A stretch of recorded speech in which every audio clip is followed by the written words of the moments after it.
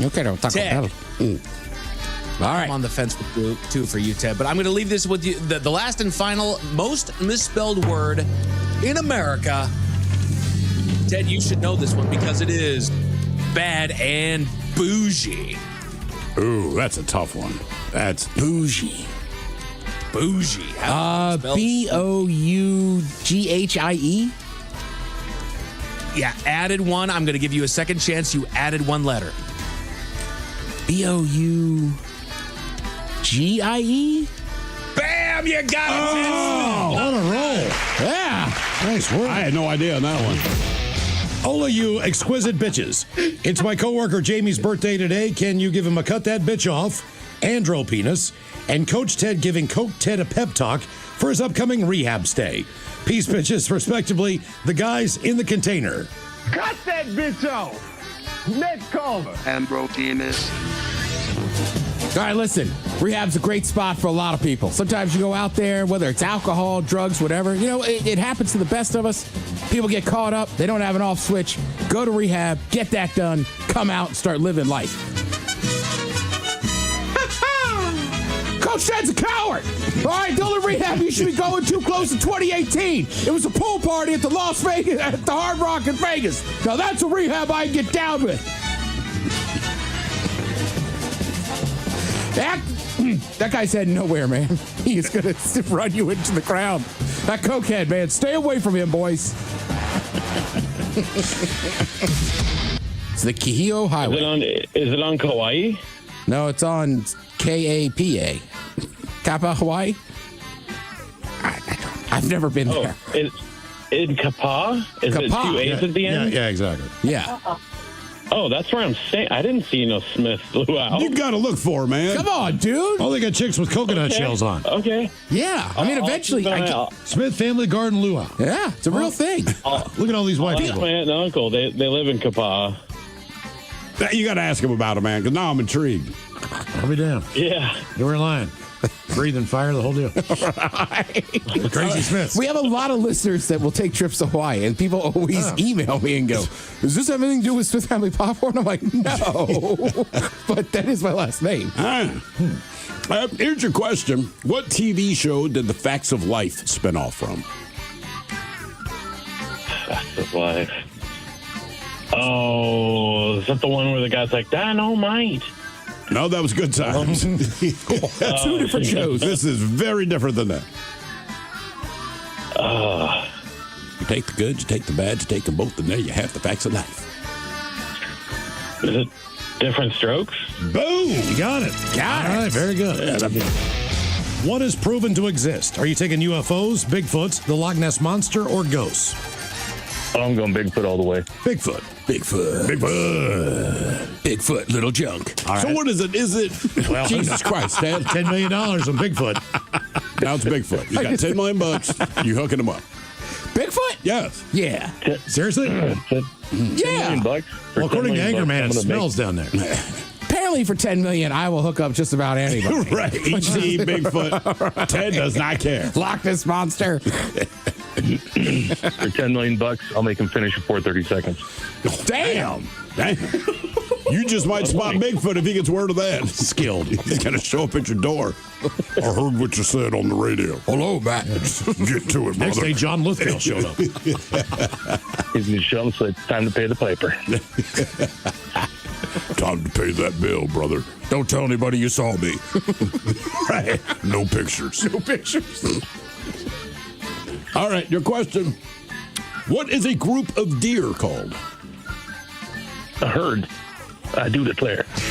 Oh, One and done. nice Yeah, work. Done, man. All right, hang on. Oh, Bigfoot likes smart people. All right, your question.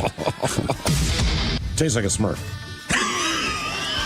I wouldn't know, Gargamel. Like, Oh, no. or like a Papa Smurf or like a Smurfette? That's right. Whatever you're going to do. Definitely more Smurfette. Leads to more Does it taste like a Smurf? I would eat Smurfs if they taste like this. You know what it tastes like to me? Like a peep. If Smurfs were peeps, Okay. this is what it would taste like. Okay.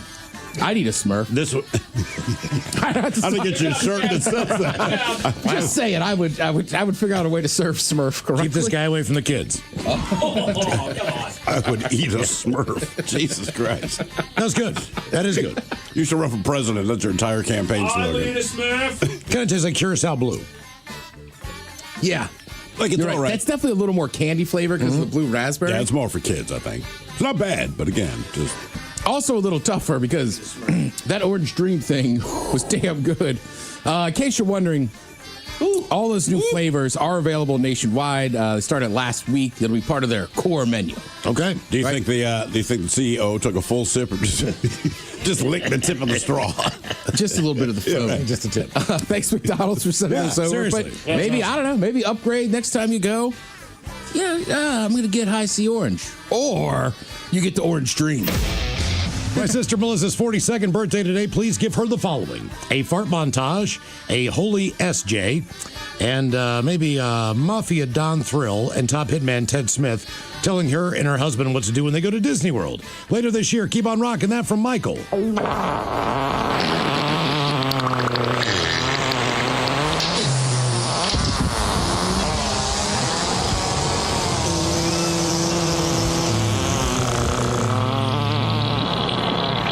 Holy J! I'll tell you what you do when you get to Disney. You look for this mouse. He got red pants, wears a black tuxedo jacket. He thinks he's somebody. And you let that son of a bitch know that Mafia Don does not forget. Is this like some kind of joke? Huh? What, is there something funny going on here? I'll tell you what you do. Go down to Disney World, go into that haunted castle, you look around. On that third door, you know what you're going to find? Bodies. All right? That's where they're buried. How long are you there for, Ryan? Till Saturday. I've been here since last Saturday, though. Okay. Oh, nice. You go up the Waimea River, man. Go to that Secret Falls. Oh, yeah. Secret. I'm going to try to go to Walla Ela. It's like the Wall of Tears. It's like a canyon surrounded by a ton of waterfalls. Ah, okay, that's why it's the Wall of Tears. I was like, Jesus, that sounds happy. No. Is that the island that has like, I think there's like a Smith family luau that's pretty famous. I don't know. I went to the Sheraton. Smith family luau? Or like the Smith luau. Yeah. Huge in Hawaii. The Smiths? I'm dead honest. People You're have sent being me- serious right now. I'm being dead serious because people are like, The dude, Smith luau. yes. Like How did everything my man how is did saying. I miss that? Lawa lawa, lua lua, or the Smith luau. I just went to Outback. What'd you guys have? We had a burger. That's the Smith luau. Yeah. Chris, what has proven to exist on our men's room poll? UFOs, Bigfoot, Loch Ness Monster, or ghosts? What are you taking? UFOs. UFO. UFO. Once again, E.T. strolls off that UFO. He's got $10 million in one hand and a big old smile on his face. You giving him a mouth hug for 30 seconds? Yes. All right. 10 mil cash, a lot of money. Yes, it is. We've only had one person turn E.T. down. What if you got taxed on it? Yeah, sure. That's I mean, fine. you probably walk with about. This week, I can avoid the taxes by suing the IRS. There you go. I'll just tell him to meet me in Florida. Even after the tax, you still get about 6.3 million. You still Yeah, I mean, once you get down to 5 or 6, I'm starting to think about it. But at 10, I'm in. So if you get taxed on it, E.T. is not getting hooked up. I didn't say not. I'm thinking about Okay. it. It's a much different number. It is. You know? Right. There's plenty of people listening in the car going, I got $6 million. Yeah. I mean, come on. Yeah. I also have a weird taste in my mouth. I mean, we have listeners on like Spanish. And now, the men's room legacy continues. Unfortunately, what you're about to hear is real. The members of this radio program are simply not that bright, or what some people would call educated. They are merely stupid. They're not trying to offend anyone on purpose. And all have played doctors on TV. You have been warned and are cordially invited to join the party. This is the men's room. Forget it, man, and get with the countdown. Get with the countdown. Shake this square world and blast off for Kicksville. the trippers, the grasshoppers, the hip ones, all gathered in secrecy and flying high as a kite. This is the Men's Room with Miles and Thrill. You know what they say, shake your radio more than 3 times, and you're playing with it. You're listening to the Men's Room. You son And away we go. Welcome to the 21st Amendment season, episode number 4535. Along with Steve the Thrill Hill, the Ted Smith, and Mike Montgomery. And you are in the Men's Room. On tap today, we hit the road for the Memorial Day weekend on a Bad Choice Friday. The return of Ted versus the FCC, ×2. Plus headlines, Men's Room shot of the day, fun with listener emails, and everyone's favorite, TV Time with Ted. Click, clack. Drink, get you drunk. All right, here we go. Not a good look when the coach attacks the umpire at a Little League baseball game. Meanwhile, a man is arrested for road rage in California. He then moves to Hawaii and does the same. Wisconsin DOT worker hits a truck, or drives his truck into freshly poured concrete. A Florida substitute teacher shows up to school after drinking vodka. Neat. And today's rescued animal is a pony stuck inside a tractor tire. Yeah. That is all coming on today's very special episode of The Men's Room. And now, here's the question. Hola, bitches. Good day to you and yours. All right, you may or may not remember a story from last month. A man in Pittsburgh, he groped a mall Easter bunny.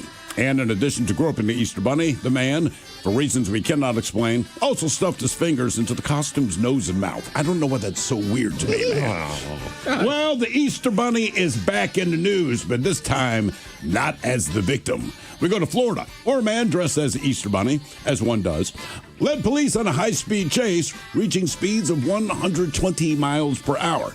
Now, he was arrested for multiple traffic violations and for having a weapon during the commission of a felony. That's right, the Easter bunny is packing heat. Who knew? Meanwhile, in more people dressed in costume news, we go to Maryland, where police are investigating reports of a man in a pink animal costume who chased 4 children at a bus stop.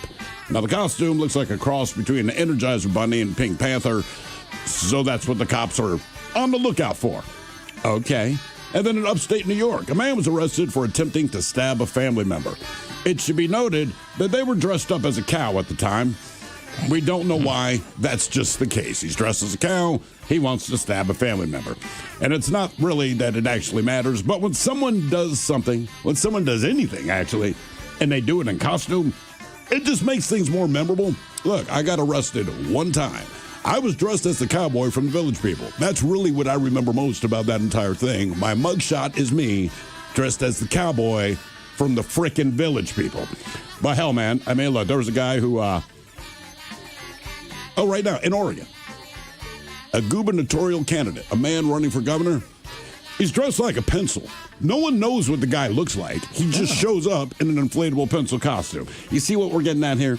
And that's what we're talking about today. So our question, brought to you by our friends at Advanced Hair Restoration, is why was what someone was wearing important to the story? To be a part of the big show, call 206-803-ROCK. Like the Men's Room on Facebook, follow us on X and Instagram at Men's Room Live. Send your emails to the Men's Room at KISW.com, and now watch the show live on YouTube at KISW Rock.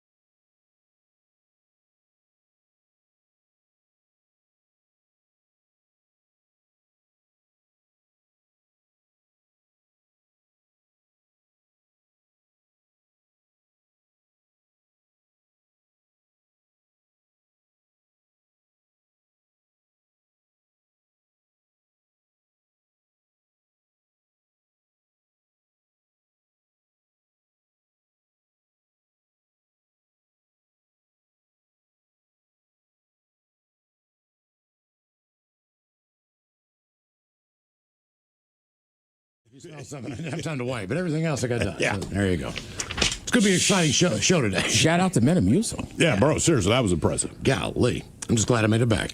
All right, the game is Big Dummy 206-803-ROCK. Steve, who is our first contestant ready to play the big game? Hello, Jeff. Welcome to the men's room.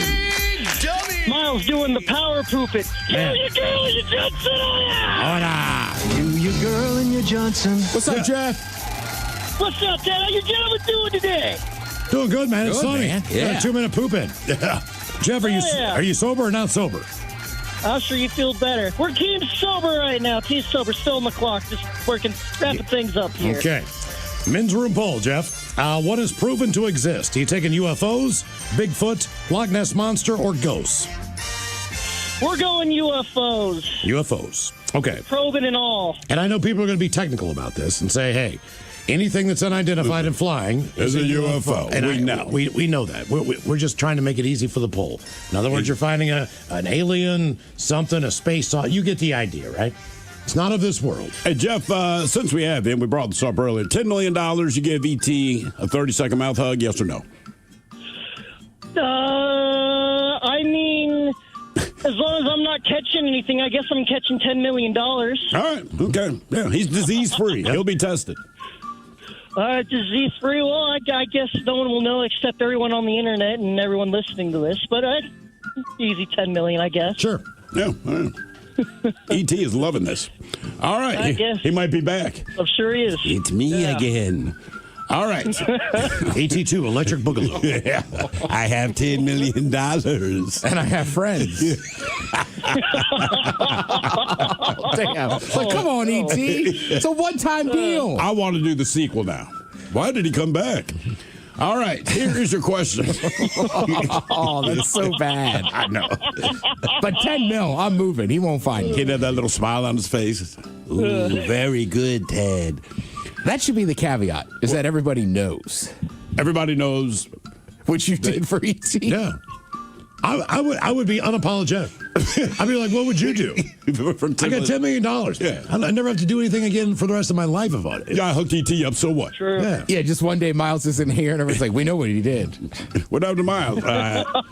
He filleted E.T. But he got $10 million. With Reese's Pieces in his mouth. All right. All right. All right, Jeff, your question. The character of Miss Piggy was performed by whom up until the early 2000s? Oh, God, I don't even know. Greta Thunberg, I have no clue. I don't even know who that is. Come on, Miles. Should we know this? You may or may not. Miles has a better chance of knowing. He was the voice of Yoda. He was the voice of Miss Piggy. Frank Oz? Frank Oz, yes, indeed. was a Would not have dude. got that. Yeah, so Frank Oz did all those kinds of voices that sounded like that. So he did Yoda, did Miss Piggy. Well, today's National Talk Like Yoda Day. I did notice that. Wait, what? Today is National Talk Like Yoda Day. You're not kidding, are you? I'm not. No, Jesus I read it too. Really? I hate Yeah. those days. I hate bringing Why? that crap up. Why? I just saw it. I don't know. Why did they pick Yoda? I don't know. Because E.T.'s going to talk like Yoda while you're giving him the mouth hug. Yeah, that's the sound he makes. What's it? Pick why did they? No. That's not right. This day they picked why. There you go. All right, your question. What is the more common name for the disease varicella?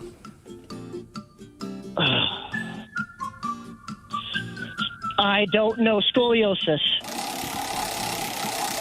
Is it a common disease? It's very common. We brought it up earlier this week because Allergies? we had to be exposed to it, and now kids. Chicken pox. Chicken pox. Oh, that is correct. Oh, damn it. All right, your question. Who played the Keymaster in the movie Ghostbusters?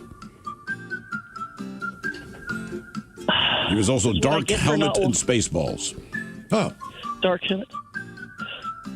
Oh, I Little can Shop of picture Horrors, space. too? That's what I get for not watching either one of those. God, John Johnson. I don't know his name. Rick Moranis? Rick Moranis, yes. Moranis. Yes. Yeah, he was in Little Shop of Horrors, wasn't he? Was he? Isn't he the main guy? Yeah. He may be. I never saw the movie. Oh. Man, I'd hate to go to school with a last name like Moranis. I know. I'm sure you never heard it. All right, your question. What was the Greek equivalent to the Roman god Neptune? Oh, God.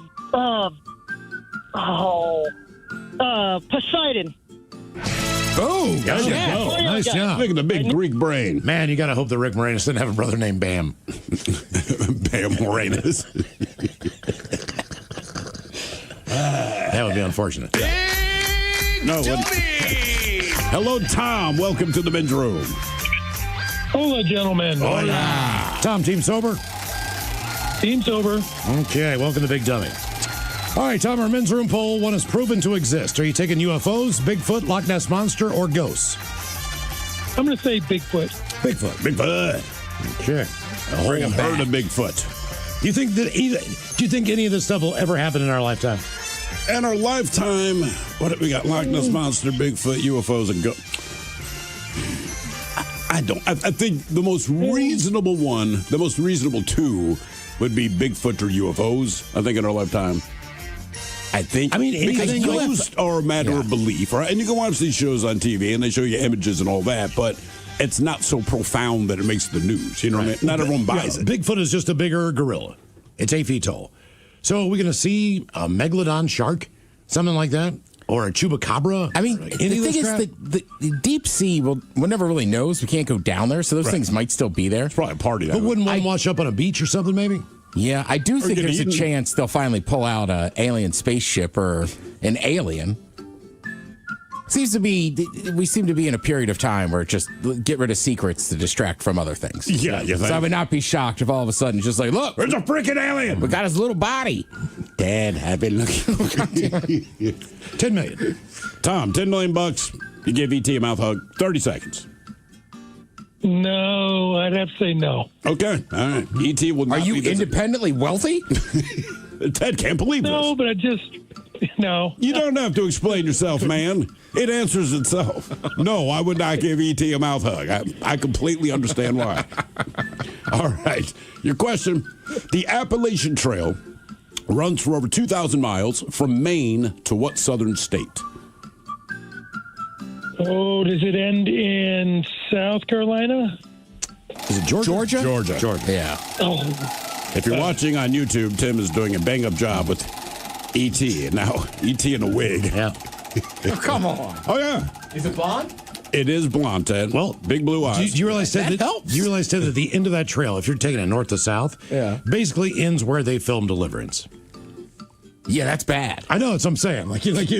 You say it's bad. Believe it or not, after Deliverance came out, tourism in whatever city that is went through the roof. Why do you want to go there? Nothing about that movie made me say, hey, man. Well, it depends on the group of people. Yeah, well, it's a good point. I just got done with ET, so why not? Hell, $10 million. You could be Ned Beatty for a day. but E.T.'s the one driving. I don't know if I'd do that or not. So you give him a mouth hug, but you wouldn't let him, deliver you. Well, yeah. I mean, if I have a choice It's between still that, E.T.. if it's E.T. or I got to be Ned Beatty, I'm taking E.T. But E.T. is the one delivering to you. If you're Ned Beatty. Well, that's fine. You still. I know. I no. I will take care of E.T. All right. I am not Ned Beatty. Okay. I'm not. I see your limits. I get Yeah. it. All right.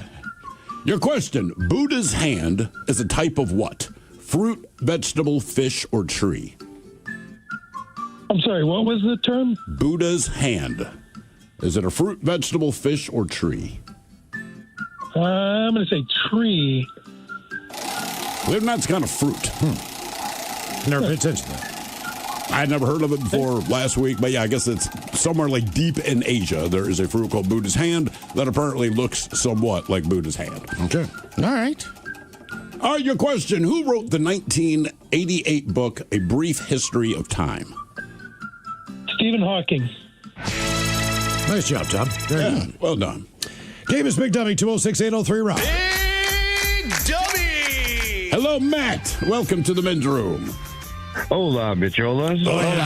Matty on Team Sober, Team Not Sober. Team Sober. All right. Welcome to Big Dummy.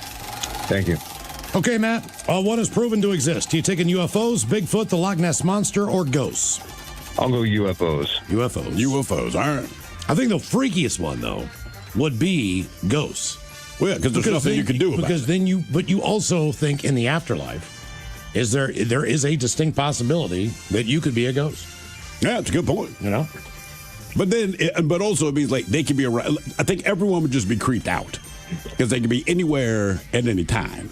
Yeah. You know what I mean? Like, we prove ghosts are Well, real. if you're religious, you're definitively not going to heaven. What do you mean? Unless it's heaven on earth. Because if you're a ghost, you could be a ghost. You're not in heaven, right? Yeah, but the ghosts, there was some, like the ghosts, for whatever reason, they're still around because they're attached to something here that they just can't. Debauchery rolls on. You're listening to The Men's Room with Miles and Thrill. 99.9 KISW. Hold the tolls, away we go. Welcome to the 21st Amendment season, episode number 4,535. What a large and in charge program we have for you today. Guaranteed future repeat. The exciting return of Ted versus the FCC. But wait, there's more. Ooh. Not only will you get the normal version of Ted versus the FCC at 4:35, but you will also get a second round of Ted versus the FCC at 5:40 for your last chance to squeeze in that twosome for the Miles Montgomery Golf Classic. Just giving them what they want. Yeah. Right. We have about, let me see so far, Ted. You're going to pick from about 1, 2, 3 or 4 different submissions. Okay. Randomly. We were going to do it yesterday, and then we all forgot. We forgot to do it. Yeah. Mm-hmm. But don't tell them. Well, straight up. I mean, we ran out of time. Yeah. Ran out of time. Someone texted in and said we ran out of time. Right. Time. Yeah. Well, and then, so I'll do a regular one at 4:35. Right. And then these new submitted ones. So we're going to do end of TV time. We're going to do one today at the end of TV time. If you miss, then that person gets the last twosome in the golf tournament. That's correct. That's how it is. All right. Now, All if right. not, but if you nail them all, then Tuesday. Yeah, start over. Well, I'm hoping I can nail it. I'd like to stretch business. this out and not just have 2 and miss. Yeah. Well, either way, I mean, someone's going to have a great time at the tournament. So, I mean, if you would like to submit something for Ted to get in on that twosome, send us an email to themensroom@KISW.com. Get your tongue twister in. Remember, the idea behind the tongue twister is that if Ted misses, that he will slip up and say a cuss word. All right? That's how we play Ted versus the FCC. Yeah. That's what makes it different than a regular tongue twister. Correct. And if I mess up and you get those tickets, I expect 1 free hot dog. All right. Fair enough. Why not? We will also drink and toast the weekend with the shot of the day. There's Bad Choice Friday time. You know it's Bad Choice Friday. It's Bad Choice Friday. You know it's Bad Choice Friday. Hey, man, this is your fault. Come on. And today we hit the road for the Memorial Day weekend for a Bad Choice Friday. There's exciting news today for gas stations. A lot of Americans are hitting up the pumps for the weekend. AAA released its Memorial Day travel report, and they are predicting a record number of Americans are traveling this year. Didn't they say that last year? I think it happens every year. Every year. Okay, right. So they expect 45 million people to travel this year, up a notch from 2025. The record is 44.8 million, which was set just last year. Uh-huh. All right. 39.1 million drivers will drive this year, 3.7 million will fly, and 2.2 million will use some other form of transportation, bus, train, whatever. Vehicle and air travel are expected to be up from last year, but just barely. However, the other category is supposed to be up more than 5%, and that's possibly due to higher gas prices. Right now, believe it or not, I don't know if I want to tell you this, the national average for a gallon of regular gas was $3.17 on Memorial Day weekend last year. Damn. Currently, the national average is $4.56. That still sounds like a bargain if you live here. So, right, for us. You should also choose your departure time wisely, they say, to avoid traffic jams. In general, there tends to be less traffic early in the morning. If you leave around noon, AAA says you should expect some delays. So with the record number of travelers out on the road, we're picking some road songs for the Memorial Day weekend. First and foremost, the one and only Lindsey Buckingham.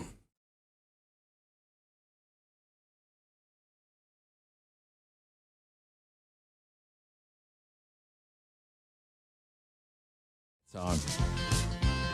It's in every vacation movie, isn't it? Pretty much. Yeah. It's got to be. I never knew it was Lindsey Buckingham. Sure. From Fleetwood Mac. I'm not positive. I really knew Lindsey Buckingham until they started putting him on that skit on SNL. And SNL? Yeah. And then it's like, his music. Then he absolutely... And then I found out he was in Fleetwood Mac. Yeah. Is he the only one that didn't have sex with the singer? No. He had plenty. Yeah, he had plenty of sex with her. Yeah, plenty of sex with her. Lots of sex with her. Did she sleep with everybody in that band? Probably Just not the dudes. Probably not John McVie because he was married to Christine McVie. Yeah, but didn't he step out on her or something? Or could be. Damn. Yeah, I mean, look, everyone in that band. Yeah, exactly. Lindsey Buckingham and Holiday Road taking on Eddie Rabbit.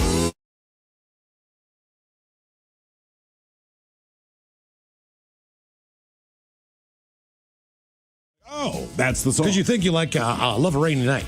Yeah. But he's got a few bangers, that Eddie Rabbit guy. Yeah, this song makes you want to put the top down and cruise the beach. Turn that up for him, Mike. Do what? Turn it up.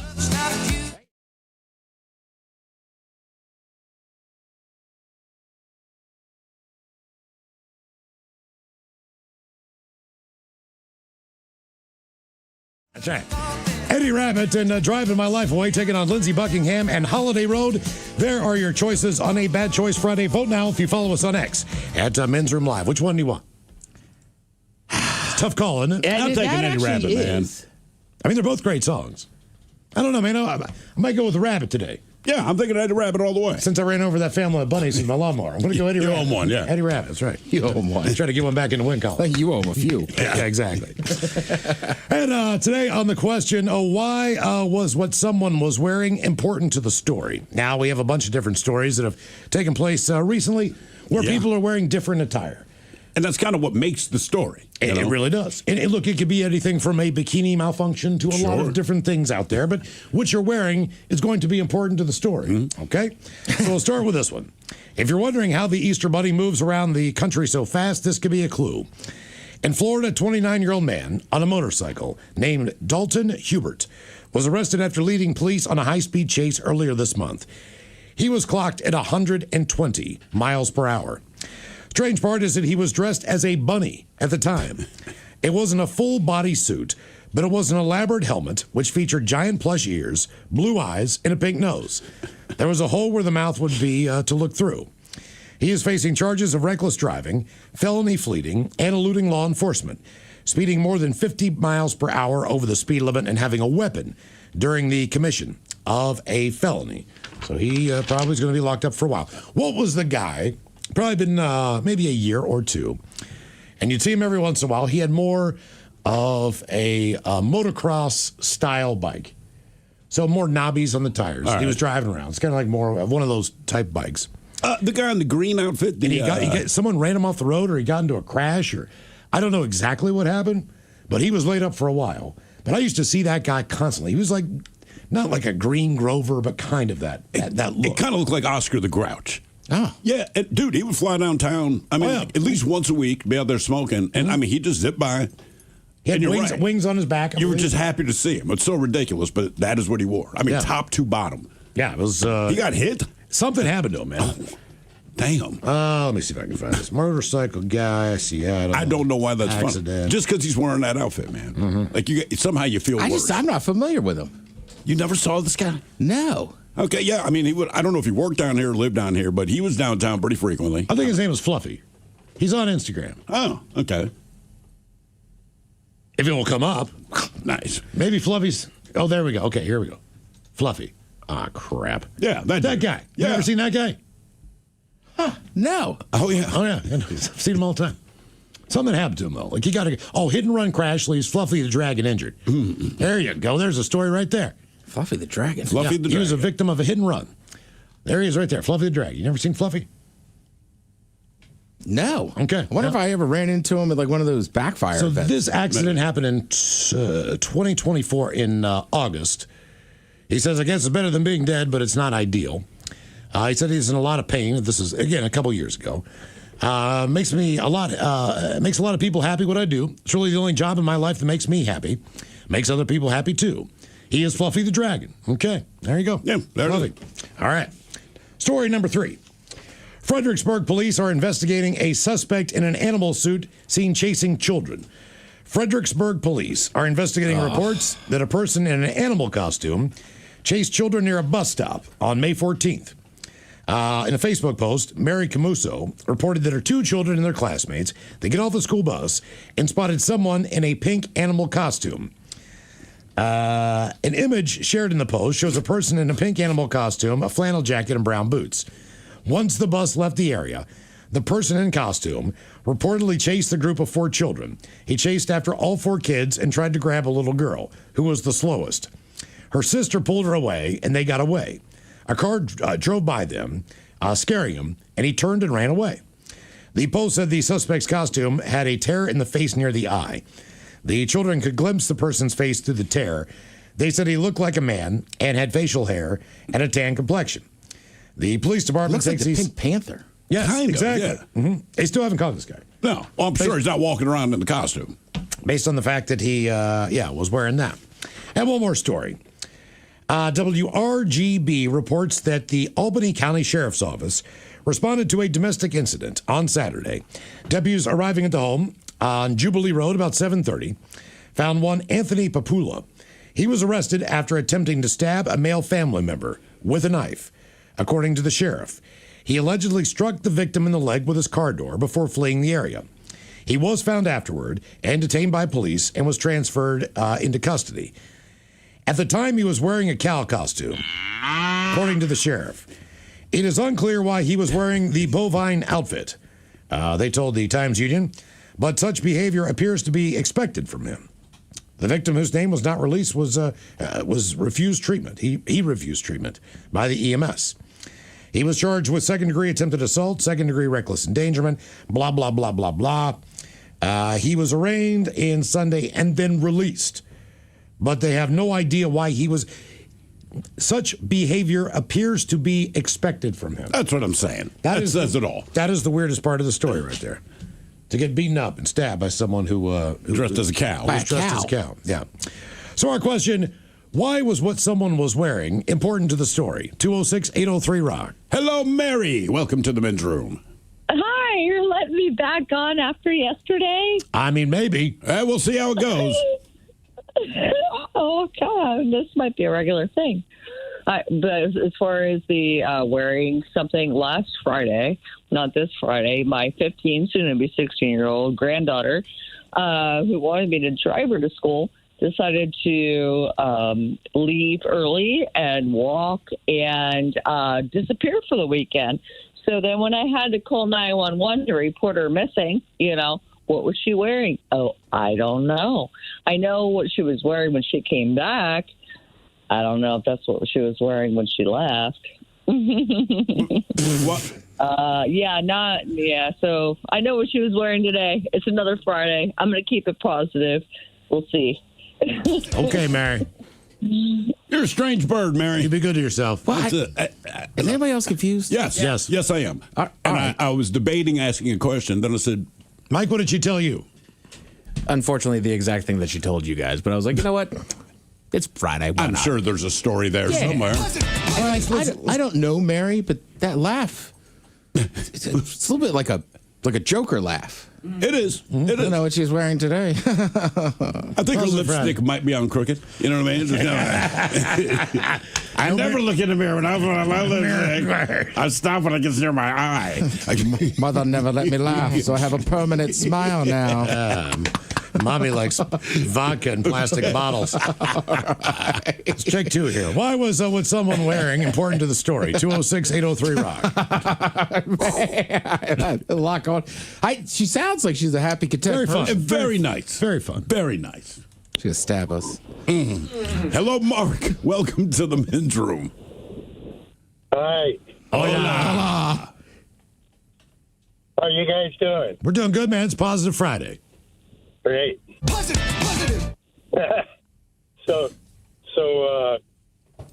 I was playing in a band in New Jersey at the Penalty Box, and the name of the band was Polly's Bazaar, and we'd have Bazaar night, and we'd let people get in at a discount if they wore Bazaar clothes. So all my Bazaar clothes were in the laundry, and I'm looking around and I see this loincloth kind of leopard print. So I grabbed that and tried to fit it on me, and I was wearing a gorilla head. And we went up on stage, and the bass player went into a solo. So I climbed up to the trusses, and I was swinging around on those, and my junk came out. Oh my God! Okay. It was pretty intense. So I immediately jumped down and I went behind the keyboards and got everything situated. Is it less embarrassing when you're wearing a gorilla head? I mean, no one could see you.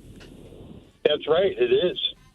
Yeah, that's what I'm saying. Like, I mean, like, if my junk's going to pop out, I hope I'm also wearing a mask at the same time.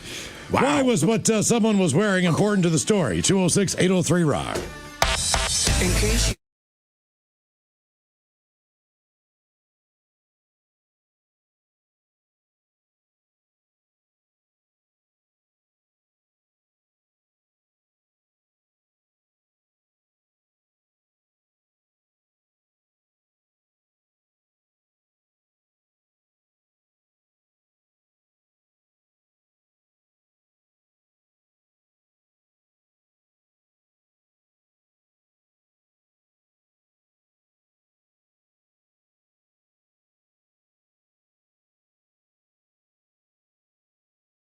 room. Hello, man. Hola. I really missed you guys. I've been out of work for about a month, not in a bad way. And when I don't work, I don't listen to you guys because I don't drive home from work and do that. But we're still on the radio, man. We don't only work in cars. But, you know, I get into binge watching TV and, you know. What do you binge watch? Hang on, you can watch us on YouTube, man. Yeah, there you go. 4 hours of binge watching. KISW Rock. Yeah. Okay, all right. You're right. You got no excuse, dude. Quick question. Did you retire? No. I had a surgery. Okay. All right. Are you okay? Anyway, yes, I am okay. Everything's okay downstairs? What did you have? Cancer. Did you have a penis reduction surgery? No, I had a prostate reduction surgery. Oh, good. Okay, good.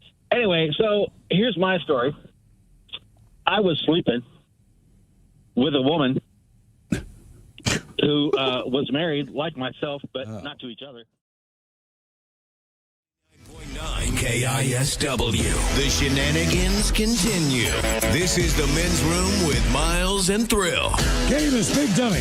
206-803-ROCK. Steve, who is our next contestant, ready to play the big game? Before we get there, our friend Suzanne on YouTube has educated us to other Celine Dion songs. See if you recognize any of these titles. I do not. That's the way it is. Don't know it. Don't know it. I mean, don't know by title. Maybe this one, Because You Loved Me.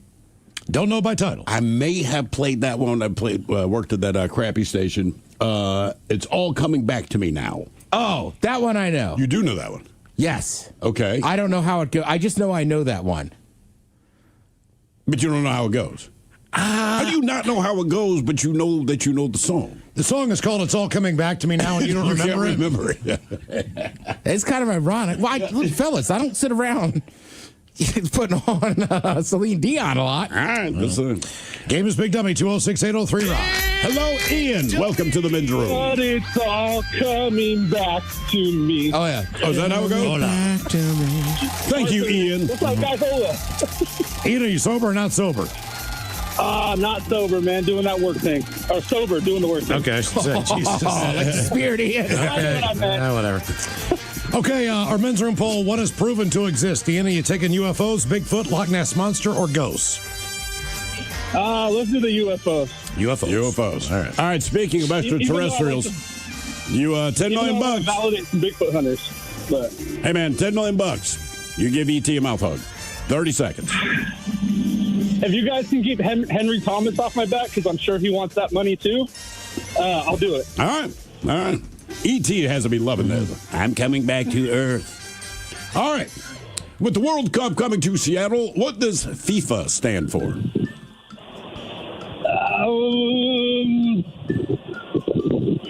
Something soccer. No idea. I'll say the last three are International Football Association.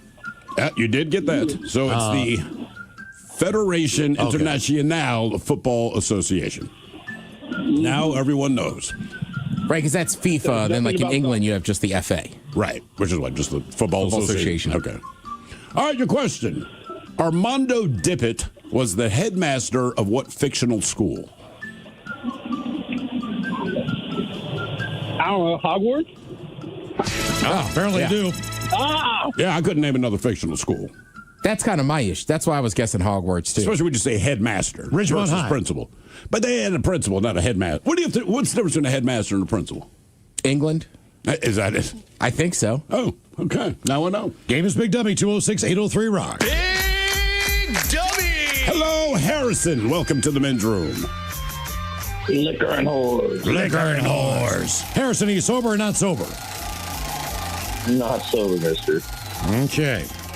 Seems like you're in a time freeze. Okay. Do I need to, can you hear me? Yeah, we got you. Barely. Barely? All right, I'll do better. Tell me better? Yeah. Okay, now we got you. All right, ones are proven to exist. You taking UFOs, Bigfoot, Loch Ness Monster, or ghosts there, Henderson or Harrison? Jeez, Henderson. You gotta go with UFO. Gotta go with Bigfoot if I Yeah, I call was you going to Henderson. say, call him Henderson. Jesus Christ. UFO. Jeez Louise. Sorry. All right, Harrison, $10 million, 30 seconds, mouth hug, ET. Yes or no? $10 million, $10 million, bro. Yeah, okay. I look where your head's at. Like, simple. I know where your head's at. Yeah. It's ETs we have to worry about. All right, your question. What TV show debuted in 1963 and became the longest-running science fiction series? It is still on the air. Miles, I'll give you a hint. Your daughter liked it. What was the hint? That was for Miles. His daughter is a fan of this show. Oh, my bad. Let's see. Mythbusters. Doctor Who? Doctor Who. Who are you? The doctor, I told you. All right, your question. What galaxy is closest to our Milky Way?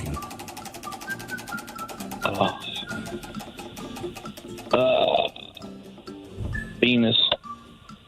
Starts with an A, right? Does start with an A, and it ends with an A. Andromeda? Andromeda, yes. Okay. Yeah. Tell you what you're going to see is E.T.'s Milky Way. Mm-hmm. He can extend that neck pretty far. I don't know if I'm second guessing this. Ooh.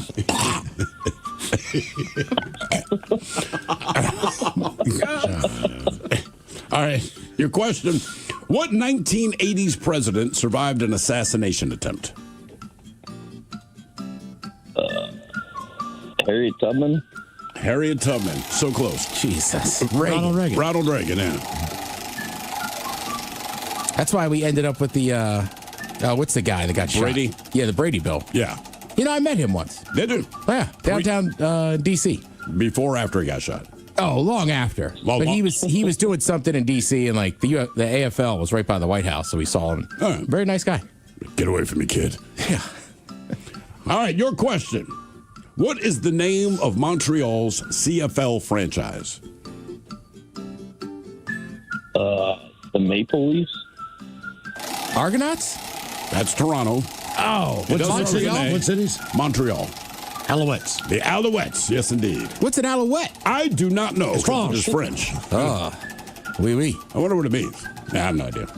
Sounds like a ballet move. It does. That's a pirouette. It is a pirouette, but that still sounds like a ballet move. Ooh, an alouette. All right, model Shanna Mokler was married to what drummer? I believe he was in Blink 182. Correct. Okay. I think he's married to our... Fitzpatrick. No, Travis... Barker. Travis Thank you. Barker, yes. Oh my gosh, I should have known that. Question 6. They actually, when they were married, they had a show together on MTV. Did they? Yeah. How long were they married? Yeah, they did. They were probably married for like 5 years or something. It was even that long. Okay. Yeah. All right, your question. What year saw the opening of the first Starbucks? Can I get 2000? Way before that. Yeah. The first ever Starbucks. At Pike Place Market. 1992. 87? 71. Damn. Yeah, it's been around a hot minute. I was born in 92, so I mean, that's just way beyond my time. No, okay. Well, listen, I was born in 80, but I still know about history. Ted doesn't know anything before 1979, actually. It all begins It the all year he was starts born. there, Yeah. Okay, what kind of flowers did Mary Poppins wear in her hair? Poppies? Not a bad guess. Sunflowers? Daisies. Oh, daisies. R.I.P. Daisy. Knew a pit bull named Daisy. Loved her. Does any other breed of dog get the name Daisy? I feel like I've known 2 Daisies in my life that were dogs, and they were both bulldogs. Oh, I said a pit bull. Oh, pit bull. Yeah. Never mind. So One of my yes. uncles. Great girl. Your uncle? It's kind of weird, you know. All right, your question. Where do Youpers live? Ooh. I know you know, yeah. Miles, you know this. Jerusalem? What's that? A Youper? Yeah. A Youper. I don't know what a Youper is. You've been there when you were a kid. Mm-hmm. You lived in this place. Yeah, I was going to say, I think you Maybe lived not there. the location specifically, but the state. What was your guess? New York? I said Jerusalem, Detroit? but I guess Michigan. Michigan. There's people that live in the upper peninsula. Oh. They're Youpers. Question 8, Harrison. yeah. Question number 8. What is someone from Illinois called? What is an Illinoisan? Got it. That's it. Oh. I know. All right. That's right. I had to look it up. I'm like, what do you call someone from Illinois? How do you pronounce it? Illinoisan. Illinoisan. Do you know what you call someone from Utah? A Ute. Nope. That's a tribe. A Mormon. A Utahian? Utahn. A Utah. Utahn. That's pretty cool. Utah. I'm a Utahn. Hello, my fellow Utahns. Game is Big Dummy, 206-803. Big Dummy! Hello, Corey. Welcome to the men's room. What's up, guys? Hola. Corey, you're sober or not sober? Team sober today. All right, welcome to Big Dummy. Okay, Corey, our men's room poll. What is proven to exist? Are you taking UFOs, Bigfoot, Loch Ness Monster, or ghosts? I want to see Nessie. You want to see Loch Ness Monster? All right. Okay. All right, Corey.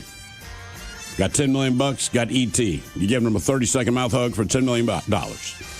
Oh, dude, it's a lot longer than 30 seconds. But you don't have to. But hey, you know, he's not going to ask you to stop. You know, even when the timer goes off, you want to keep hooking him up. I'm sure he'll be like, all right. All right. All right, your question. Officially, a Bay Stater is what you call a resident from what state? This is actually a Bay Stater. Did you say Bay Stater? Bay Stater. Yeah, that's their official name, believe it or not. California? That would have been my guess. Maryland. Massachusetts. Oh. Yeah. Believe it or not, officially, they're a Bay Stater. So they'll accept like a Massachusetts or something like that, but officially a Bay Stater. But I'm with Miles. I feel like California and Maryland have the two most famous bays. But they have the first one. That's basically it, right? What, Buzzards Bay? I don't know. I'm just saying Massachusetts has been around for a hot minute as far as U.S. history goes. This upsets you. This makes you angry. Yeah, well, the Chesapeake Bay is like the bay. It is. And then, like, you know, the San Francisco Bay. Right, the Bay Area. I only know Buzzards Bay as I've gone over to the Cape Cod, but, like, you're right. I shouldn't let it You're actually pissed. You were actually angry about this. Calm down, man. I love that Bay Area hip-hop, for sure. Right. California, San Francisco Bay Area, like Oakland. You're getting like worked E40. up again, man. All right, Corey, your question. Who wrote the first published detective story, The Murders in the Rue Morgue? Harriet Tubman. She's very popular today. How do we have two answers for Harriet Tubman? I think she's just on the brain now. That's It's Underground Railroad Day. It's like the new Uranus, right? I got nothing, yeah. Edgar Allan Poe.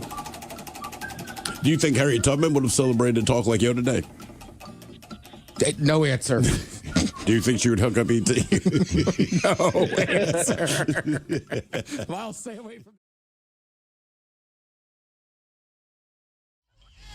This is the mighty 99.9 KISW and KISW HD1 Seattle. Always live on the free Odyssey app. Text the guys at 206-803-ROCK from the Pinky's Plumbing Studio. You're in the men's room. Oregon's quirkiest gubernatorial hopeful is a 6-foot pencil with a blunt message about the state schools. Pencil is the alter ego of Jay Schuberth, a former college professor and literacy advocate, who is asking voters to bypass both parties and handwrite pencil on their ballots to protest Oregon's worst in the nation 4th grade reading scores. Damn. The costume candidate, he cannot legally become governor, but he hopes a visible write-in protest will pressure leaders to overhaul how kids are taught to read. Sends a message that if pencils start showing up in the primary, that the governors might want to pay attention to the issue and maybe start doing something. This is an indictment of the people who are running our state, he says. Our question, why was what someone was wearing important to the story? 206-803-ROCK. Hello, John. Welcome to the men's room. Hola. Hola. So, it was 2 years ago. I'm on my way to a party, and I pull up to a parking lot there a little early, and I'm rolling a couple of party favors for the party. And this random guy just kind of walks up to my window, and he's asking me if I have jumper cables. His car battery's dead. He left his lights on. I'm like thinking about it. I'm like, no, I really just want to get this off my lap so you're not, this is before everything's legal. I'm like, no, I don't have jumper cables. But I was like, I saw his car look like a manual. So I was like, is yours a stick by chance? And he said, yeah. So I was like, well, do you know how to push start it? She didn't know what I was talking about. So I was like, well, if you don't mind, let me get in your car. We're kind of on an incline. Give me a little push. So he's like, okay. So I get out of my car. Little did he know, I'm on my way to a Halloween party, and I'm dressed. I'm not sure if you've ever seen the show Doug, the cartoon show back in the day. Oh, yeah. Yeah, I was Quail Man. Oh, okay. And all right. What does that guy look like? What's the description of this guy? It's Doug with a belt wrapped around his head, and it's got the little floop up like a quail. Okay. Yeah, it's lame, but I loved it. Yeah, it was the best Halloween costume I ever made. And I had the buff costume on, I had the cape on and everything, and I was literally his superhero that day and time because he had no other choice. It was fun. Okay. All right. And you got the car started, right? I got the car started. He has the manager at Supercuts and told me to get a free haircut anytime. Oh, nice. All right. So he's telling that story, too. Like, man, this weird dude got out of the car and helped me out. Well, and costumes make a difference, right? Like, back in the day when Summer Meltdown was still going, they started with themes. So back in the day, Saturday was just costume night. Yeah. So I remember once sitting there, and we're in the beer garden, and my buddy's like, what are you doing? I'm like, I'm watching Zeus and his wife play beer pong. Right? Because he was just dressed as Zeus, and his wife was dressed as like a whatever goddess, and it was just one of those things. Like, I know they're regular people, but watching them, it was like, this is kind of cool. It is. It makes everything unique. Yeah.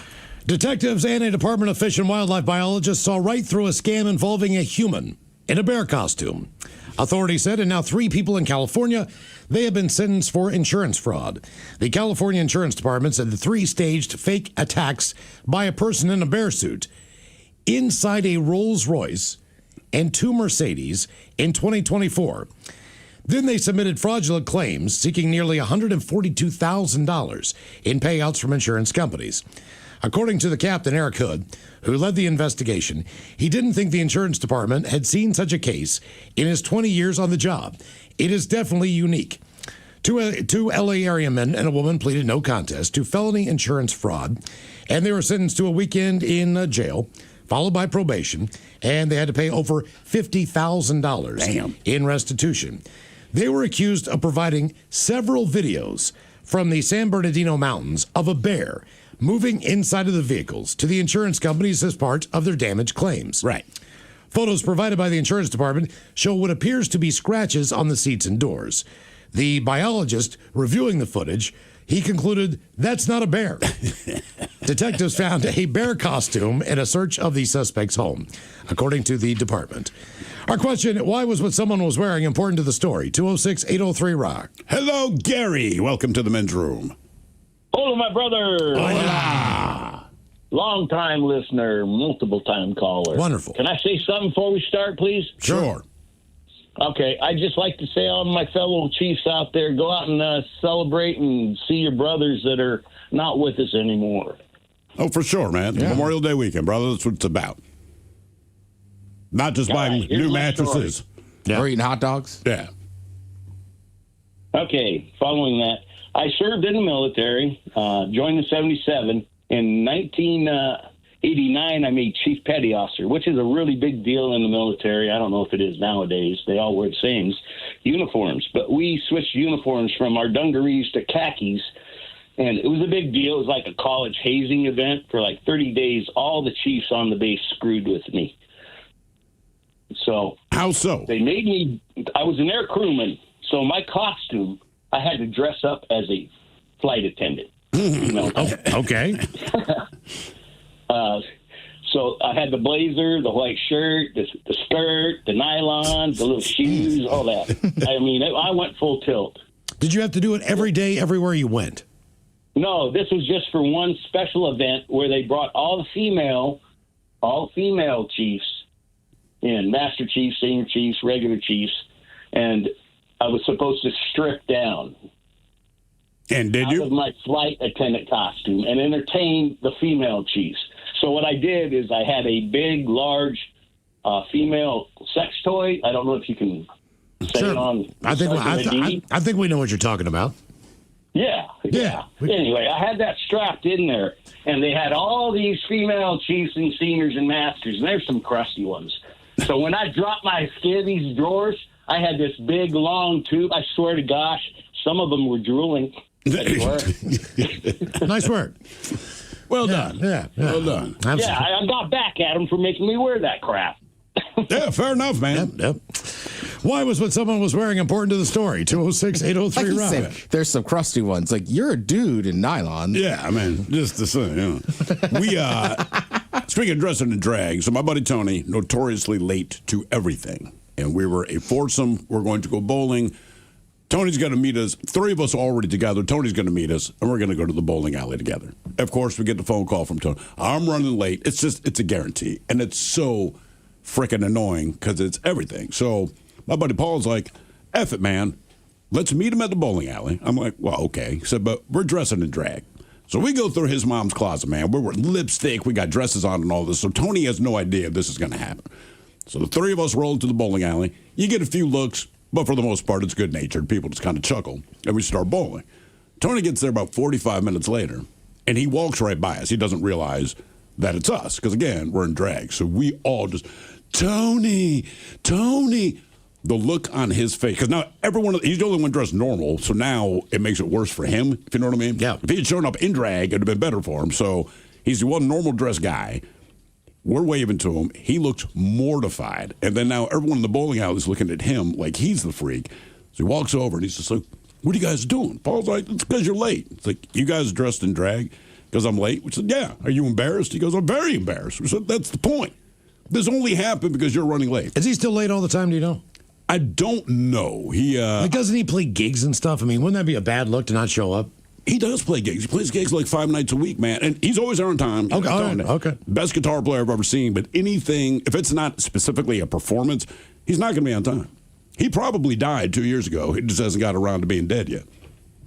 I mean, that's the way he is. Right, because, you always talk about Batman, but I think he shows up to work on time. Oh, yeah, Batman gets to work. By the way, I did find out Batman's kid was like...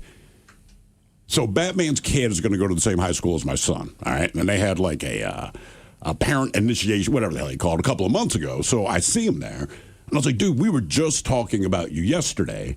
You're saying how Batman's always late. And he's like, dude, I got my kid to school 15 minutes late yesterday. I'm like, what is it with you? He's like, I don't know. I'm just always late. But like the trend continues. So I'm like, look, man, you got to make sure your kid gets to school on time. This is high school now. You're going to be a freshman. You can't be late all the time. And he's just like, we'll see what happens. Yeah. Okay. Yeah. I have other friends. Like, some people show up early, but my buddy Cobb, he shows up on time. He sometimes me as I'm convinced he'll walk around the block so that just to be on the nose. Just to be on the nose. But when we tape the podcast, if it's past 2 minutes or 3 minutes late and he's not there, it almost worries me. I can believe that. So I'm like, something must have happened. It's always on time. Yeah. Why was what someone was wearing important to the story? 206-803 Rock. Hello, Lauren. Welcome to the men's room. Hi, guys. Hola. Man, first-time caller. Well, thank you. Welcome to the show. Hi, thanks.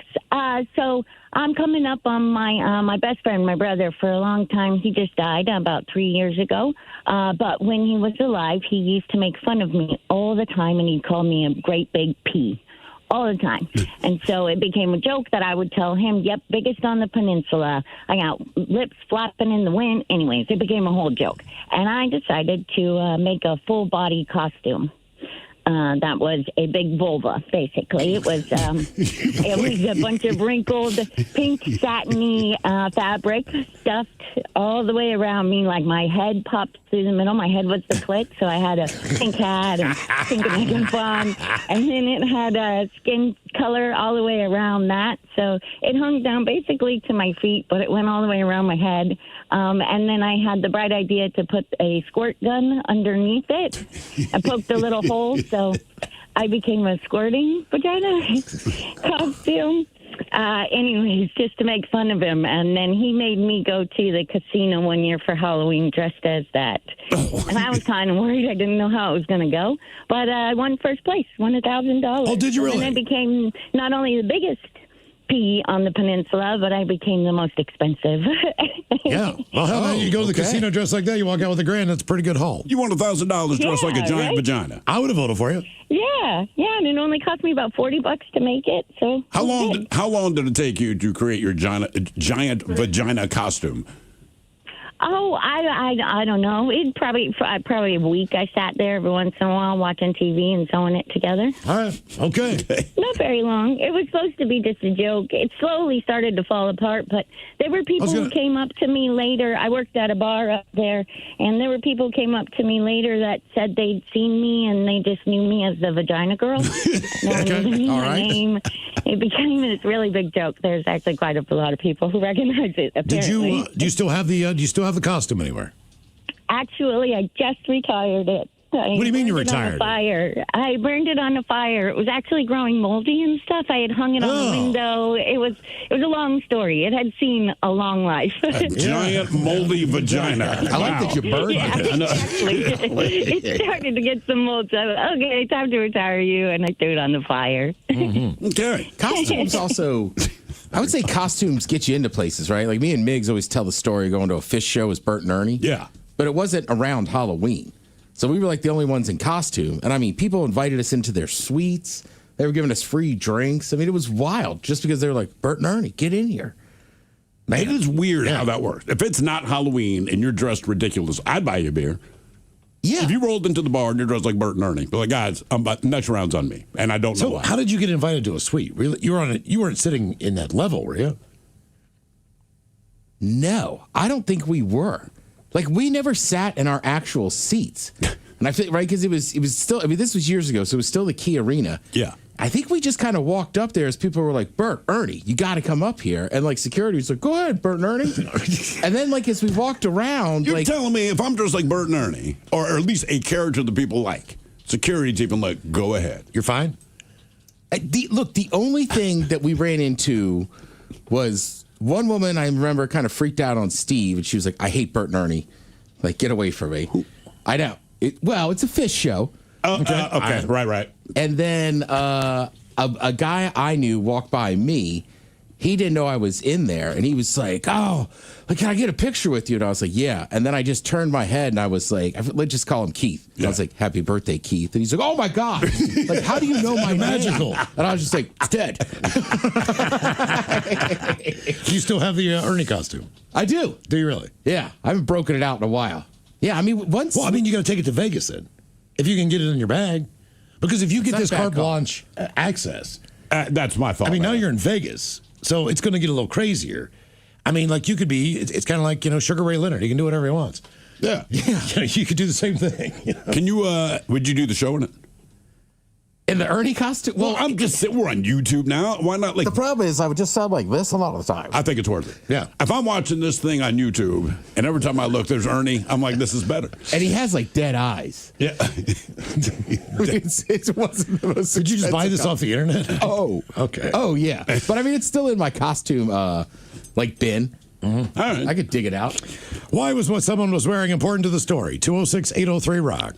Hello, Chris. Welcome to the men's room. Hola. Hola. How's it going, guys? Doing good, man. Positive Friday. For a while. Thank you. So I make those professional costumes you see for Comic-Con and all those kinds of things for several people, right? All right. Like furry costumes? I don't do so much furry, but if you ever see like the big people wearing like the giant mech suits made from foam. I saw a lot of those guys, yes. Yeah, I do that. Oh, really? Okay. So a buddy of mine wanted one done playing a character from this Final Fantasy game. And he said we had to wait on the competition to give us the green light. And then once they gave us the green light that he could enter the costume in it, I had 20 days to make it. And you got it done? Oh, yeah, dude. This thing, so the scale of the suit, it takes about between 72 to 80 hours for something like that. We got it done in 46. And I was just pulling like 20-hour days, just shaping foam and painting and plastic dipping and doing all this stuff. And then he went down there and he got third place in the Anaheim Final Fantasy Convention costume contest. So how many of these do you make? You said you make them for several people. So in the course of a year, about how many of these things do you think you make? Between the normal costumes I make, 5 or 6 roughly. Is that a full-time job or is that a part-time job? That's a side hustle because the government and doctors won't let me go back to normal work. Okay. All right. And so how much do you charge for each one of these? Depending on what's the most expensive one you made? The most expensive one was this one, which was $2,600. Okay. Damn. What's the cheapest? The cheapest one I could do is like $500. Okay. Do you have a website or anything I can check this stuff out? On Facebook and Instagram, Bearded Visual Artistry. Bearded Visual Artistry. Okay. Yep. All right. Okay, that's pretty cool. My last name's Beard, that's why. Okay. That explains it. All right, cool, man. Bearded Visual Art. My daughter's been working on her San Diego Comic-Con costume about 3 hours a day, 7 days a week for at least the last 4 months. And I have absolutely no idea what it's supposed to be. Oh, really? I don't know. Is it anime stuff? But it's even obscure in the anime world. So it is massive. She's doing a bang-up job. Like, her attention to detail is outrageous. I just have no effing idea what the hell it's supposed to look like when she's done. That's pretty cool. I mean, it's pro-level crap. Yeah. There he is. All right. Why was what someone was wearing important to the story? 206-803-ROCK.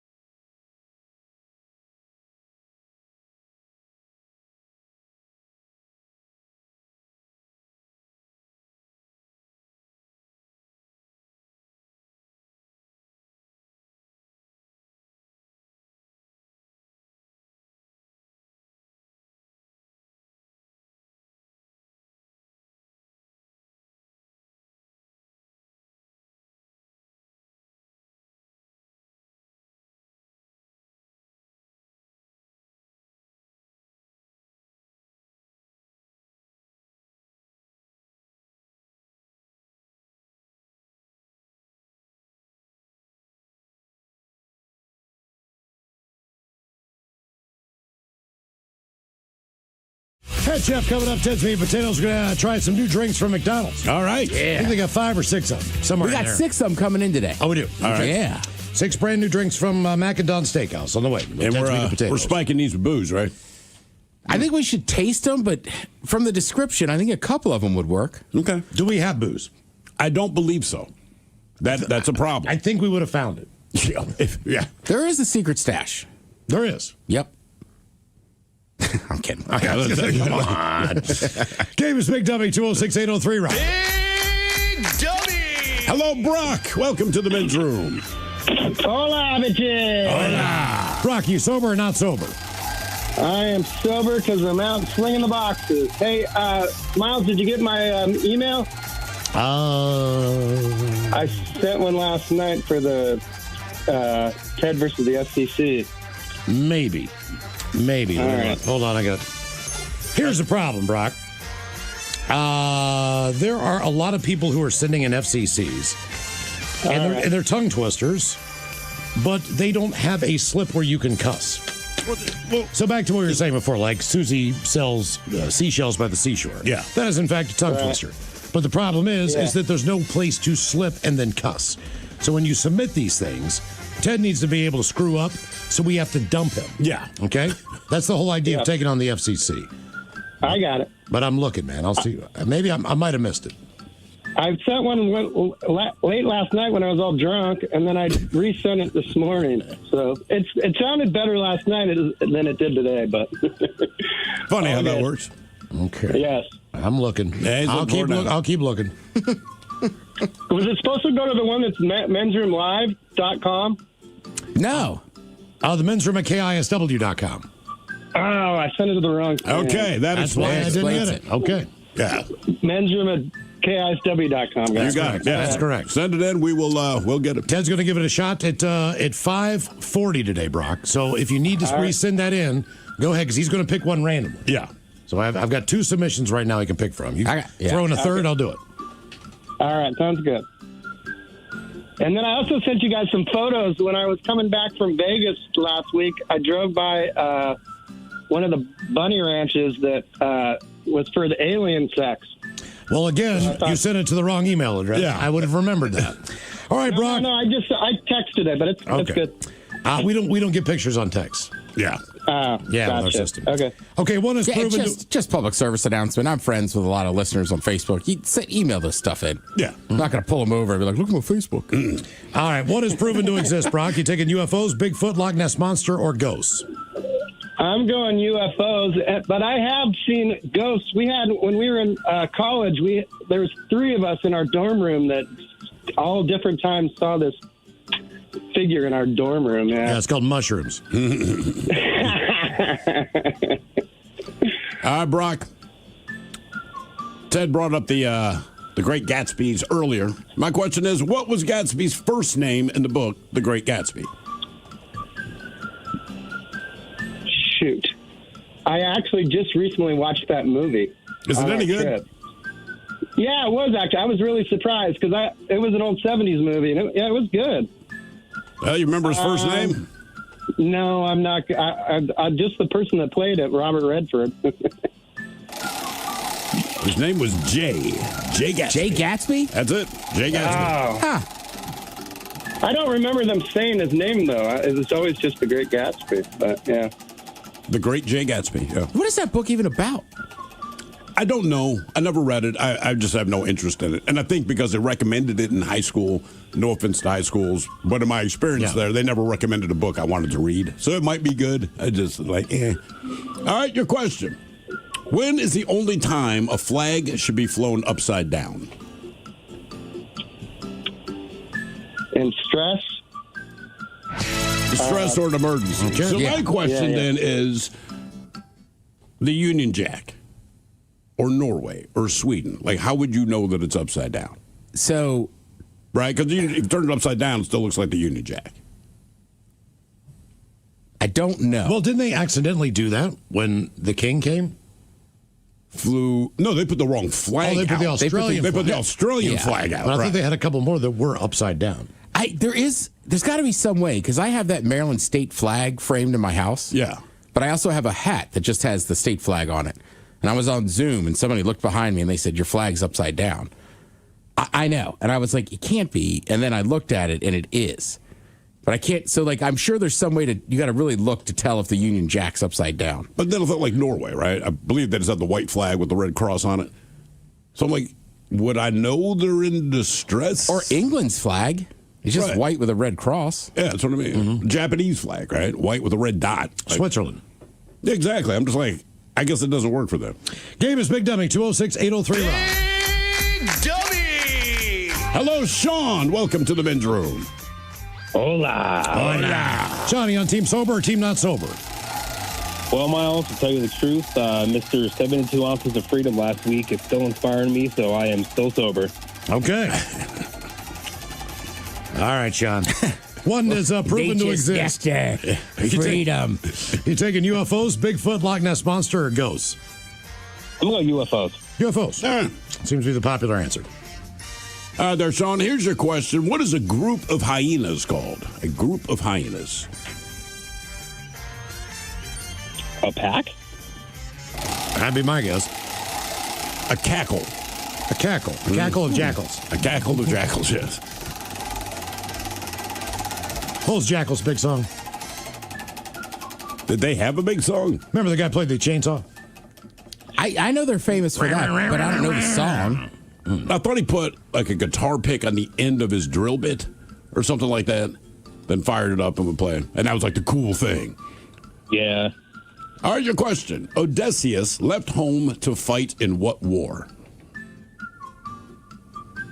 Oh my gosh, I couldn't even tell you. I mean, with a name like Odysseus, the only reason I got this one right is because his name's Odysseus, and I'm like, correct. Then it's probably this. I'm not familiar with that area, so I'm gonna have to pass. All right, the Trojan War. Jackal's big song was the lumberjack with the chainsaw. That makes sense now. So it was a chainsaw, not a drill. Yes. Okay. I don't know if I know that song. He plays a chainsaw. Yeah, and like in concert, like they break out a chainsaw. Yeah. And let me guess, the crowd goes crazy. Oh, they love it. Yeah, I mean, It's his gimmick. I don't know how many people are there. Yeah, like the three people there love it. Right. And they're Or all it's- related to him. It's noon at Rocklahoma on Friday. Like, I'm here for Jackal. That was the guy that I was eating pizza by the urinal in Vegas. Was it the guy from Jackal? Yeah. Is that the guy that called you out? Yeah. Got called out by a jackal. Right there. I swear to God I did. All right. Your question, we just talked about the Trojan War, but Troy was located in what modern day country?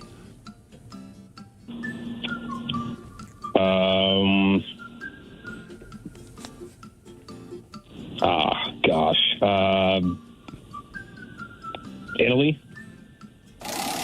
Turkey. Turkey. Yep. Turkey. I thought Italy first too, but it's definitely Turkey. Mm-hmm. I'll get one. I'll be in the big dummy today. That fact is kind of bizarre. According to Greek mythology, Cerberus was a three-headed what?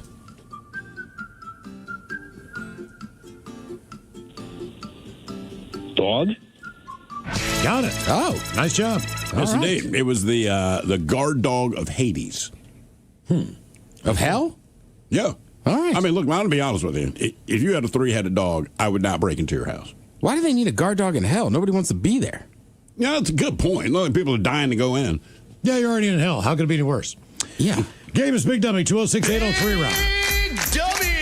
Hello, Patrick. Welcome to the men's room. Hola. Patrick, are you sober or not sober? I've been drinking vodka quite a bit, yeah. Okay, good for you, Patrick. Right? Is that all right, Patrick? You don't sound too... To what? I don't know. Just sounded kind of sad. I've been drinking vodka. Alone in the dark. Oh, son of a bitch. Well, I'm with my fish tank and whatever. All right, good for you. That's yeah. even more lonely. What is proven to exist, Patrick? UFOs, Bigfoot, Loch Ness Monster, ghosts? Maybe one could be your friend.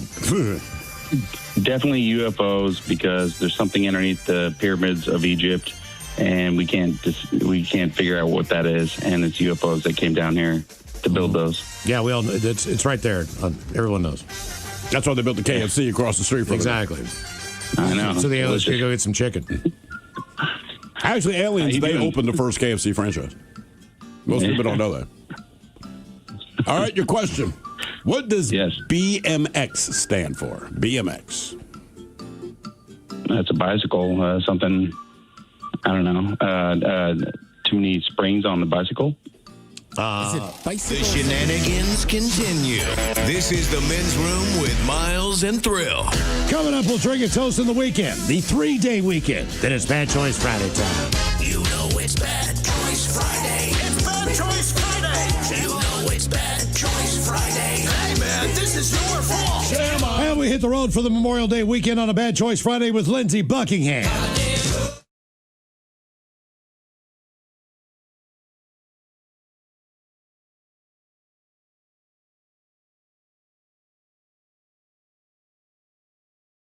And Holiday Road taking on Eddie Rabbit.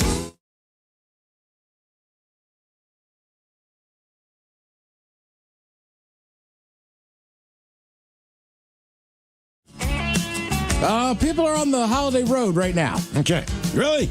Well, that's on X. I know, man. I'm pulling for the rabbit. Did you put one up on YouTube as well? Oh yeah, I did indeed. Let's see how it's looking over there. Currently, people are wanting to drive their life away over on the YouTube. All right. They seem to contradict. Yeah. You can vote on YouTube at KISW Rock, and when you get there, please subscribe to the channel as well, and smash the like burger. Yeah, we'd appreciate that too. You can also vote on X and Men's Room Live, so it's either going to be Eddie Rabbit or Lindsey Buckingham. Coming up right after we drink and toast for the shot of the day. Come on, Eddie. That's it. All right, let's see here. They say one could call it a hard case, but ultimately an Alabama judge found not hard enough. Fairhope Municipal Judge Hames Schnecker acquitted Renea Gamble Wednesday of all remaining misdemeanor charges, stemming from her decision to wear an inflatable 7-foot penis costume to a anti-Trump No Kings protest in October 2025. Gamble walked out of the courtroom after 3 hours of testimony and cleared of any wrongdoing, but her attorney said her arrest was traumatizing and she may consider legal recourse. Gamble is a retired sign language interpreter. She was one of more than 1,000 people who attended the rally in Fairhope, a small city on the eastern shore of Mobile Bay, where she strutted in a cartoonish phallic getup, bought at a local Spirit Halloween store, and waved a sign declaring, "No dictator." Body footage quickly went viral, showed Fairhope police zeroing in on Gamble at the busy intersection. Get the penis. The arresting officer complained the giant inflatable member was causing a public spectacle and potential traffic hazard in the family-friendly Gulf town. Now, when Gamble refused to, quote, deflate and remove the costume, things got physical. Officers took the 62-year-old to the ground and cuffed the penis while lying on the grass. They tackled the giant penis. Yeah.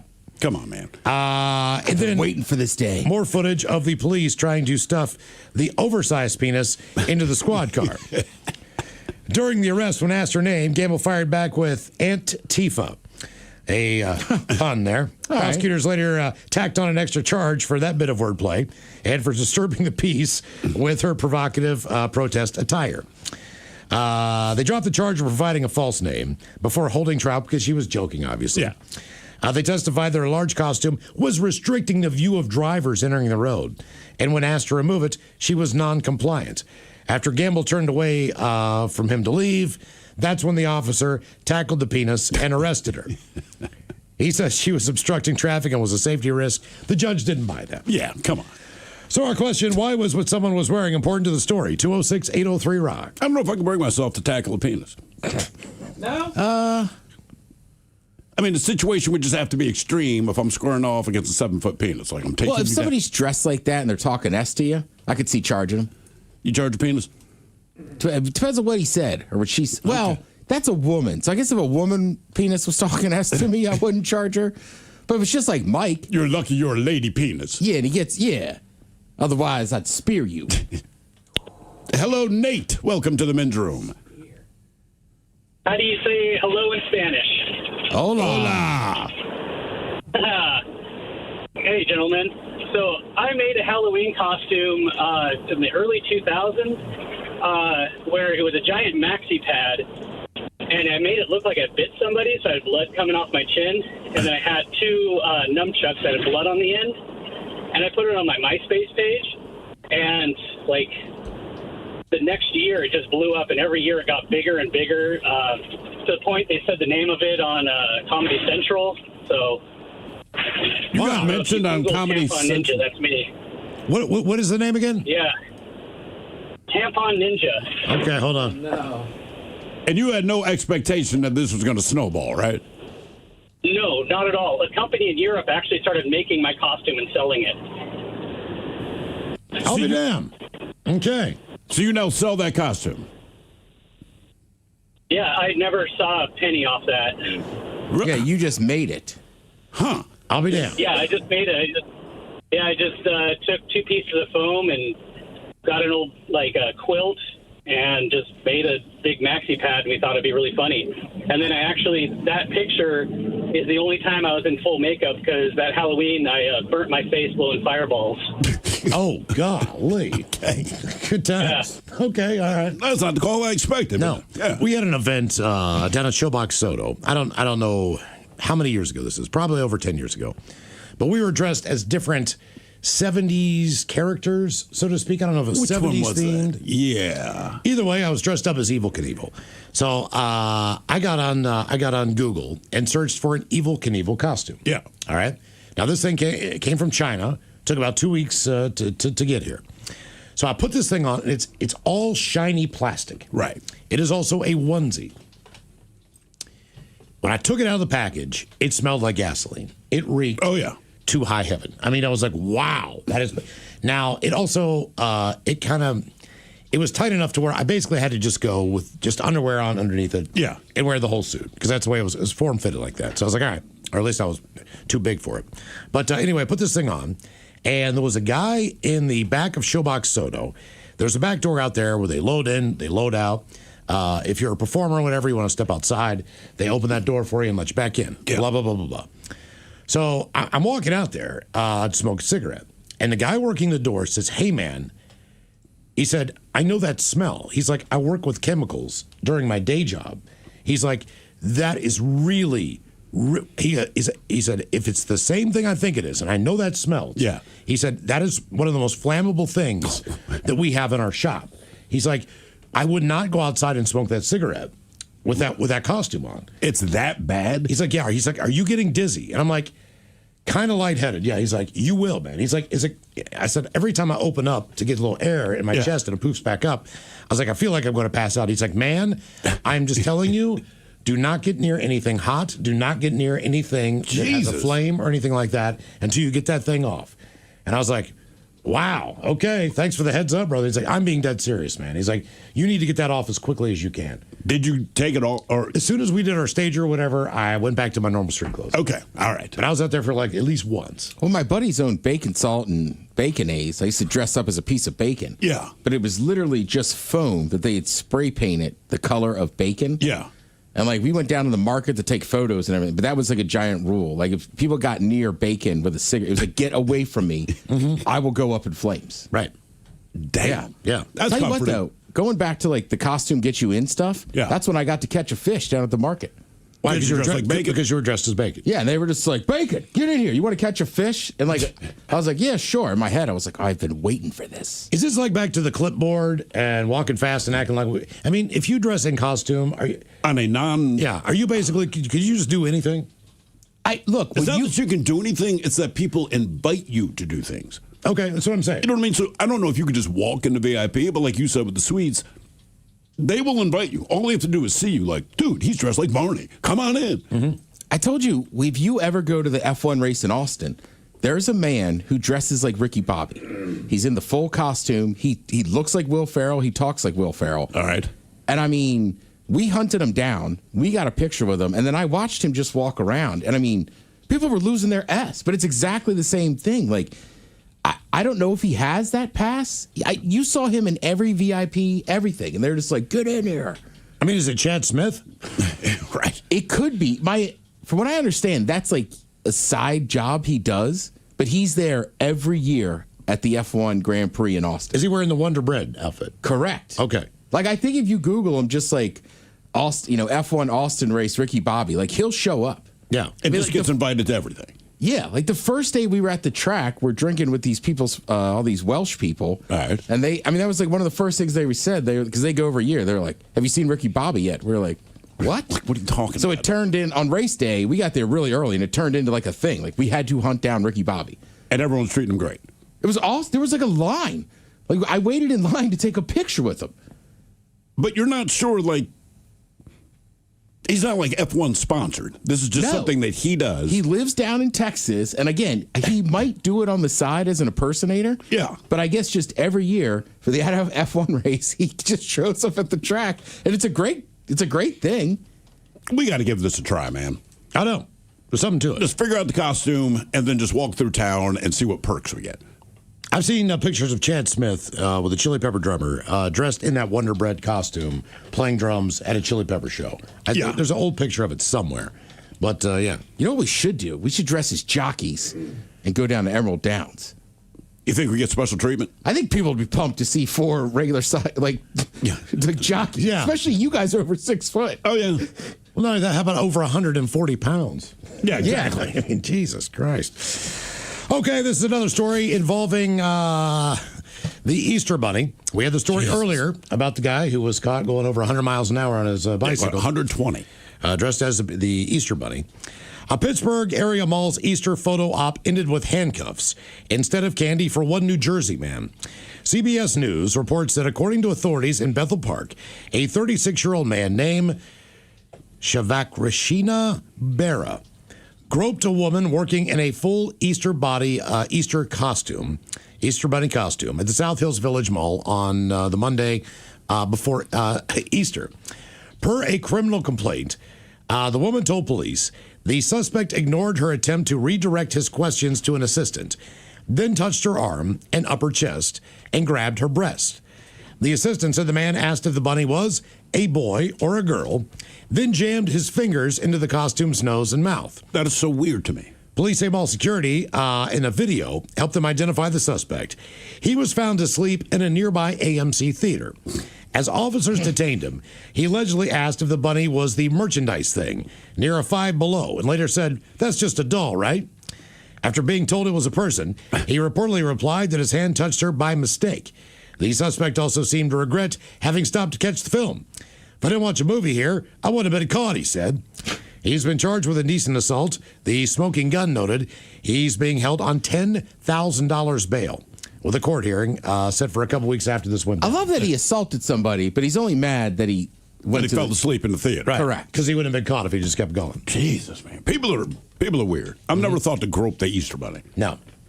I mean, just like, it's the Easter Bunny, man. And I know it's a person inside, but I don't need to interact with them. You know? I don't know. It's just weird to me. I think... yeah, I will say, you ever go to Disney? I don't know how to explain it, but we had dinner once at Cinderella's Castle. Yeah. So while you're waiting, sometimes she comes downstairs where you're waiting in the bottom of the castle and sits on a throne, and it was like seeing a real princess. Yeah. You're just like, oh my God. I've been stuck in the Princess Parade before because you can't get across the street. And when it starts, this is Disneyland. Oh, no. You're on that side. Like, you want to go over there. Right. You want to go there bad, but it's just princess after and you would think that this parade would last, I don't know, half an hour or whatever. They have so many princesses. This thing is easily over an hour long. Just parading princesses? I'm there with my two daughters, and they're even getting tired of this. Right. You know, and they're young. There's a lot of them. There are a ton. How many princesses does Disney have? I bet they have 30. I'm not kidding. Yeah. There's a lot of films that just aren't as big for us because we're older. Sure. But they still pump out princesses. Yep. You know, you could be in the parades at Disney World if you get there early and sign up. Oh, what, you just walk with them? That's it? Yeah, I got to wave a little American flag because it was around July 4th. Okay. All right. Who were you closest to? What character? Ariel, another princess, was in front of us. God, all princesses. Yeah, it really was. Entire parade. Hello, Gerald. Welcome to the men's room. Hey, how y'all doing? Hola. Hola. Hey, I want to say I appreciate you guys opening up the second annual Miles Montgomery Classic to singles and doubles because I was able to score a single. Awesome. Very cool. I really appreciate that. Yeah, right on, man. I've met you guys a few times, been to a couple of your events. So this is the story. I had went to a nightclub with my little brother the night before this event I was going to. And I had a wristband, and I didn't cut it off. And the event I was going to was held by the radio station that I listened to. It's the rock station. I'm from Atlanta, Georgia. Shout out to the South. And they threw these free concerts every year, and we would see this band Rehab. They come through a lot. There's a lot of different bands. I think Beck was there one time, and some other really good bands. But the concerts were free, and they put them on in the streets of downtown Atlanta, and they block off everything. So I'm there, and I see all these some nice people going up this one area. I'm like, well, where are they going? Looks like they got a view from the top of this rooftop. And so I just meander over there. I'm way too intoxicated really to talk to people. And so I'm just flashing my wristband at people. And next thing I know, I walk up this stairwell to this rooftop, and there's all the radio personalities of that time. I think it was 99.7, a rock station down from Atlanta. And I'm hanging out with all these people, getting free beers, and just keep flashing my wristband like I'm supposed to be here. I think I was holding myself pretty good, and I was drinking a lot of beer, so I think I started losing my composure. And then they had these outhouses, and I was like, man, I just got to, like, go in there and, like, smoke a bowl or something. And I went in there, and when I went in there, this girl came in right after me, and she's like, I need to smoke some weed. And it's like, she rolled a joint, and we came out there and smoked weed. And I was all like, hey, is this an opportunity to do other things? And she's like, no, you were coming in here and smoked weed, and I smoked weed. We're leaving. I'm like, oh, that's cool, too. So we leave the porta potty, and very obviously everyone's attention is on us because we've just been in there for a while smoking pot. And then she goes out and mingles, and then all of a sudden, out of nowhere, this woman named Dana, she was my older brother's high school crush. Like, so she was crushing on my older brother all the time. And she comes up out of nowhere. She's like, Gerald Smith, what are you doing up here? And I'm intoxicated and stoned now. I'm all like, hey, I got this, like, wristband from the night before, and I, like, snuck up here. It's pretty sweet. And she's like, oh, so you're not supposed to be up here? I was just wondering about that. I'm like, oh, wait. We're cool, right? From high school, remember? And then she's like, I don't know. Then people approached her, which were the radio personalities. I can't really remember who they are because they aren't as cool as you guys and haven't been on the air as long as y'all. And they approached her and I, and they started talking. And I was like, oh, you're so-and-so. And he's like, yeah. I'm like, oh, you look like Clark Kent. And he was like, what do you mean? I'm like, dude, you're like so Clark Kent. And he's like, what are you talking about? I'm like, well, you look like a nerd, dude, but on the radio you sound awesome. Oh. And he's like, get this guy out of here. Yeah, that'll do it. Yeah, it's about the time. Don't insult the host. Yeah, your wristband ain't worth jack, dude. Why was what someone was wearing important to the story? 206-803-ROCK.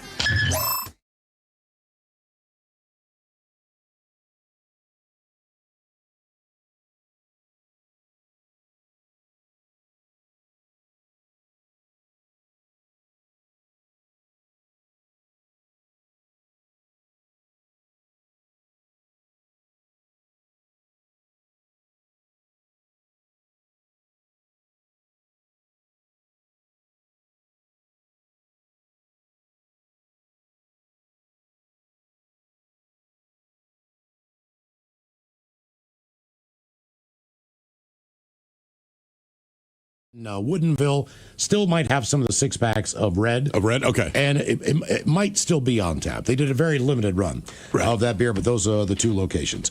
All right, speaking of beer, coming up at 5:08, we will drink and toast with a shot of the day. But first, Time to open wide and sample Ted's meat and potatoes. Now, here's your host, head chef of the men's room, the Ted Nugent. Head chef in the house. Thank you, folks. Thank you. Now, maybe it's just a random day you're driving around. Maybe it's a road trip. Maybe it's a Sunday morning you're hurting a little bit. There's go-to place, fast food-wise, for beverages. Miles, that would be... Of your hungover McDonald's. There we go. All right. For me. Well, listen, I have talked about this for years. My mom doesn't have a ton of vices. She loves Coca-Cola. So for years, I thought she was kind of crazy when she was like, McDonald's has the best Coca-Cola. They hands down do. Oh, that's a fact. Yeah. I also think they have some of the best Sprite. Miles, what do you go for when you go to McDonald's?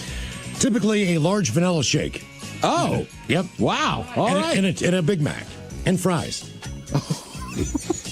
All right. I mean, the vanilla shake's still a beverage. I have What about a substituted- beverage-wise? Like a soda. Well, in the morning, I get the vanilla iced coffee. Okay. And then from there, be Diet Coke all day. And then evening, I'm going to get that vanilla milkshake. All right. All right. Throw, what are you getting? I mean, always a milkshake, but since we're talking soda, probably Sprite. Thank you. Mike, beverage soda-wise. I mean, other than the milkshake, Ted, I'm going with the Dr. Pepper. Really? Oh, yeah. What do you mean, really? I don't know. I'm just one of those people, like Dr. Pepper doesn't do it for me. One of those people that But hates the on Dr. idea, I don't know, like if you buy it and bring it home, I go, all right. But the idea of like going to a place and then they offer, go like, yeah, they have other options, is what I'm saying. I find it crazy. And there's a lot of theories. The one theory I've heard is that McDonald's keeps their lines cold, or it's the mix between the syrup and the fizz. I don't know. I will stand on this. Like, their Coca-Cola and their Sprite are the best. Oh, fantastic. Yeah, Miles is right. Sometimes on a Sunday, I'll go and just get a giant bucket of Sprite. Yeah. If I am hungover, get a Coke. Seriously, a McDonald's Coke, specific. Well, also get like an Egg McMuffin. Yeah. Get some food while you're there. But the combination works. Yeah. Well, sometimes you get there and it's that weird little window. It's like 10:45. I don't feel like lunch, but breakfast's over. Just give me a Sprite. Yeah. All right. So McDonald's has been nice enough to give us some of their brand new beverages, we'll say. It was Ronald McDonald himself delivered it. It was. It was a hell of a thing. And this is from their McCafe specialty beverage line. All right. Who was contacting them? You, Mike? Oh, yeah. Okay, next time we got to think clearly. We got to be like, dude, we'll take these. We're also going to pay for a couple cheeseburgers. There you go. If you're coming, a couple fries, maybe some nuggets. We'll pay for that. But let's just get more to the order. That way we can cleanse our palate when we taste these. Sure, of course. Yeah, it's a good call. So they have a few different things here: crafted sodas and foam drinks, and then refreshers. Foam drinks. I've never had a refresher. I know Starbucks has had them for years. What exactly are, right? Because I recognize the name refresher. I'm pretty sure I haven't done it, at least not on purpose. It's generally going to be fruit flavors, but it's not carbonated soda. Okay. All right. Yeah. So, something refreshing. Is this are the young people drinking this? I believe so. Okay. All right. Yeah. Refresher drinks are cold, fruit-forward beverages that blend vibrant fruit flavors with a hydrating base like water, iced tea, or lemonade. This is what my daughters drink. Yeah. All right. They're kind of on this jam. You guys want to? So we're going to taste test them all today, right? We got 6 flavors here. We got 3 of the new McCafe refreshers, and then 3 of the crafted sodas and foam drinks. Okay. All right. What do you want to start with? Come on, man. You missed your opportunity to. Freshers? Let's start with the McFreshers. Refreshers, all right? All right. So these are the fruit-based. So that would be. This is a strawberry watermelon refresher. Ooh. There you go. Okay. Sounds like Harry Styles. That sounds good. So it's a lemonade base with strawberry and watermelon flavors. All right, you know what? Go ahead. Set it down the line. You guys started us off. Down the line. Set it down the line. I got the line up here. So strawberry watermelon. Strawberry watermelon, correct. Lemonade base with strawberry and watermelon flavors. There's no way you can go. That is really good. Yeah, I was going to say. I mean, that is really good. Could you not? Wow. I think there might be a hole in the mine. All right, I'm going to try this. I doubt it. I'm kind of excited. That is very good. That is very, very good. Nice work there, Mac and Don's. Oh, my goodness. Yeah, I mean, come on. That's super good. That's ridiculous. And what is it? Strawberry watermelon with a lemonade base? So it's a lemonade base, and then they add in the strawberry and the watermelon. That's just good. That's just refreshing lemonade. Yeah. You know what? That's probably why they call them refreshers. It's refreshing. We keep saying outstanding. that. That's outstanding. It is. I wouldn't mind getting that involved with a little Tito's. Yeah, no. Wes, McDonald's does not encourage that. McDonald's does not. Dine in only. If you walk there, you can add it. All right. Now what do we got? All right. This is a blackberry passion fruit refresher. Again, lemonade base with blackberry and passion fruit flavor. It's already a winner, man. All right. Based on the one we just did, there's no way they have this up. No. Like, all of that is So perfect. it's lemonade base again? Yeah. Yeah. That, to me, I think, is what makes it the freshest thing out That's there. the start, right? Well, that's, you know what that is, we're learning after we try the 3rd flavor. They're all lemonade based. Oh, are they? And then they add flavors. Okay, that's not bad. It's not. I'm a fan of the watermelon. I also Just think because I like watermelon. It's a little too sweet for my adult taste, but I think my kids are losing. It's good. Yeah. It's good. Just super sweet. And it's weird, is I love blackberry flavors. I love a blackberry cobbler. I just don't Stare like at my testicles all the time. I just don't like eating them on their own because they're kind of, I don't know, they're kind of grainy. Not bad. All right. Sweet. Chef gives it a little taste. The problem is we're trying that after the first one. That's, All right. That is delicious, but you're right. A little bit sweet, right? It's a little bit sweeter than the watermelon. Okay. Right. Now, what is this? Next on the list. Oh, yeah, I've been waiting for this one. Ooh. Okay. I'm a little bit scared of this one, okay? You'll understand why. This is the mango pineapple refresher. Oh, lemonade base, mango pineapple flavor, and then strawberry poppin' boba. So what's your problem? I don't want to choke on one of the little bobas. Oh, come on. What are those things? What exactly is, what are they made of? Boba's tapioca balls, isn't it? Is that what it is? I think original boba tea. That's what it was. Because my kids love it, and I'm like, why? Every kid I know loves them. But it has to be boba. You can get them a lemonade. Do they They're chew them? I just did.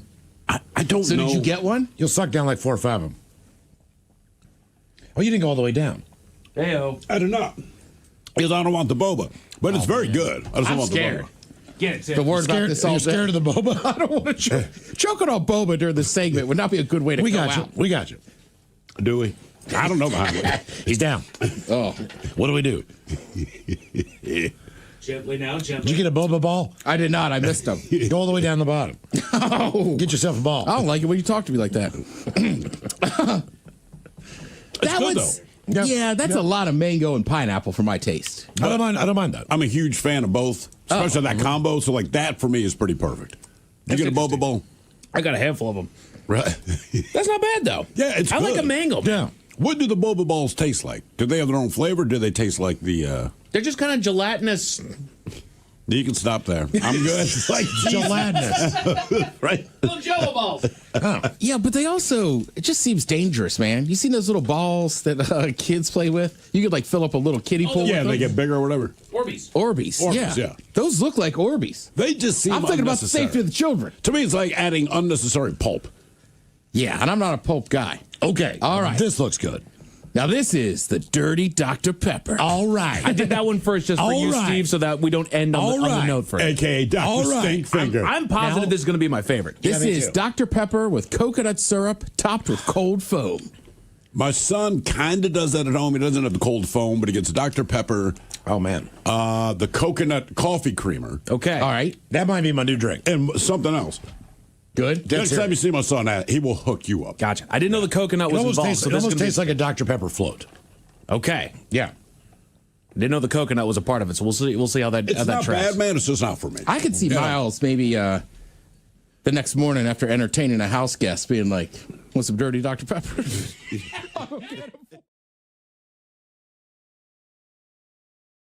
The mighty 99.9 KISW and KISW HD1 Seattle. Always live on the free Odyssey app. From the Pinky's Plumbing Studio, you're in the men's room. Text the guys at 206-803-ROCK. Round 1 of Ted versus the FCC coming up at 4:35. Round 2 coming up at 5:40. Yeah. At the very end of TV Time with Ted. That is for a chance to win the final twosome in the Miles Montgomery Golf Classic, presented by Pinky's Plumbing. So, 2 shots at Ted versus the FCC. 1 matters for the listener. 1 matters for your overall record. Both matter for my pride. There you go. Exactly. There you go. Talking about people and what they're wearing today, the question why was what someone was wearing important to the story. 2 Americans were busted in a stunt at the home of the baby monkey known as Punch. Is that the one who drags the stuffed animal around? Exactly. Okay. The one nobody else likes in his world? I think he's starting to make some progress at it. It Is said he? Punch even got a girlfriend now. A stunt involving a costume man and a celebrity baby monkey has landed 2 American tourists in Japanese police custody. Authorities say 24-year-old Reed Dason climbed into the monkey enclosure at the Ichikawa City Zoo near Tokyo on Sunday, while 27-year-old Neil Dwan allegedly filmed the incident. Police say Dason hopped a fence. It was about 10 feet, if not more, and dropped into a dry moat around the exhibit housing Punch, the baby macaque whose story of being rejected by his mother and comforted by an IKEA orangutan doll turned him into an online favorite under the hashtag Hang in there, Punch. Social media images show the person in a smiley emoji mask and a blue suit holding a stuffed toy dressed the same. Well, he sent the monkey scrambling. The attire appears to be a mascot associated with a cryptocurrency social media account, according to the New York Times. Zoo staff quickly intervened. Officials say the men never got close to the animal. The pair who initially gave false names and had no ID had been arrested on suspicion of obstructing business, charges they deny. The zoo, which sees thousands of visitors a day, mainly because of Punch, says it plans to add intrusion prevention nets and patrols. Because a 10-foot fence isn't enough deterrent. The episode comes amid rising concern in Japan over disruptive behavior by some foreign visitors, including high-profile trespassing cases by online content creators. Of course. It's always them. I told you the story. I was in high school, And my buddy, I know, it's just like, come on, guys. My buddy Joel, his dad owned the men's store in town. Yeah. And his business partner owned the dry cleaners next door. All right. Two of our other friends were going to go on a double date. Now, we knew where they were more than likely going to go to drink and where they were going to park their car. It was a development that was in the process of starting to build houses. However, the road was already paved. Yeah. The lots had already been marked. Basically, you're just driving on a road in the middle of nowhere, and they haven't started building the homes yet. Yeah. But the roads are in and everything else. But there was security in that area because it was kind of a resort-type living area, had a couple golf courses and everything else. Okay. But this is in the area that has not been developed yet. That's where we knew they would go to park because those guys lived in that neighborhood. Yeah. In the old part, not the new part that was being built. At any rate, my buddy and I get the idea that and keep in mind, his dad just bought a brand new white pickup truck. It might have been a Mazda or either way, it looked like a generic, it was his work truck. Okay. So it was just the most plain white truck you could get. So we went to either Radio Shack or Spencer's. I cannot remember which. But they had these lights that had a magnet on the bottom that you could put on top of your car. Like the same type of magnet, siren that you saw a lot of volunteer firemen in West Virginia use. Yeah. You know, if they were headed back to the station to get in the truck or they were headed directly to the fire. So they would put these things on their car. Well, they were selling these. So we picked one of those up, and the way it worked was you plugged it into the cigarette lighter. All right. Okay, that was the outlet for it. The problem is when you plugged it in, it just stayed red the entire time. But if you plugged it in and unplugged it, it would keep flashing. So it's flashing now. Right. All right. So So back to my buddy and his dad's business partner owning a dry cleaner. All of the firemen, all of the police, everybody used that dry cleaning for all of their uniforms. All right. So we took the jackets on a Friday afternoon. The police will come back and pick up their jackets on Monday morning when the dry cleaner. So these are actual policemen's clothes that you are now stealing out of the. We did not steal them. I think they would feel different. I know you returned them later. We brought them back before the Monday morning, okay? But I was the only one who took one of the jackets because my buddy, he was ducked down in the truck, pushing in and out on the lighter so that the light would flip on and off. Yeah. All right? If I took your car for 2 days without you knowing and then returned it, I mean, I think you'd still think it's stealing. Well, yeah. I mean, as long as it was in decent condition. Not only that, but because, oh God, this is even worse.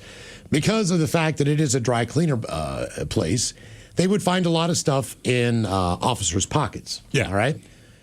He had at least 3 police badges in the drawer from previous years gone by at the dry cleaners. All right. So we also got a badge, which I then put in my wallet. All right. Now, when we pulled up to their car, they had already gotten a 6-pack of beer, maybe a 12-pack of beer, and they got a 6-pack of wine coolers, which were popular back in the day. Yep. All right. So we come up, and I've got the jacket on. It's cool out. I have a scarf around my neck. I have sunglasses on, like Ray-Bans, and I have a police hat. So you took a jacket, a hat, and a badge. That's correct. You grab a gun or anything? No. Okay. No. Nightstick? Well, I had one of those 2-foot-long flashlights. Oh, mag lights? One of those? But they were brand new at the time. Yeah. They were like a brand new thing. So they were the brightest flashlight on the market by far when those things came out, right?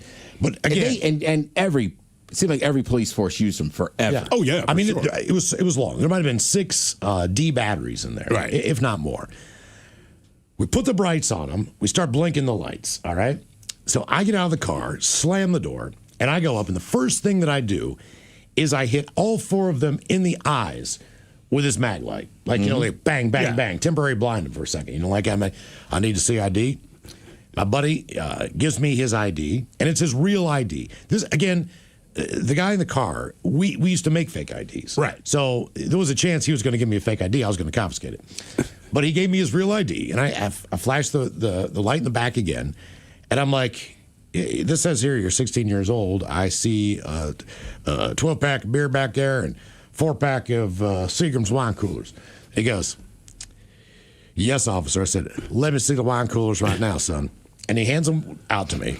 I twist off all the taps. I poured 2 out with each hand. I said, there's no drinking allowed on this property, especially when you are underage. Do you understand me? I'm going to haul your ass in right now, sir. And I said, oh, my God, is that a 12-pack of whatever? I said, give me that. So I took that. Yeah, so now, the 2 chicks in the car have nothing to drink, all right? I have taken their 12-pack, all right? And at this point in time, me and my buddy Brian were like, this is a home run. We are. Yeah, it's great. We are good to go.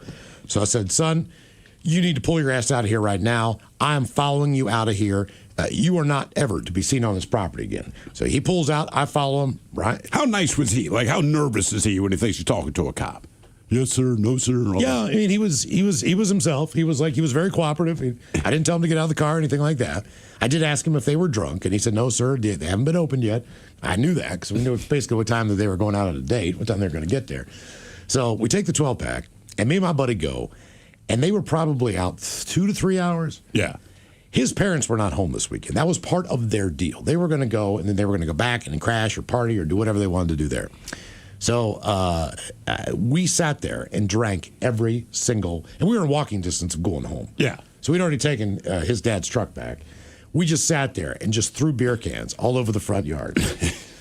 And so when he got back, his entire lawn was covered in a 12-pack that me and my buddy drank. Because when you're that age and you get beer, oh God, you can put down 6 quick. I mean, it's just like, this is awesome. Threw them all in his yard. The next day, he tells my buddy the story of what happened the night before. And so Brian spilled the beans to these guys. They were so pissed. Like, these are our best friends. Right. And a friend. Of course they're pissed. Yeah. You ruined him getting laid and took his beer. Correct. And beer's hard to Dumped get out the wine cooler when you're underage. Yeah, why did you dump out the wine? Because he didn't want the wine coolers. I didn't want to drink the wine coolers. Oh, man. And I just really just you got to do that show of force, right? Exactly. That's what I'm saying. I'm not going to put out the wine coolers over the beer. I do get that because the cops do that, right? It was a 4-pack. So, like, you're underage and the cops roll up. I mean, it happened to Bernie with real cops, but they poured out everything. Right. And I didn't want But he's not a real cop. I don't want to pour out everything. I want that 12-pack of beer. Right. He wants the beer. I'm just on your buddy's side. I'm pissed. I thought I made the right decision at the time because I didn't know what they were going to have in there. Yeah. Oh, no. I think you did well. Yeah, exactly. Yeah, I dumped out the wine. I mean, for being a bad friend and stealing their stuff, yes, you made the right decision. As far as us being able to drink what we wanted. You would not have been a part of this tent. No. Okay. Really? Oh, I know the pain of trying to get a 12-pack underage, and I'm almost about to get laid in a car. But and then Miles my saw buddy these. shows up and takes our beer, and I'm like, No, but I'm saying, look, Miles says to you, hey, Mike and Thrill are on this double date. You're telling me you would not have gone with Miles and taken my beer. well, yours, yes. That's what I'm saying. Because I'd have done it to you. I know you would have. In a heartbeat. Okay. I've heard this story for years. It doesn't make it any less. So, okay, but here's the next thing. So the next weekend, I get word that I have a steady girlfriend at the time, that they're going to get my ass back. And we did have a lot of the same parking spots. Sure. I mean, they were just universally known in the area because we would go there and drink in these areas. And we knew nobody would mess with us. So we knew where those were. At the time, my stepfather, maybe a year or two before that, had run for county commissioner. Okay. All right. So in our garage, we had all these signs, like where you have like just metal signs with 2 posts down the middle. Yeah, of them. vote for so-and-so. Yeah, kind or of like maybe the size of a wire coat hanger that's holding it up. Well, I made these signs that said "not here," so I just put white paper over that and said "not here." Try again. It was like, but I had like 6 of them at all the places. So before I went on the date, I went out and placed all these signs in these locations. So when they got there thinking they were going to bust me, there's a sign that says, "Try again, sucker." Right. like this kind of stuff. So when I got home from my date that night, all of those signs were stuck in the ground in my parents' house in the front yard. They never found me, but they confiscated all the signs and put them back in my front yard, which I thought was pretty funny. That's pretty funny. But they never really got you back, though. Water under the bridge, but still. I mean, one time when I was living with all those guys at Hopkins, there was a group of guys that lived across the way, and they had a keg, but they left for the night and we knew they went to a bar. Yeah. So they had invited us over earlier to drink from said keg, and frankly, we were kind of drunk and we were bored, so we stole the keg. And we brought it into our house. So then they knocked. Wait. You gave Miles grief. For 12-pack, you stole an entire keg? Well, hear me out. Okay. Sounds bad. Yes. And then what these guys didn't know was that I had some friends in from, where I grew up, PG County. Okay. So they knock on the door, and my buddy Cam, who lives there, they're talking real tough. And I hear him going, "We don't have your keg." And the one guy goes, "We could see you doing keg stands from across the..." Right. So we know the gig is up, right? And he's giving him the business. "You're going to walk that keg back over and this and that." Now, what he doesn't know is that I'm standing in the kitchen with 4 large dudes that just are hood. And he came in, he ducked his toes real quick. We never said a word. He went, "You know what? We're going to take it back." And we just went, "Okay." And he's like, we'll walk it back over. We just went, "Okay." And then when he left, everybody just started laughing like, "Oh my God. We should have. We were the a-holes completely." How long did you drink off of it before they came back? Oh, it was only like an hour. All right. But that line will always stay in my head. Cam just being like, "Why do you think we have it? We can see you doing cake stands. That's our cake." Right? Because the back windows just looked into each other across the alley. Wow. And giving Miles grief about a 12-pack. Hey, they got their beer back. They did. Miles drank it. You would not have given it back, though. All right. If they did not come over, you're not telling me you guys would have made it your mission to crush that keg and however many days it takes. Were you drunk when you got arrested dressed up as a cowboy from the Village People? I was. But the thing is, I had not committed a crime. I was working at a restaurant. It was our Halloween party, right? So we had closed the restaurant. It's just a party for the employees. And me and 4 other of the cooks said, "You know what, man?" Because we couldn't figure out what we wanted to be. So we said, let's just do the Village People. Why the hell not? We'll each be one of the characters, and I happened to be the cowboy. So at that time, I had to take makeup and draw a mustache on, right? Because they had kind of that handlebar mustache. So drew it on, had a red neckerchief around my neck, straw hat, and the blue shirt that the dude wore. Right? Simple costume. Had a great time at the party, and yes, got drunk. But when the party was done, I'm going to walk back home. It's like a 15-minute walk. It's really not a long walk. In that time, I managed to get accosted by the cops. We start, I guess I'm mouthing off. Technically, I guess cops can't mouth off, but I'm mouthing off. And so there were 2 cops originally showed up, and there's always a good cop, bad cop, right? So the one guy's pretty decent. The other dude, the shorter of the guys, he kept tapping me with his nightstick. Not like hitting me, but kind of, "Hey, man, I need you." And I was like, "Dude, you need to stop tapping me with that nightstick." He said, "Or what?" Now, to be fair, I dropped him. And that's what got me right there. I put my shoulder right into his chin. Guy goes to the ground. Now, the thing that I did not know what was happening when I was talking to the 2 cops is that they called backup, so there's a bunch of cops behind me. I had no idea they were there. So once I took out little dude, I'm on the ground immediately, right? Knee in the shoulder blade and all that. And I'm just like, all right. Put me in a paddy wagon, all right? Again, dressed as a handcuffed cowboy. Get down to the police station. They're doing the booking thing at this point. So the cop who I hit, he's the one who drove the paddy wagon. And man, because I was like, "Man, take these cuts off. We can settle." I wanted to beat that dude's ass. Now, at this point, he's very professional. "Sir, just step out of the back of the pack, blah, blah, blah." Then they put me to the guy that kind of books you in.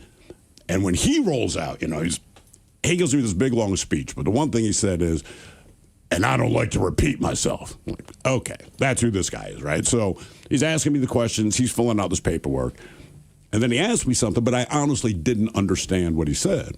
So I didn't say anything. So he looks at me and is like, "Are you done answering questions?" I said, "No, I didn't understand what you said, but you said you don't like to repeat yourself, so let's move on." Not the right thing to say. That pissed him off, right? So they throw my ass into the jail, and then, so I refused to give him my fingerprints was the thing. Right? So he's like, "All right, man." And they put my ass in the jail cell. About 2 hours later, that same guy came back, told me his name was Officer Friendly. I didn't believe him, but he came back, and now he's trying to reason with me, and he's like, "Listen, man, we just need to get your fingerprints." I said, "The only way you're going to get my fingerprints is if you open that cell door and cut my fingers off." I said, "That's how, and if you open that cell door, I'm getting out of here because I am pissed. This is ridiculous. What am I being arrested for?" I was arrested for resisting arrest. I said, that will happen every time. There has to be something else before that, right? But anyway, so it got thrown out in court later. But I'm sitting in that jail cell, and I still have to go get my mugshot done. So I take my mugshot, and I see the guy smiling. And I'm just like, "What?" And he kind of turns his monitor around, and I'm like, Jesus Christ, I forgot that I was dressed like a cowboy. Talking tough as the cowboy. I forgot that I was dressed like a cowboy because your adrenaline's going. So when he kind of spins the monitor around, I'm like, oh my God, it looks so freaking ridiculous, man. And that was the long and short of it. But I got out the next morning.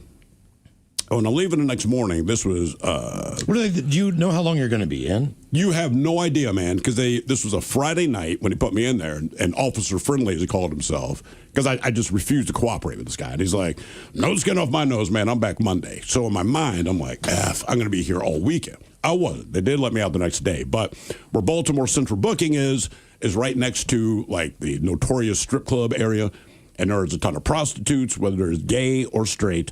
All the prostitutes are there. So when they let me out, the first thing I have to do is walk down that street. I got propositioned by so many people. They thought I was dressed as a cowboy, like a hustler. Yeah. I wasn't in the mood, but like 3 different dudes, like, hey, I'm like, man, that is not why I look like this, all right? I'm having a bad day. I'm just going, oh, sorry, man, sorry. Yeah, so I got propositioned, whole 9, got home. Just like, this is so stupid. This is so stupid. And like I said, when you forget that you're dressed like a cowboy and then you see the mugshot, you're like, Jesus Christ. I'm permanently, on the books now, dressed like a cowboy. I would love to find that. We tried. Patrick Powell tried on my behalf, and we actually reached out to the Baltimore City Police Department, but I believe they keep it for 7 years or something like that. Yeah, so they didn't have it anymore. But yeah, I actually had Patrick Powell reach out to them to see if we could get that picture, because I wanted to post it. Like, look, this is the dumbest moment of my life, but here it is, right? Yeah. No shame in my game on that. But yeah, they got rid of the picture. Exciting return of Ted versus the FCC coming up at 4:35, and we get your emails on the way next from the men's room at KISW.com.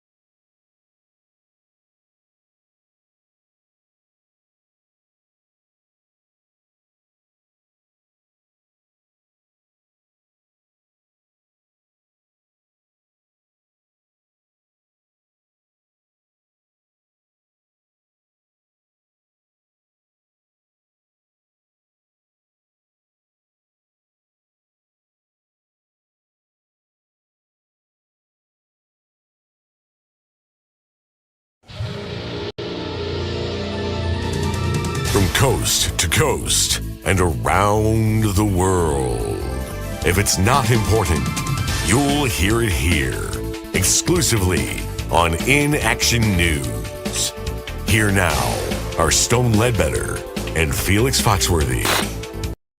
Hello there! I am documentary filmmaker Mateo Cacaverde. You might remember me from my award-winning film, Rosie O'Donnell Gynecology Visit documentary titled Yes. And I have spent the last 16 weeks shadowing the staff here at Inaction News. That includes my main man, Stone Ledbetter, Felix Foxworthy, Bonnie Leavenworth, and the woman who runs HR, who shall not be named. I didn't say her name! Anyway, Inaction News agreed to allow me and my camera crew unprecedented access behind the scenes. Well, I think they did. I never confirmed that, but hey, they never kicked me out, so you know, here I am, yeah? You, of course, are accustomed to the highly polished broadcast of Inaction News, but these masterful telecasts don't happen without the efforts the staff puts in. Here now is the final sneak peek behind the scenes for my documentary, Inaction News, A Peek Behind the Scenes. I just don't understand why the printer won't print. Yeah, you need magenta, Playboy. I'm just printing in black and white. Yeah, but you need magenta, man. To print in black and white? The printer won't print without magenta. The printer won't print in black and white without magenta. That is what the printer is saying, man. The paper is white, the ink is black. I just need the black ink on the white paper. Why does the printer need magenta? I don't know, Playboy, but the printer says it needs magenta. Cheese and rice, this is frustrating. Yeah, you gotta go to Dolores' office, man. She got all the printer ink. All right, I replaced the printer's precious magenta, but it still won't print. Well, now it's saying it needs cyan. Cyan? What is cyan? It's another color, Playboy. Oh, Lord, what color is cyan? It's like a bluish green, man. Why do I need bluish green to print in black and white? The printer won't print without cyan. You said that about magenta. Now I'm saying it about cyan. Let me get this straight. I can't print in black and white without magenta or cyan. That's what the printer is saying, man. I'll grab the cyan. You've got to be kidding me. I still can't print my document. Yeah, the paper, Playboy. What? There's no paper in the paper tray. Oh, for the love of Pete! Dolores' office again, man. She got all the printer paper, too. What now? What's up, man? I can't get this one document to print. Still, I grab magenta, I grab cyan, I have grabbed paper. Oh, you got a paper jam, Playboy. What? Paper jam, man. You put the paper in, but it created a paper jam. There, that should do it. Okay, man, hit print. What is all this? Oh, yeah, man, I forgot about that. I got a bunch of stuff in the queue. It's all just your face. Yeah. Yeah, man, the printer needs black ink, Playboy. Oh, cheese and rice!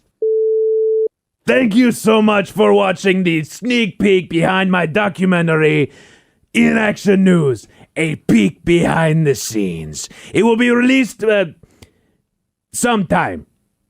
But Inaction News will be back on Monday. In the meantime, I am Mateo Cacaverde. Thank you for watching. Please like and share this video. It helps us a lot. And be sure to subscribe to our YouTube channel and social media pages at Inaction News. Beat on board the can, beat on board the grill. Took a whole lot of terrain, just get up that hill. Now we're up in the big leagues, ain't no turning back. No, we living, you, me, baby, ain't nothing wrong with that. We're moving on up to the top, to a deluxe apartment in the sky. Moving on up to the top. We finally got a piece of the pie.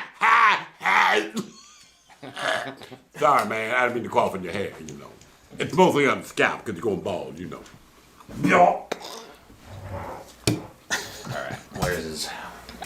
No, I was not thinking the Jefferson theme, man. Leave me alone.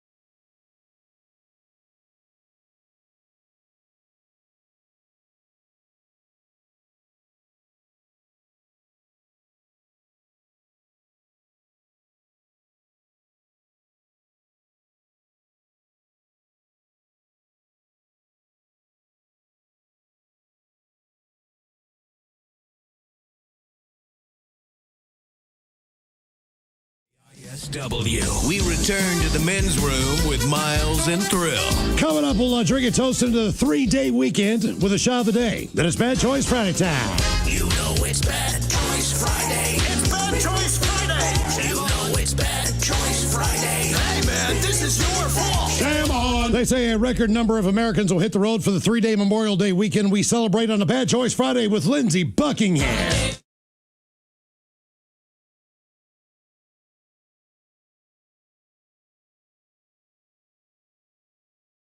Drive 50 miles.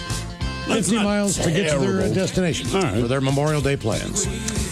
So Lindsey Buckingham and Holiday Road taking on Eddie Rabbit.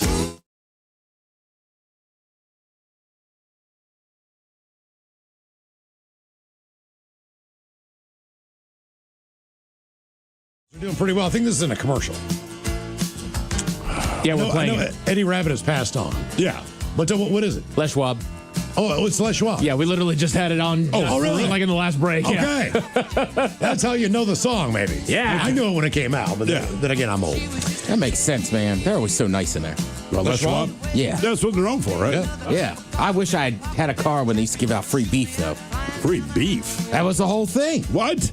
Yeah, for years. They had there was this time of year where you got free beef. So when I finally got a car out here, I said to the guy, I was like, is there any chance there's still free beef? And he's kind of laughed. He's like, man, we haven't done that in years. Yep.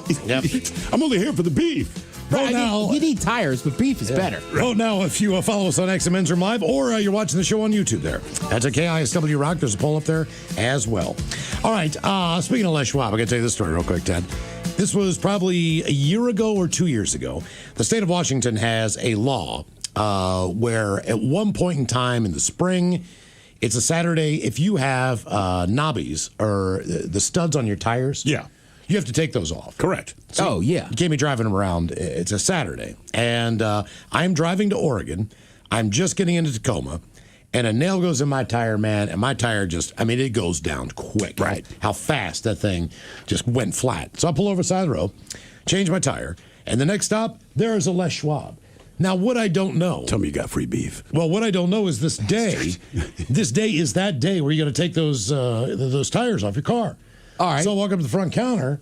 There's cars. Every bay is full. There's trucks in the parking lot. Yeah. And I was like, sir, man, my tire went flat. He's like, no way you're getting in today. Oh, and damn. I was like, oh, man. He's like, and he explained it. He's like, dude, you just got the worst luck in the world. He's like, man, I am completely booked. We're even staying open late tonight. Damn. So people can come in and take this stuff off. I was like, geez. So what'd you do? I ended up going to another garage in Lakewood. There was one of these, when I walked into this garage, it was like an old gas station. Yeah. With the doors up.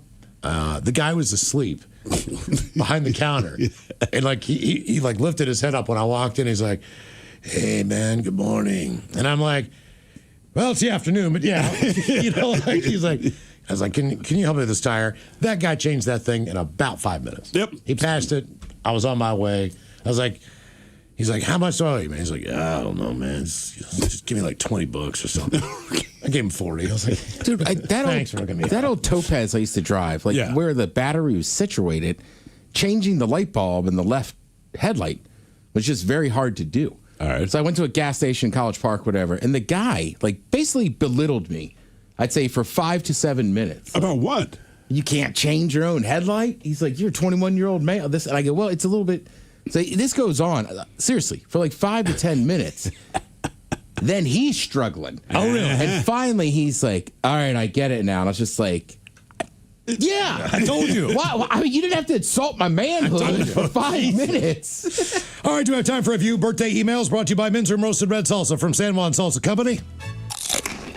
Oh, hit it again. Dip responsibly. All legitimate.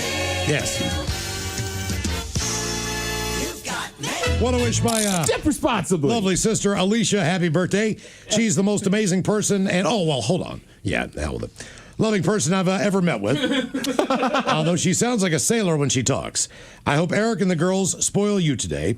Have fun at the Collie Bud show tonight. Collie Buds? No idea. and wish we could be there to celebrate with you. Please give her some turtle wax. The Dirty German's talking about dirty things she does at a reggae show, and the captain on what he does to get drugs into concerts. Lots of love that from Chris, Jess, and Lily Rose.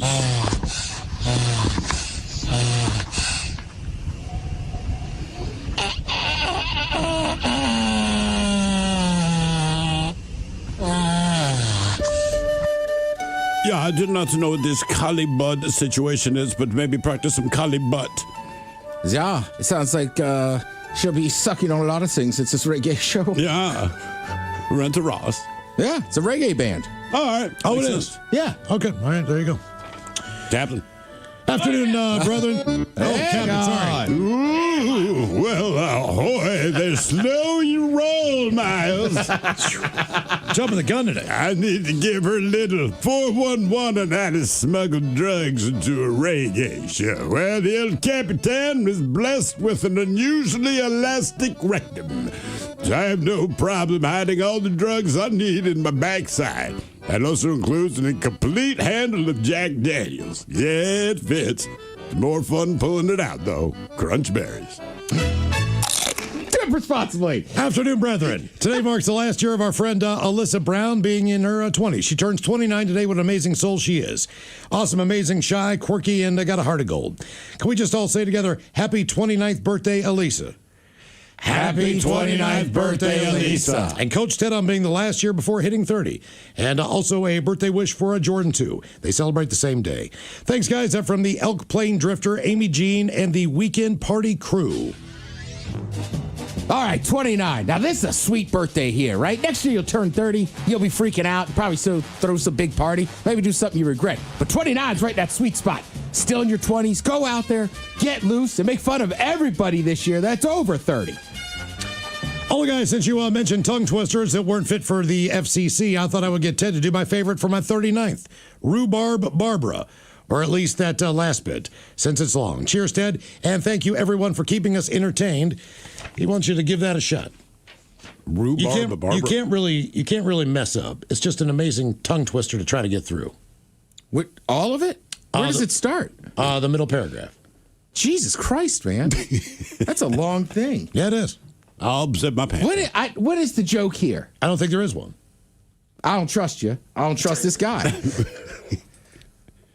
They all went to Rhubarb Bar Barbara's Rhubarb Bar Bar. So after the Rhubarb Bar Barbara's Rhubarb Bar, Barbarians, Beard Barber, and Barbie, the barmaid from the Rhubarb Bar Barbara's Rhubarb Bar Bar, Barbarians, Bearbarians Beer Bar could find Rhubarb Bar Barbara and eat some wonderful rhubarb pies and a nice refreshing glass of Rhubarb Bar Barbara's Rhubarb Bar Bar Barbarians Beard Barber's beard. All right. I think you did all right. That is just kind of funny. Yeah. Rhubarb Barb's Bar? I don't know. I felt like a setup. Mm-hmm. Yeah. All the gentlemen want to wish Harriet Tubman a happy birthday. Not that Harriet Tubman. Someone named their child Harriet Tubman. Can she please get that horse fart and a geez Louise? Thanks from Mr. Tubman. Is her name Harriet and she married a Tubman? I don't know.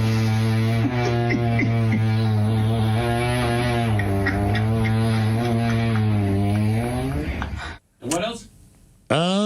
Geez Louise. Jeez Louise. I don't know that I would have taken that last name if my name was Harriet. I'd be like, man, listen, no, there's no way. Harriet Tubman. No.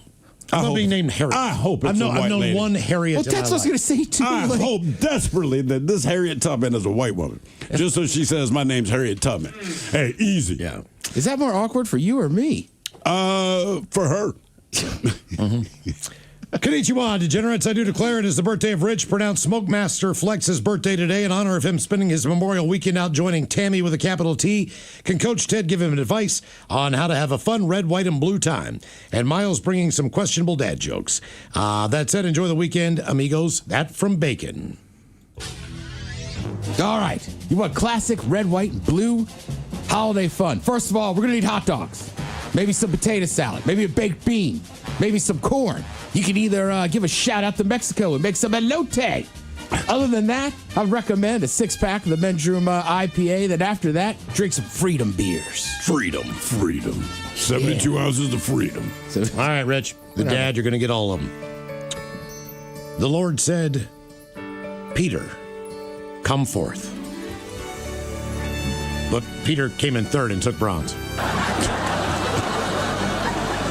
What did the doctor say when the patient asked to sew his own stitches? What did the doctor say when the patient asked if he could sew his own stitches? I don't know. Suit yourself. Okay. Dad Joke Friday. What do Germans use for contraception? What do Germans use for contraception? Yeah, we don't.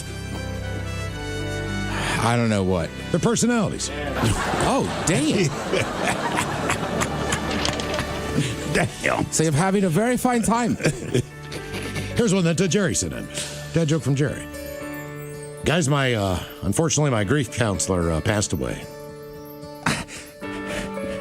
He's so good, I didn't even care. Yeah, that's a good one. Yeah. How does a hamburger introduce his girlfriend? How does a hamburger introduce his girlfriend? This is Patty? Meet Patty. Meet Patty. Meet Patty. Okay. You want that dog one from yesterday? Like the cops knocked on my door. They said my dog was chasing a kid on a bike. Oh, no. I slammed the door. My dog doesn't even own a bike. What is Disturbed's favorite bottled water? The band Disturbed, what is their favorite bottled water? Dasini? I don't know. Ooh, wa la la la. Or oh, wa la la. Why did the comedian go to the morgue? Because he was dead? It was open mic night.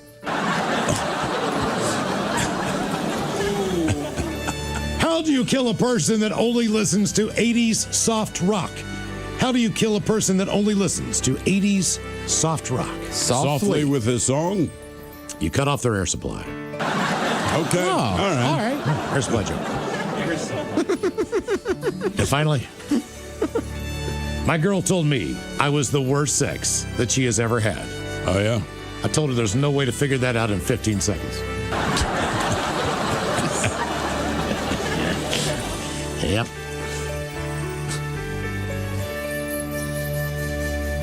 All right, guys, here you go. Happy, happy, happy birthday. Happy, happy, happy birthday. Happy, happy, happy birthday to you, to you, to you.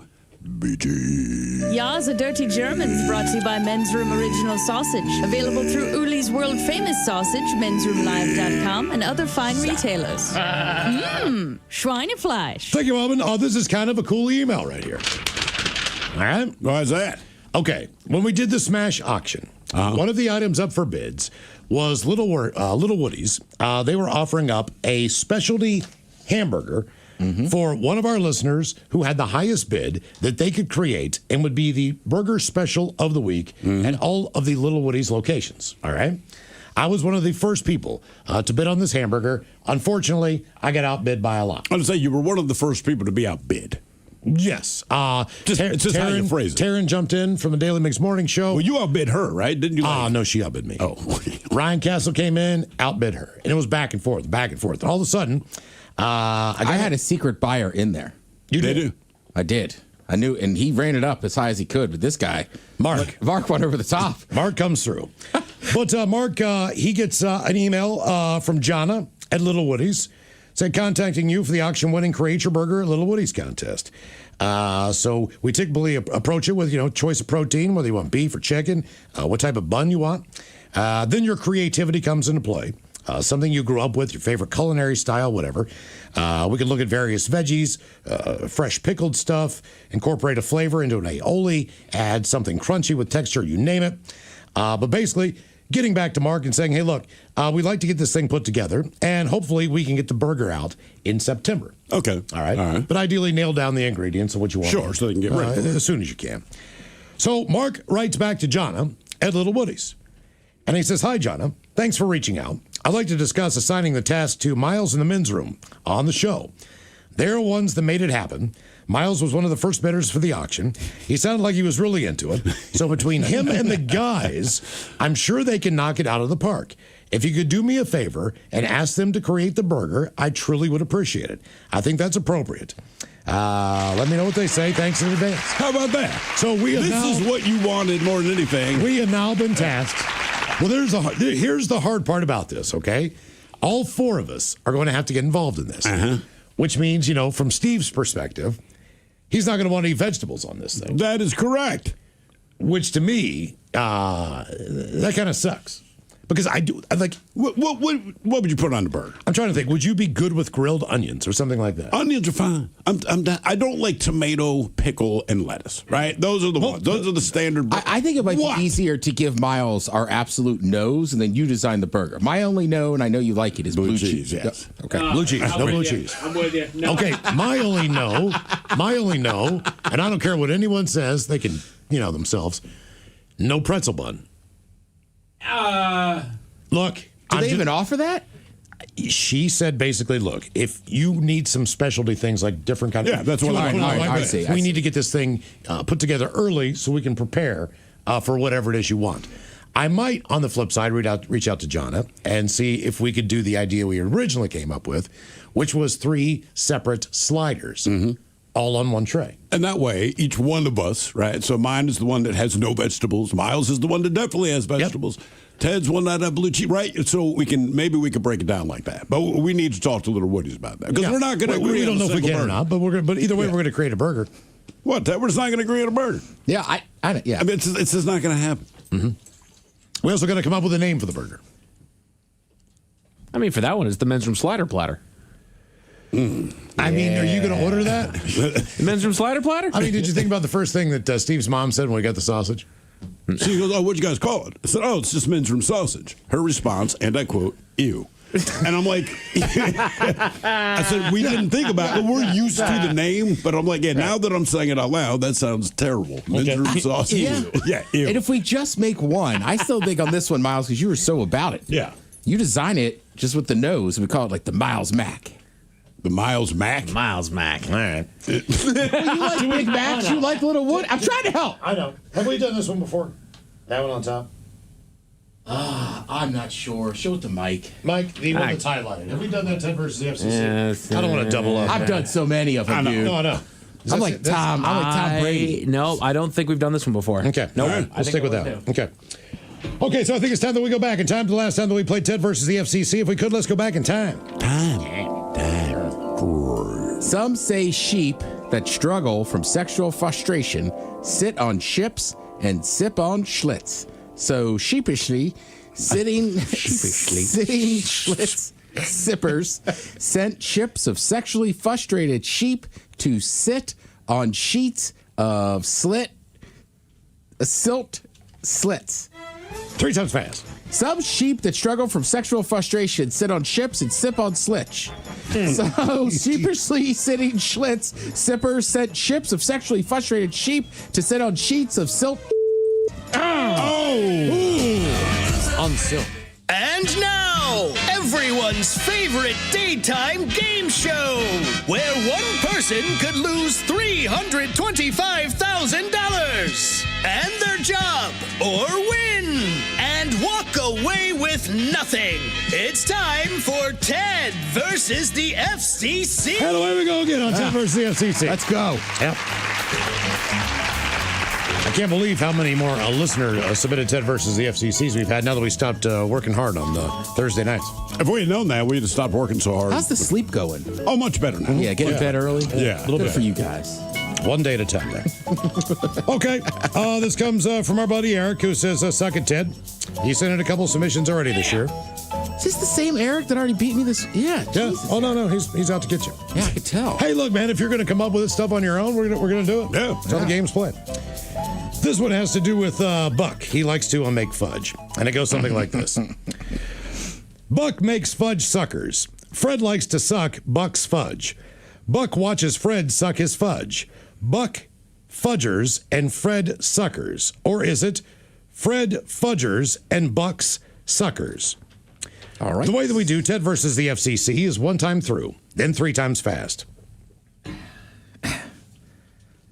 Buck makes fudge suckers.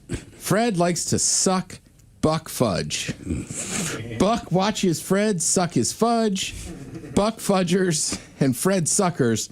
or is it Fred Fudgers and Buck Suckers? 3 times fast. Buck makes fudge suckers. Fred likes to watch Buck's fudge. Buck watches Fred suck fudge. Bug Fudgers and Fred Suckers, or is it Fred Fudgers and Buck Suckers? 1. Buck makes fudge suckers. Fred likes to suck Buck's fudge. Buck watches Fred suck his fudge. Buck fuckers. Okay. All right. Give me that thing. We'll try it next week. right. Hey, but don't forget, as far as the Miles Montgomery class, the last twosome is up for grabs coming up. We are going to do one more Ted versus the FCC, or maybe we'll continue on next week if Ted gets it right at 5:40, right at the end of TV Time with Ted.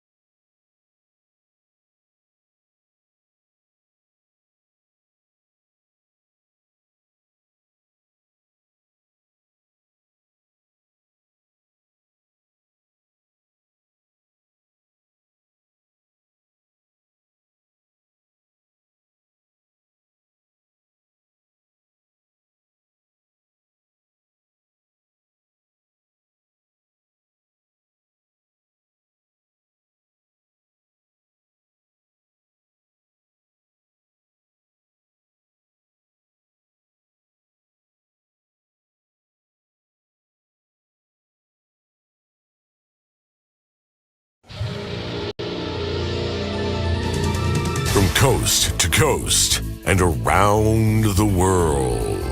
If it's not important, you'll hear it here, exclusively on Inaction News. Here now are Stone Ledbetter and Felix Foxworthy. Hello there! I am documentary filmmaker Mateo Cacaverde. You might remember me from my award-winning film, Rosie O'Donnell Gynecology Visit documentary titled Yes. And I have spent the last 16 weeks shadowing the staff here at Inaction News. That includes my main man, Stone Ledbetter, Felix Foxworthy, Bonnie Leavenworth, and the woman who runs HR, who shall not be named. I didn't say her name! Anyway, Inaction News agreed to allow me and my camera crew unprecedented access behind the scenes. Well, I think they did. I never confirmed that, but hey, they never kicked me out, so you know, here I am, yeah? You, of course, are accustomed to the highly polished broadcast of Inaction News, but these masterful telecasts don't happen without the efforts the staff puts in. Here now is the final sneak peek behind the scenes for my documentary, Inaction News, A Peek Behind the Scenes. I just don't understand why the printer won't print. Yeah, you need magenta, Playboy. I'm just printing in black and white. Yeah, you need magenta, man. To print in black and white? The printer won't print without magenta. The printer won't print in black and white without magenta. That is what the printer is saying, man. The paper is white, the ink is black. I just need the black ink on the white paper. Why does the printer need magenta? I don't know, Playboy, but the printer says it needs magenta. Cheese and rice, this is frustrating. Yeah, you gotta go to Dolores' office, man. She got all the printer ink. All right, I replaced the printer's precious magenta, but it still won't print. Well, now it's saying it needs cyan. Cyan? What is cyan? It's another color, Playboy. Oh, Lord, what color is cyan? It's like a bluish green, man. Why do I need bluish green to print in black and white? The printer won't print without cyan. You said that about magenta. Now I'm saying it about cyan. Let me get this straight. I can't print in black and white without magenta or cyan. That's what the printer is saying, man. I'll grab the cyan. You've got to be kidding me. I still can't print my document. Yeah, the paper, Playboy. What? There's no paper in the paper tray. Oh, for the love of Pete! The Doris' office again, ma'am. She got all the printer paper, too. What now? What's up, man? I can't get this one document to print. Still, I grab magenta, I grab cyan, I have grabbed paper. Oh, you got a paper jam, Playboy. What? Paper jam, man. You put the paper in, but it created a paper jam. There, that should do it. Okay, man, hit print. What is all this? Oh, yeah, man, I forgot about that. I got a bunch of stuff in the queue. It's all just your face. Yeah. Yeah, man, the printer needs black ink, Playboy. Oh, cheese and rice. Thank you so much for watching the sneak peek behind my documentary, Inaction News, a peek behind the scenes. It will be released sometime. But Inaction News will be back on Monday. In the meantime, I am Mateo Cacaverde. Hello, everyone. This has been an Inaction News broadcast, a Comedia Dysfunction. Watch all Inaction News videos, new and old, on our YouTube channel, youtube.com/@inactionnews. And make sure you like and subscribe, man. And be sure to follow us on all your favorite social media platforms at Inaction News.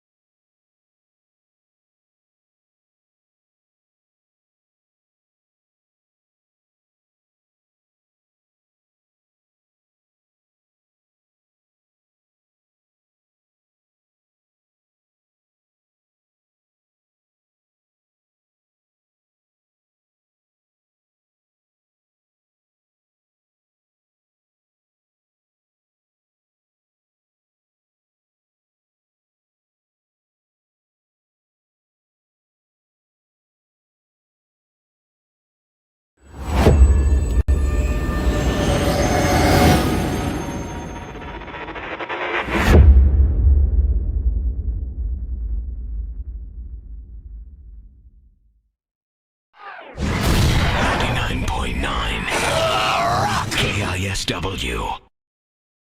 Have you been working out on a diet or what? Yeah. I've been, both. Yeah. Fasting. How much weight have you lost? Lost 30 pounds. You're kidding me. From the fattest that I was. It makes your penis look so much bigger when you lose some weight. It does. Yes. Was that a little hedge clearing? No, I'm under 200 pounds for probably the first time. Is this a woman's show? Yes, I mean, is this like, a little bit? This is like... We're going to crock pots next. No. What kind of salads do you like, John? Yes, You ever had a Cobb? It's delicious. No, but you know those shows where people lose 400 pounds? Yes. Oh my God, that's women pornography. I mean, it's like, I would get called in, literally, you got to see it. He's lost, I was like, I don't really. And then there's one recently that combines a wedding with losing weight. And I was like, man, they've got that demographic just. Oh, to fit into the dress or whatever? Just dialed in. Are they just running out of ideas? Is it just like, let's mash up all the different ideas we've had, put them together and see what kind of reality show I get? That's what it seems like. Here's the wedding dress, lose weight. But what happens if you don't lose the weight? Like, is there a time limit on it? Like, look, here's the date you've set. If you don't do it, well, we're just putting your fat ass up on the altar, and those are the pictures you live with. Do you think? The thing is about losing weight is that there was a time a couple of years ago people just didn't recognize me because I just got really bloated and I was just and when they do, it's never good. Like John Keister. I'd have to. That guy looks kind of familiar. I think that's John Keister. I go to school with you. I'd introduce myself and oh yeah. So when I like the I say started. Hello. Yeah. Oh, exactly. John, hey, how have things been, man? But you seem really jolly. Yeah. No shortage of food though. No. See, you're eating well. Right. You must be working somewhere. Is there room in the reality world for a for a sketch comedy type show or an acting type show where wannabes who have been wanting to get into more of a theater aspect of it could get together, try some lines, and try to make a little magic? That's one that we haven't seen. We've seen who can be funny doing stand-up. We've seen who can sing, who can this, who can that. But if you really be an actor or a thespian or a comedic actor, is that a... I think I'd watch it. As long as it, involved, hoarding or some sort of other behavior. Right. Actors and hoarders. Yeah, as long as it, He's a fine actor and has 800 boxes in his as long as it Well, what involved exactly is it that you're teaching? I know you're doing video, but I mean, I would imagine, and like you said, these kids come in, they've seen you late night, so I would think a lot of the questions they have for you outside of class have nothing to do with what you're teaching. I teach script writing, and that's what I teach. I teach them how to write scripts, but the kind of stuff that you get into when you're at the Art Institute is you get a lot of scripts about vampires, or you'll hear in the hallway, you'll hear like these little snatches of conversation where like, that's not how you kill a vampire, that's just a bunch of Hollywood BS. And you're like, what possibly could have... KISW, the men's room returns with Miles and Thrill. All right, so real quick here, a little programming now for you. 3-day weekend. If you're out there grilling, pick up some men's room beer brats, Uli's Famous Sausage. Oh, yeah. I know for a fact they are available at the PCC in Fremont. Saw them there again this morning. All right. Nice. Now, as far as the men's room IPA, it's available at a lot of select locations. But the men's room red, we know for a fact, as at the Westie on Roosevelt, and now on draft at Mike's Chili Parlor in Ballard. All right. Mike was one of the first people to carry the men's room red in the first place. Yes. So it's good that he got that beer back, man. And word on the street, people are loving it. So if you're in Ballard, stop by Mike's, pick up a men's room red. My recollection is there's still some men's room roasted red salsa at Market Time in Fremont. All right. And of course, dip responsibly. Your West Seattle Thriftway has all three of those products if you want to enjoy over the weekend. That West Seattle Thriftway, they've had stuff for years. Yeah, dude, they treat us well. You grilling them up on Sunday or Monday? Sunday. I'm going to get up. I'm going to drink champagne, watch Arsenal lift that trophy, and eat men's room sausage way too early. What are you putting on? Champagne and sausage. I like champagne and sausage. The only way I party. You going to a crowd, or are you going to go like onions and peppers? What are you doing? I don't know. That's a good call. I feel like because it's still a beer brat, right? Yeah. I feel like generally if I put peppers and onions, it's because it's an Italian sausage. Right, but the sausage is so good. I've had it both ways. What do you recommend? I would go onions if you're going to add anything, but honestly, you don't need to add anything. No. You really don't, man. You really don't. Just some good mustard. I might put Agreed. a little Dijon on there. Dijon? I'm a Dijon guy these days. Man, I'm telling you, that Boar's Head sweet brown mustard, I think it is. I don't know. It's so good in my fridge, man. Like, I'll just squirt it in my mouth. Yeah, straight But to help our friends at the Fisher House when you buy all three of those products and be safe and enjoy the 3-day weekend. Speaking of the weekend, coming up at 5:08, we will drink a toast with a shot of the day. We do have your headlines on the way at 5:50. But first, quick check with Mike Hawk and some of the stories and headlines he is not working on. Well, thank you, Miles. A new study found that riding a bike can boost more than the health of your body, but also your mind as well. Really? Riding a bike? Yeah. What do you know? I mean, riding a bike through traffic, like if you're commuting, it's not relaxing. But I feel like anytime you're on like just cruising around on a beach cruise or whatever, it's always pretty fun and relaxing. Oh yeah. Well, if you're on a beach cruiser, you're living the right life. Yeah, that's my thought, man. All right. Yeah. I haven't rode a bike in a while. I enjoyed bicycling when I was a lot younger. I mean, that was transportation when you were a kid, man. Hell yeah, dude. You'd ride anywhere. That's great. Yeah. Pro chess players make better moves when they decide faster, according to a new study. Kind of the paralysis of analysis, I guess. Yeah. I don't have that problem. I'm terrible at chess one way or another. I used to be okay at it. Okay. Now I'm bad at it. All right. Yeah. I mean, I think that goes for a lot of sports. Sure. Like watch a third baseman, right? If it's like a slow grounder and they run up and they got to gun it across the field, they almost always make that throw. Mm-hmm. But sometimes they get that hot shot and they've got time to like double clutch and think about it. Right. That's when it goes sailing. Overthrow. Yep. Researchers have identified a new marine species that they're calling the T-Rex of the sea. The T-Rex of the sea? Is that because they have little tiny arms? Maybe. They look like CeeLo? Oh, no. Do they have a picture of it? I'm not working on it, man. I don't know what it is. The T-Rex? Honestly, it was paywalled, so I wasn't able to see it. So many freaking news stories are paywalled these days, I can't see a doggone thing. I hate that. Killing me. Mm-hmm. Like, spread the word. Just don't share it if it's a paywall. Right. That's all. That's all. That's all. Don't give me the headline. Yeah. I know for a fact when I say Seattle Times, like, I can't click on this. Right. Oh, no. so I don't bother to read it. I'm going to do it this weekend. What's that? If I'm sitting at the bar talking to somebody, like halfway through, I'll go, if you want the rest of the story, it's behind a paywall. Oh, there you go. Subscribe to Ted's bar, one buddy. beer, I'll finish the story for you. Do it with the joke. Have like a great setup. Like, hey, man, punchlines behind the paywall. VD told me to randomly walk up to someone over the weekend and go, or if you're at work, and say like, oh, yeah. Have they talked to you yet? And just walk away. Yeah. Hey, have they talked to you yet? Yeah. Oh, no, that's awful. Yeah. Why would he do that? That's so mean. They talked to you yet? They talked to you yet? Okay. You didn't hear it from me. Oh, no.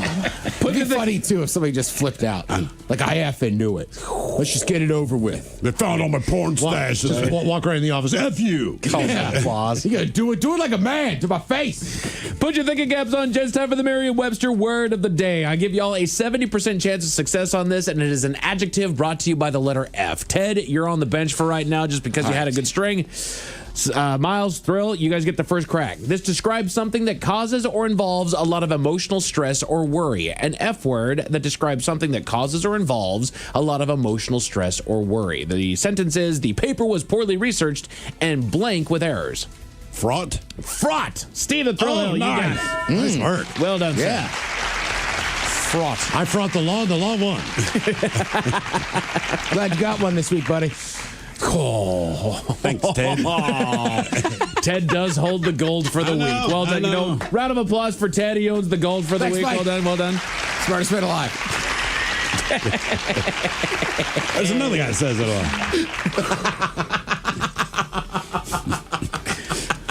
all. According to a new study, creatine won't fight inflammation for most people. What, was that a thing? I guess. I'm confused about creatine. Like, I remember creatine is like you take it to go like get bigger gains in the gym. Yeah, it's huge in gym culture right now. So I think it's supposed to reduce inflammation so that you can get right back to it. But I feel like everybody's taking it now. I take one after I work out. Okay. Creatine? Yeah. Mm-hmm. Powder? What? Pill? Oh, just a little white pill. Okay. Yeah. Why gotta be white? I don't know. Why you got to point that part out, man? I don't think there is a black pill. Little white pill. There's black pills. Are there? What's a black pill? I can't think of any. Yeah, tell me a black pill. Gas station D pills. Okay. That's how you know they work. All right. There's a rhino on it. Does this work? You should not take them. Oh. You shouldn't take them? The problem is that they're supposed to be herbs and stuff, but somehow now I think a lot of them. I watched this guy that does the experiments on them. Yeah. A lot of them are using the same active ingredient that you would get in a Viagra. But when you get Viagra from your doctor, he's going to prescribe a dosage amount. So some of those are just full of it. Hey, now. I mean, I think that was part Does of he show you the before and after? No. All right. But I think that was part of Look the at this issue thing. Lamar Odom had when he OD'd was he was eating those things like Tic Tacs at the Bunny Ranch or whatever ranch he was at. Yeah. Okay. All right. So like Lamar Odom needs that. Okay. Bunny Ranch or wherever. That makes sense. Well, if you've been on a 4-day bender That's and a then good you point. throw in like legal speed, I mean, it will work, but yeah, you might have a heart attack. But they advertise those things, like you were saying, they advertise them as they're more stimulant as opposed to, just the D pill. It's not supposed to necessarily be a D pill. It's supposed to kind of D pill rejuvenate you and get you ready for it. Yeah. Right? And instead it's just a Viagra. Yeah, I mean, again, I don't. They're not sanctioned from the FDA, so I can't recommend you take them. But they'll work. They will get it done. Apparently, wild animals in cities tend to be bolder and more aggressive because they're around people. Well, yeah. Right. So are people in cities. Yeah, I was going to say, it kind of applies to everything in the city. Right. They kind of bolder and more aggressive. Right. Towards people, the people that they're around. Is that what we're talking about? Everything. Right. Goodness gracious. There's an article all about why it takes 24 hours to make a single Cheez-It cracker. 24 hours? There's no way it takes 24 hours to make one. I think they can make multiple, but I think it takes 24 hours to From make beginning to end. Correct. All right. All just to take the skin off the roof of your mouth. I love Cheez-Its, though, man. But Cheez-Its to me are like a hot dog. I don't want to know how that's made. Yeah. I'm more comfortable No with the offensive, Cheez-It than but hot it's dog. that and Captain Crunch cereal. Those will take the skin off the top of your mouth. Yes, they will. And I don't know what the correlation is, but Salt and vinegar can leave a weird taste in your mouth too. It does. I feel like that just eats away at the skin in your mouth. Yeah. And fresh pineapple. Yeah. True. Oh wow. That'll acid the inside of your mouth. It's Yeah. terrible. Ted, what day is it, buddy? Friday. You're absolutely right. It's Canadian Immigrants Day. The Men's Room Top 10. The Men's Room Top 10. So given that it is Canadian Immigrants Day, I decided to look up some celebrities that you might not, probably do, know are Canadian. Is that why you gave me the Happy Canadian Immigrants Day card on my desk? I did. I was a little shocked that I didn't get mine, Steve. It's in the mail. Okay. Okay, good. Let's see here. Actors and actresses, celebrities that you might not know were Canadian. Elliot Page. Did not know. Known for the quirky roles in independent films like Juno and Inception. Many people don't know that Elliot Page hails from Canada. Born in Halifax, Nova Scotia. Halifax. All right. Halifax. How about Kim Cattrall? Did not know that one. No, didn't know. Most famous for her role as Samantha on the HBO series Sex and the City. She comes from Canada before moving to New York. Born in Liverpool, England, and when she was an infant, her parents emigrated to Courtenay on the scenic Vancouver Island. Huh. Kim Cattrall. Yeah. Vancouver. Let's go. Kobe Smulders. You might know her from How I Met Your Mother. She played Robin Scherbatsky. Oh, yeah. Known for 9 seasons where there was a running joke about her Canadian heritage. However, most people don't know that the Avenger star is Canadian in real life as well. She hails from Vancouver. Okay. Oh, real life Canadian, huh? What was Robin Sparkles was her name. That was her name on the show, Sparkles. So here's the thing, is that it was very much a running joke that she was Canadian, and it came up several times during the show, but also in the show, she at one point in her life starred in a Canadian pop culture teen TV show where her name was Robin Sparkles. All right. She had very inappropriate songs too. Because Canadians are big into beavers. Jim Carrey. Did you guys know that Jim Carrey was Canadian? Yes. Oh, yeah. That one I knew. Let's see. The famous comedian Ace Ventura star was born in Toronto, a suburb called Newmarket. All right. With a region with blue-collar roots. I did not know he was Canadian. Yeah, that one I knew. It matches, though. Let's see here. Celebrities that you might not know are Canadian. Mike Myers. Knew that, yep. Let's see here. Does anybody know where he came from? Toronto. Whereabouts? No. I bet he's French-Canadian. Born in Scarborough, Ontario. I'm wrong. Okay. Elon Musk. Didn't know that he was Canadian. I thought he was South African. Yeah. He was born in Pretoria, South Africa. Let's see here. He moved to Canada to attend Queen's University in Ontario. Oh, so he went to school there. Yeah. Does that make him Canadian? No. Okay. No. Do they call it school, or they like the English and call it university? University. I mean, my daughter lived in Africa for 2 years. She's not African. No, she's not. No, she is not. She looks African. Yeah, she does. Leonard Cohen. Again, these are celebrities that you might not know are Canadian. I did know that one. Oh, yeah. He's like one of their biggest artists ever. No kidding. Oh, yeah. Do you know where he's from?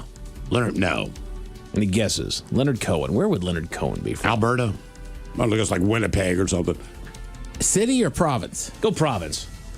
Quebec. Quebec. You nailed it. Good job. If I can, let's do we can do the province here. Kiefer Sutherland. I did know that, yes. He's a Canadian citizen, as was his father, late Donald Sutherland, although the 24 actor was born in London. His grandfather is the former premier of Saskatchewan. Oh, damn. Oh, right. So Rough Rider. This one isn't a shock to anybody, but Alex Trebek. Yep. Was born in Canada. So does anybody know where Alex Trebek, which province Alex Trebek was from? I'll say Quebec as well. Quebec. Oh. I'm sticking with Manitoba. Manitoba. Ted. I'll say Ontario. Ted's correct yet again. Ontario.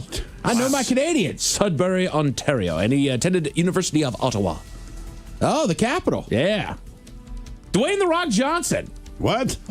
Began as a professional wrestler before becoming an action movie star. Although the Scorpion King and Rampage star was born in California, not Canada, he obtained Canadian citizenship in 2009 on account of his Nova Scotia-born father. Oh, and he did play in the CFL for like a year. He did, didn't he? I forgot about that. I thought maybe that's how he got it. I didn't know Rocky was Canadian. I thought they were Islanders. Right? What's with all those tattoos? Well, I think his heritage is certainly Islander, but yeah, where you're born, fake ass Islander. Mm-hmm. The Usos aren't even Canadian. They're from friggin' San Francisco. It's all a lie. Mm-hmm. Mm-hmm. The whole thing's been a ruse. Roman Reigns from Georgia. It's a goddamn simulation. Mm-hmm. Mm-hmm. It's a simulation. Margaret Atwood. Why do I know her name? Her most famous novel, The Handmaid's Tale, takes place in New England and envisions a dystopian United States. She herself is from New Ontario. Brunswick. Ontario. Ottawa, Ontario. I gotta go with the Ted answer. Nelly Furtado. Ooh. Did not know that. Let's see here. 2016, she opened the NBA All-Star game. Yes. Does not say where exactly she's from, but she is from Canada. Yes, indeed. Just all around. This is going to shock y'all. Drake is Canadian. Yes, I know that one. He's from Toronto. Yeah, he is from Toronto. I mean, to his credit, he might be the most famous person ever from Toronto. He reps it all the time. He does. Yep. I'm also kind of tired of all the slander. Of Toronto? Of Drake. I still like Drake, his music. Kendrick's great too. I want to like them both. All right. He was also the big star of Degrassi, The Next Generation, from Toronto. Yeah, it's a great show. It doesn't freak me out at all. Rachel McAdams. Ooh. Rachel. Ooh. Yeah. We found Miles' favorite. Yeah. Where is she from? Who cares? Alberta. Manitoba. Doesn't say. Hang on, I got to figure this out. I actually just watched her movie that came out on Hulu. Send Help. Yeah, you said to check it out. That was awesome movie. I just think she's hot. London, Canada. London. Where in the hell is? It's Ontario. Of course. Everybody's from Ontario. No, it was a great movie. It's on Hulu. I highly recommend it. All right. It is a mind freak. It's kind of like a modern day Misery, which was really, really cool. There's a scene in it that will freak you the ever living out, and then all of a sudden it's like, whoa. Okay. Her acting is superb in that movie. Ryan Gosling. Yeah, I knew that one. Canadian. Right? Man. He's got to be either from Toronto or Montreal. There's a reason why he starred alongside Rachel McAdams in The Notebook, because he too hails from London, Ontario. For real? Yep. Damn. Yeah, Okay. he dated Alanis Morissette. Did Who he? hasn't? Good point, Mike. My bad. Because wait for it, there's another one that I'm sure dated Alanis Morissette as well. Coming up here in a second. William Shatner. Yeah, I knew that one. I did not know he was Canadian. Really? No. Oh, yeah. Where's he from? That part I don't know. Canada. Ontario. Montreal. Oh, he's an Quebec. expo. Huh. He's an expo. What a cool town that is. Montreal? Never been to Montreal. It's like going back in time to Europe in North America. Really? That in Quebec City. Okay. It's almost architecturally like Amsterdam. Okay. Montreal is one of the few cities that, like, I don't care if you're white, black, whatever. Everybody I know that goes to Montreal is like, Montreal is awesome. No kidding. Yeah. Some of the best looking people I've ever seen in one place, other than like Miami. I'm about to say. Yeah. I mean, seriously, like you walk around like, Jesus, man. Or wow. Brazil. Michael Cera. I feel like I knew that one. I did not know that. There's a handful, like there's a whole clique that's all from Canada, and he's a part of that group. I bet he's a BC guy. Brampton, Ontario. Ontario. They're all from Ontario. Mm-hmm. Oh man, the big star from Baywatch. David Hasselhoff. The Hoff? Pamela Anderson. Oh, I knew that. Yeah, she's from Vancouver Island. She's British Columbia. That's right. Let's see. She was discovered. Do you know where, Ted? Yeah, the Dallas Cowboys football game. They put her on the big screen. BC Lions football game. Oh, BC Lions. Okay. Yeah. Saturday Night Live's Lorne Michaels. Yep, knew that one. Where was he from? Oh, he's from Toronto. There you go. Right. Yeah. Joni Mitchell. Of course. I knew that. Mitchell. Keanu Reeves. Did not know Keanu Reeves was I Canadian. didn't know that. No. He grew up in Toronto. Really? A city that he moved to at the age of 5 with his family after they left Beirut, his original birthplace. Oh, yeah. He was born in Lebanon. I did know that. Yeah. God, that guy's just. Here's that guy. There's nothing normal about it. Right. Everything No. is extravagant. And he's a great guy. It's like nothing is like, yeah, I grew up in a trailer. Right. No, he's like, I learned French by the time I was 4. For no reason at all. Exactly. Right. These guys kind of hard to put your finger on him because didn't he start with like Bill and Ted and that stuff, and then all of a sudden it's like there's Speed and The Matrix and Point Break. Right. Like what the hell is this? Yeah, guy? I mean, he definitely went through like a lull there, and people kind of used to make fun of him. And then after The Matrix and everything, it's like he's back. He's back. Yeah. And again, man, it took me years to watch it. John Wick is an awesome movie. They're Hell great yeah. movies. Yeah. Hell yeah. You got to like an actor who says you need to cut dialogue. Right. Because they're so ego-driven, they want to talk. They talk and talk and talk. And when they, the most recent one they did, they sent it to him. He read it and he said, "Man, you got to cut 50% of the script because John Wick doesn't talk that much." That's right. He just I'd like kills to have people. tea with him. Tea? Yeah. He Not doesn't even seem a like beer. he doesn't seem like a beer guy, but we just drink tea and he barely talks. And at the end, we understand each other. All right. Okay, you have thought this out. And then I will leave you with this last and final celebrity that you might not know was Canadian. This celebrity is an actor in Grey's Anatomy. Anybody know any of the Noah actors? Wiley? No, that was ER. That was ER. She hails from Ellen Pompeo? Nope. She hails from Ottawa in Ontario. Sandra Oh. Oh, really? Oh, Okay. Yeah. Huh. Sandra Oh, Canadian. Did not know that. She was also in that famous wine movie. Oh, right. Sideways. Yeah. Oh, okay. She was also she voices in Invincible on Amazon. Apparently, she's in a lot of stuff. Yeah. A teacher in Florida was found unresponsive in her car, and you won't believe what was wrong, Miles. I believe it because it's Florida. Yeah, tell you about it at 5:50. Thank you, sir. We appreciate it. Headlines are coming up at 5:50. In the meantime, have we made it to the 3-day weekend and drinking time? Somebody out there deserves to be recognized. And the men's room knows just who it is. So to you, we say, bottoms up, sailor.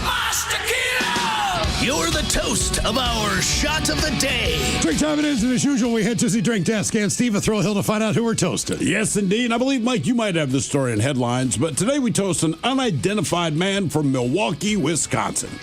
He's driving his pickup on Interstate 41 when he got to the National Avenue interchange, but he was greeted with a road closed sign. Well, that didn't sit well with our honoree. He wanted to get where he was going. So he simply got out of the truck and physically removed the barrier, got back in his truck, and decided to drive down the road that was closed, directly into freshly poured concrete, where his truck got stuck and he had to call for help. Yeah, turns out he was fined for that and have a wonderful picture. I mean, it was some deep-ass concrete, too, man. That's why it said road closed. He didn't want to believe it. And, yeah, so truck got stuck and has to pay a pretty hefty fine and get his truck the hell out of the road. Oh, my God. So we pour this booze and we drink this booze because we think it's yummy. Yummy. So over the tongue and down the throat to party in our tummies. Down the hola bichola. All right, your winner on a Bad Choice Friday coming up next.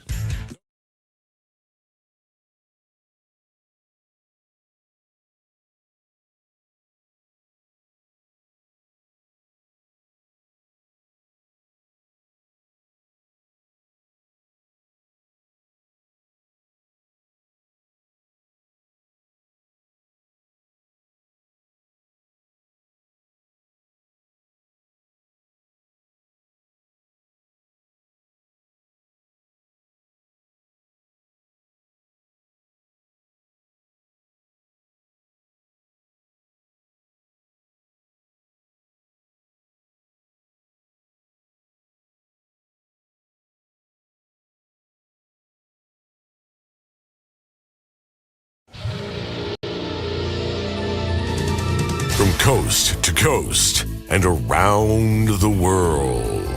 If it's not important, you'll hear it here, exclusively on Inaction News. Here now are Stone Ledbetter and Felix Foxworthy. Hello there! I am documentary filmmaker Mateo Cacaverde. You might remember me from my award-winning film, Rosie O'Donnell Gynecology Visit documentary titled Yes. And I have spent the last 16 weeks shadowing the staff here at Inaction News. That includes my main man, Stone Ledbetter, Felix Foxworthy, Bonnie Leavenworth, and the woman who runs HR, who shall not be named. I didn't say her name! Anyway, Inaction News agreed to allow me and my camera crew unprecedented access behind the scenes. Well, I think they did. I never confirmed that, but hey, they never kicked me out, so you know, here I am, yeah? You, of course, are accustomed to the highly polished broadcast of Inaction News, but these masterful telecasts don't happen without the efforts the staff puts in. Here now is the final sneak peek behind the scenes from my documentary, Inaction News, A Peek Behind the Scenes. I just don't understand why the printer won't print. Yeah, you need magenta, Playboy. I'm just printing in black and white. Yeah, you need magenta, man. To print in black and white? The printer won't print without magenta. The printer won't print in black and white without magenta. That is what the printer is saying, man. The paper is white, the ink is black. I just need the black ink on the white paper. Why does the printer need magenta? I don't know, Playboy, but the printer says it needs magenta. Cheese and rice, this is frustrating. Yeah, you got to go to Dolores' office, man. She got all the printer ink. All right, I replaced the printer's precious magenta, but it still won't print. Well, now it's saying it needs cyan. Cyan? What is cyan? It's another color, Playboy. Oh, Lord, what color is cyan? It's like a bluish green, man. Why do I need bluish green to print in black and white? The printer won't print without cyan. You said that about magenta. Now I'm saying it about cyan. Let me get this straight. I can't print in black and white without magenta or cyan. That's what the printer is saying, man. I'll grab the cyan. You've got to be kidding me. I still can't print my document. Yeah, the paper, Playboy. What? There's no paper in the paper tray. Oh, for the love of Pete! Dolores' office again, man. She got all the printer paper, too. What now? What's up, man? I can't get this one document to print. Still. I grab magenta, I grab cyan, I have grabbed paper. Oh, you got a paper jam, Playboy. What? Paper jam, man. You put the paper in, but it created a paper jam. There, that should do it. Okay, man, hit print. What is all this? Oh, yeah, man, I forgot about that. I got a bunch of stuff in the queue. It's all just your face. Yeah. Yeah, man, the printer needs black ink, Playboy. Oh, cheese and rice. Thank you so much for watching the sneak peek behind my documentary, Inaction News, a peek behind the scenes. It will be released sometime. But Inaction News will be back on Monday. In the meantime, I am Mateo Cacaverde. Hello, everyone. This has been an Inaction News broadcast, a Comedia Dysfunction. Watch all Inaction News videos, new and old, on our YouTube channel, youtube.com/@inactionnews. And make sure you like and subscribe, man. And be sure to follow us on all your favorite social media platforms at Inaction News.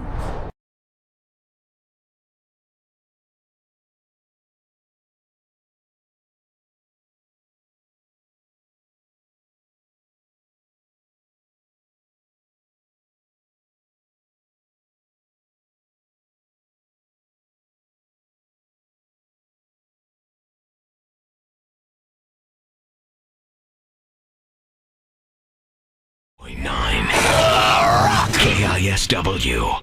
Guess what? It's time for the exciting return of Stunts on a Dime. All right, Ben the Psycho Muppet, you are first up at the plate, and we give you up to 60 seconds to determine, I believe, the first person who can actually chew and swallow in the least amount of time should be awarded the winner. All right, okay? I'm going to crack this thing open. It's, oh my God.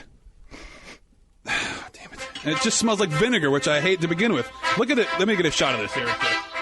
The top of the can, it's almost like where the lid was, it's just smooth. There's we got to dig down in there. It's not even like a texture. Man. Okay, you got to dig down in there and pull out. Why is that gelatin? Four equal-sized portions. Oh, look, he's holding it upside down. It won't come out. It won't come out. 4 equal-sized portions of the pickled pig's feet. Oh, well, you know what? Oh my God, it's pretty soft. Okay. Unfortunately, I have a plastic spoon here. That was a bad idea. Be careful, man. The pig's feet don't shoot that stuff at me, dude. Oh, yeah, it just peels out. Like, it's not even... Oh, is that a whole foot? Come on. All right, there's 2 pieces. You know, really, one pig This is a food that most people eat. I mean, it shouldn't be that bad. People go out and buy this and enjoy it. Scout told us it's actually quite good. This, man. All right, there's their butt, their back. You have There's 4 pieces. You have 4 equal portions out there now. Well, as far as it goes. Those are healthy portions. And let's just say this: that you can also elect to use a delicious saltine cracker if you want to put yours on a saltine cracker. We have that available. It doesn't smell good. I'm thrilled. I'm not happy What's the about cracker this. gonna do? It's going to dry out your mouth, and then you're going to have pig foot stuck in your throat. Can I ask you a question? If you had to Ryan, you're going to join us. If you had to eat a turd, would you rather be on a cracker? No. I would. I'm eating a turd. I think that looks worse than a turd. All right, we're ready to go? All right. You going to time me here, Ted? I hope I don't crack a tooth. Yeah. All right. And pickled pig's feet. Cheers. 3, 2, 1. Go. Oh, it's all bone. Oh. It's bone? All bone. Oh, no. All right. I think that was a toenail. Oh, man. So you can't chew it. You got to suck on You it. got to be a little careful. All right. It's not good. You know what? God damn it. It's all vinegar. I'm gonna vomit. Yeah, they're like toenails on there or something, man. Are you done? No, it's not. Dude, are you going to puke? I already feel like I'm gonna puke just watching him eat. Hey, Ted. Hey, Ted. There it is. Done. Done. How long? He was at 36. Whoa. Not good. Not good. Not good at all? No. Oh, so sorry. I believe we've run out of time. Oh, you bastard. Terrible. That wins. Yeah. See that? Screw you all! And the men's room knows.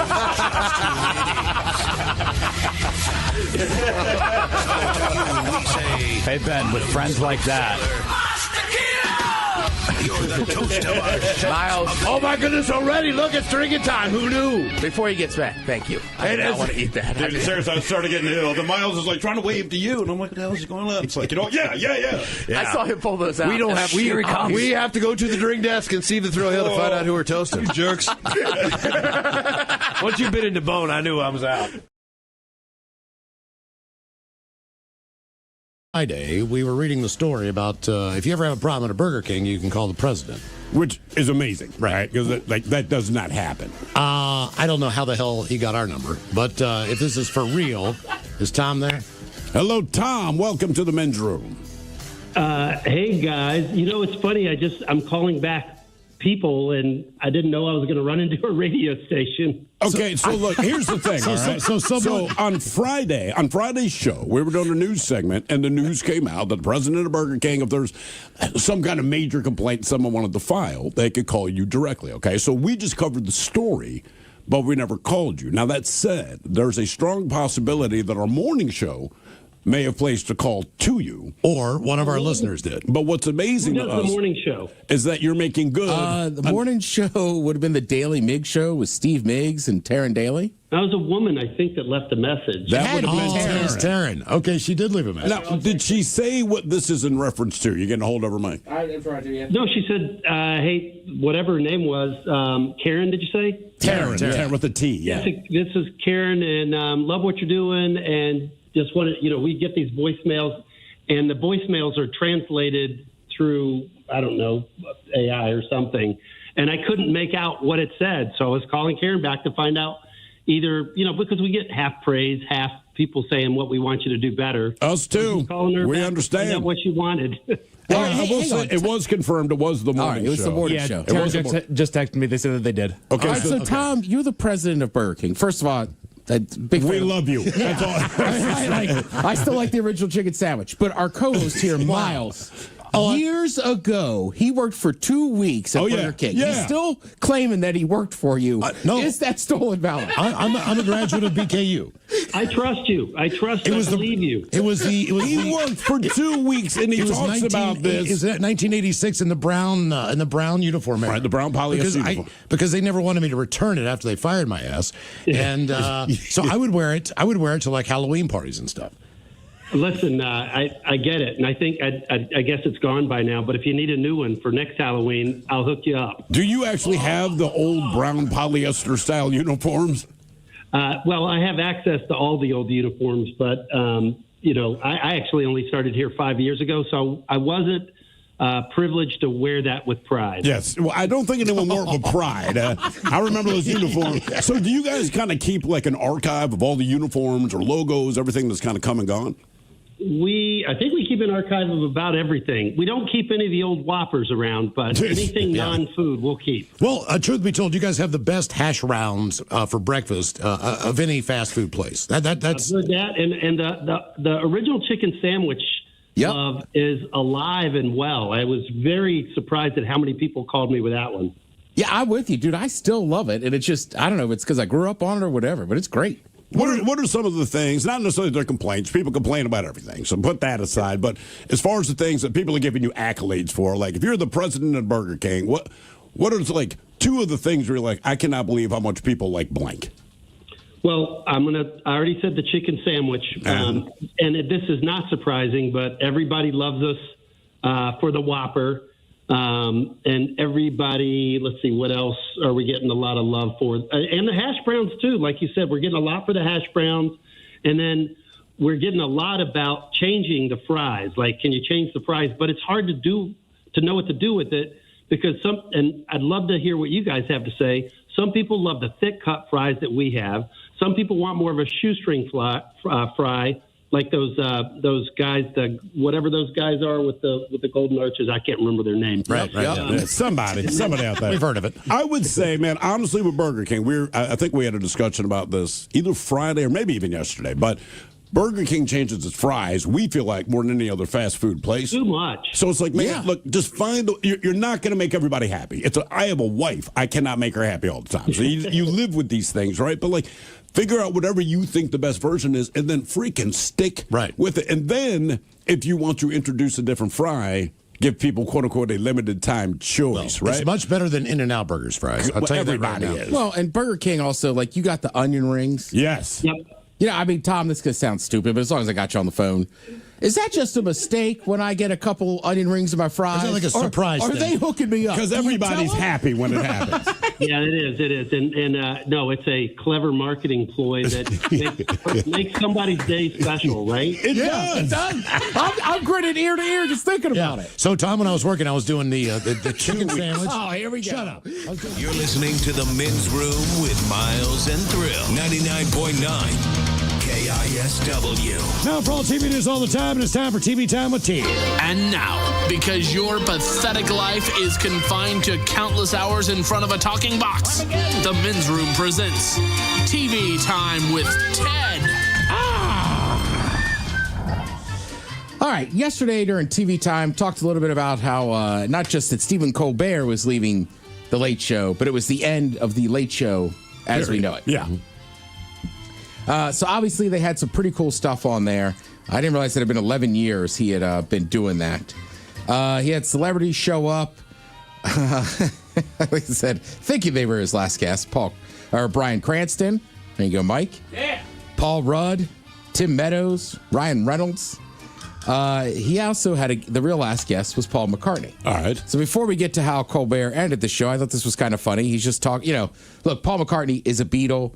Then he had Wings. Yep. He has duets with Michael Jackson. The guy has a lot of music. Yeah. So he asked him a question everybody wants to know about lyrics. Do people ever misinterpret your songs to you? Yes. I kind of like it, though. You write it and you sort of think, okay, there it is. It's done. That's the song. Strawberry Fields. The beginning, it says, living is easy with eyes closed. But some people think it's living is easy with nice clothes. It's better. Now, obviously, I don't think Paul McCartney is like at Eddie Vedder level. No. Yellow Ledbetter. It's just a tough song to understand what the hell he's saying. Mm-hmm. But pretty interesting. And also, my mom loved the Beatles. Yeah. Right? I know a lot of people do. A lot of radio stations forever. You had Beatles brunch on Sundays. Yep. Right? I know people my age that love the Beatles, but I guess I was just in that in-between period. I just don't remember Paul McCartney being that big of a deal. Then as I got older, you kind of respect what he did and this and that. But he also seems like a decent, cool dude. Yeah, he's amazing in concert.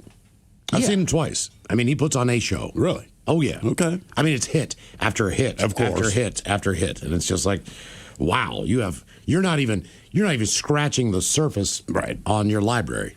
I was also kind of thinking too, because he was the musical guest last Saturday on SNL. Right. And I'm like, and he was in some of the skits, which I liked. Do you think he was already booked for one or the other and then combined them? With SNL and Colbert? I doubt. My understanding with Paul McCartney and SNL, and he was the scheduled guest, but from that book I read, he's a big fan of SNL. He is close friends with Lorne Michaels. So some of the cast members are like, you're doing a skit on stage, you look out in the audience, and Paul McCartney's sitting there. That's kind of wild. He just shows up. Yeah, they're like 5 times a year. If he's in New York and we're doing SNL, because he really enjoys the show. Well, that's the Ed Sullivan Theater. Correct. Oh, yeah. So you have to remember, when the Beatles came to America... Colbert's was the Ed Sullivan Theater. When they come to America... That's the theater. They're going to play that gig. And nobody knew the Beatles up until that point. Mm-hmm. So when they played that show on that stage, that began the British invasion that we know today. Yeah.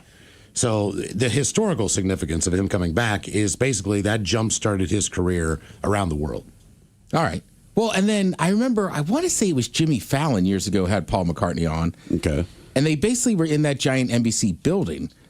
And I can't remember if they were in the elevator or they were just standing outside an elevator. And sometimes the doors would open and people are just like, oh my God, that's Paul McCartney. Yeah. Like they almost like forgot that Jimmy Fallon was even standing there. I mean, out of the two, yeah. I want to say Castle either rode the elevator with Ringo Starr or got kicked out of the elevator. It was one of the two. They were both waiting on the elevator, and Ringo, I believe, had one or two security guys with him. But Ringo steps on with his guys. Castle's going to step on. And Castle even said, I wasn't going to bug him. I knew who he was. But he said, Ringo just put his hand out and said, maybe wait for the next one, mate.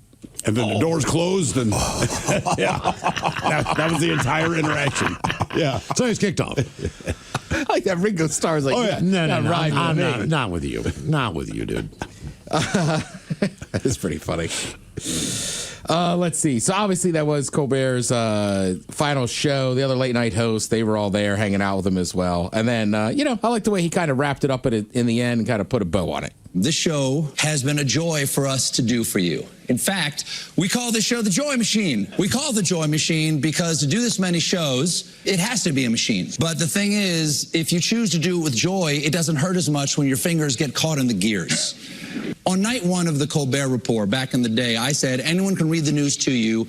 I promise to feel the news at you. And I realized pretty soon in this job that our job over here was different. We were here to feel the news with you. I'll say to you what I've said to every audience for the last 11 years, and I have meant it every time. Have a good show. Thanks for being here. And let's do it, y'all. Yeah. Perfect way to sign off. Yeah. Now he's on to Lord of the Rings, writing for that. You know how happy he is. He's going to write a Lord of the Rings? Mm-hmm. I thought there was an author. I want to say his but he's son? writing so he's a devout nerd for Lord of the Rings. He makes zero bones about it. Like he read them in high school, loved the movies, blah blah blah. So he always jokingly said, "I should write a Lord of the Rings movie." So I don't know what he did behind the scenes. I want to say he's working with his kid. Really? Yes. But yeah, he's working on a Lord of the Rings movie.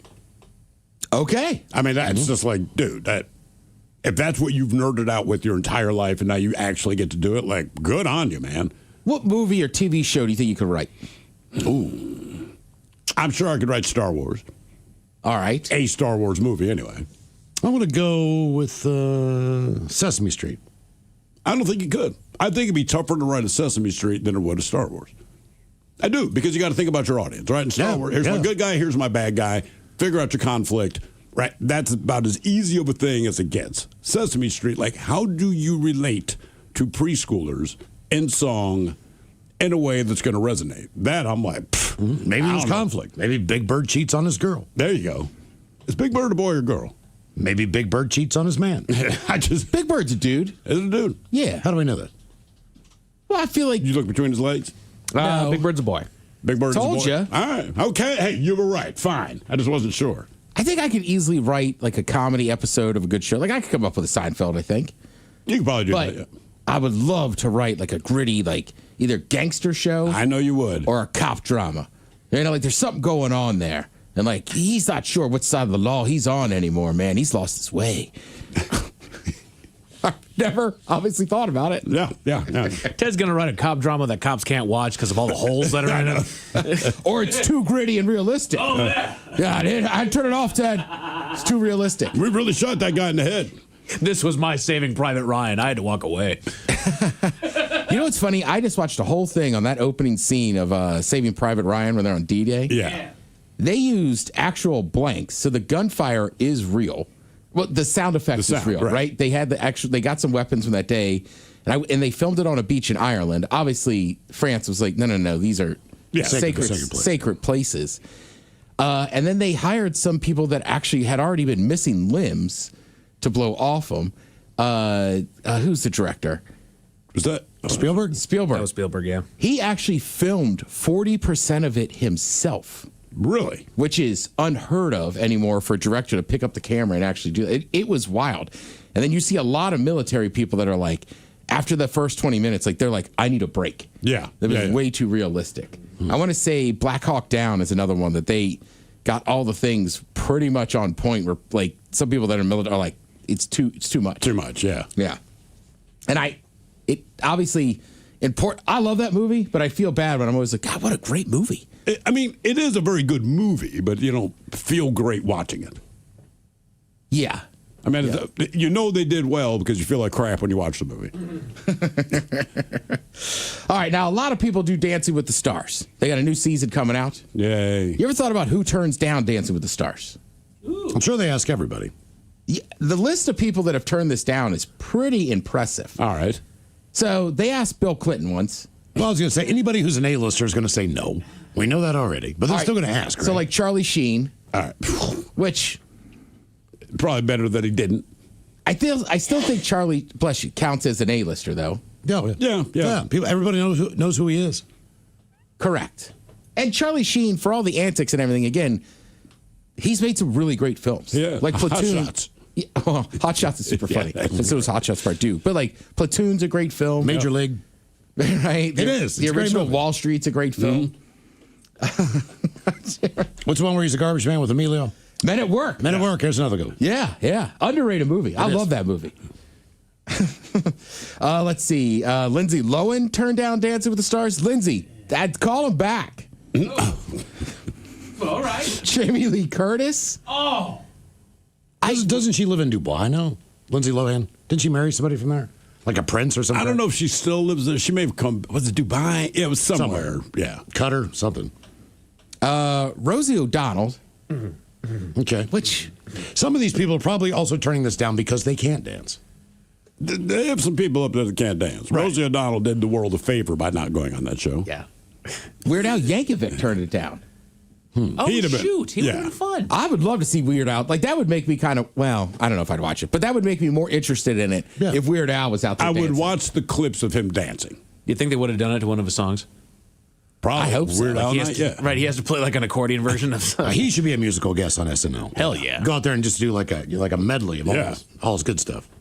You know, Miles, that's a damn good idea. Yeah. And he would do the sketches.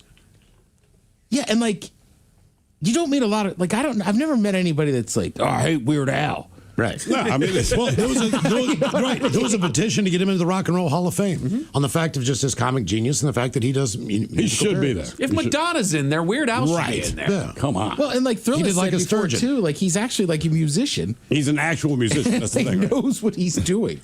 The rest of them are pretty A-level people, right? Like John Stamos turned it down. All right.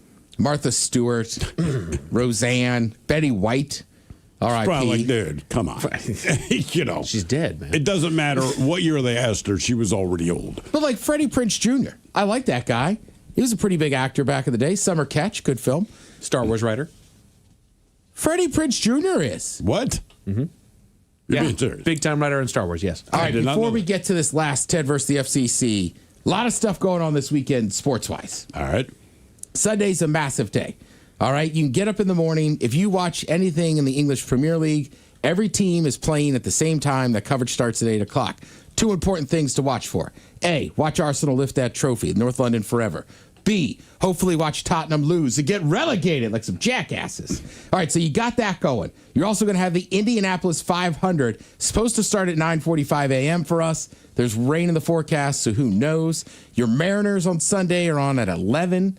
F1 has a race in Montreal at 1 p.m. and then the Coca-Cola 600 Sunday at 3 p.m. and your Sounders at 5. Okay, thank you, Tim. We appreciate it. Here we go. All right, we have one twosome left for the Miles Montgomery Golf Classic presented by Pinky's Plumbing up at Redmond Ridge. There's 2 slots that remain. What we asked you is, you submitted Ted versus the FCC. If Ted loses, you are in the tournament. If Ted wins, we get another submission and start this again on Tuesday. So right now, Ted, as we see it, we have 5 different submissions for Ted versus the FCC. Is that the one you're going to pick? I'm taking that one. Right, let me see it. This comes from our buddy Scott Ward. You know, Scott and his twin brother, Stephen. Oh, yeah. I did. Yeah. They both golf, and they have submitted, both of them, Ted versus the FCC. You pick Scott's. Says, Ted and the fellas, here is a tongue twister. It says, Fitch bucks and fits his bucks fittingly. Bucks sits and sucks his funk while sitting and funking. Jeez. Funking and sitting, sitting and funking.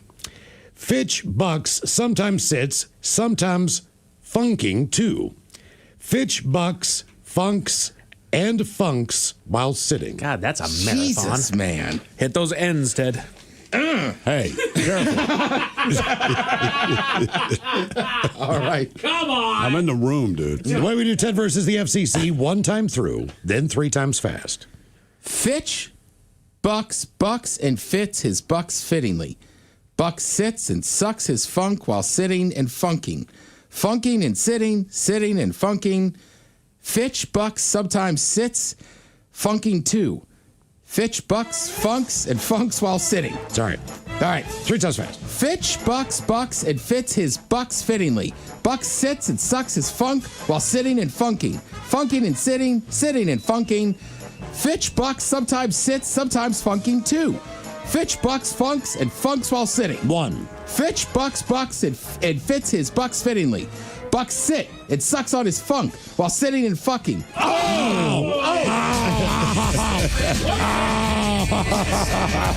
got confident. Scott, you're going to the tournament. Damn. I mean, I guess good for them, but I'm 0 for 2 today. There we go. There we go. We got our final twosome. We got him. Scott Ward, congratulations, man. You are a winner. Looking forward to see you out there at Redmond Ridge Golf Course. All right, coming up, we got headlines up next. You're listening to The Men's Room.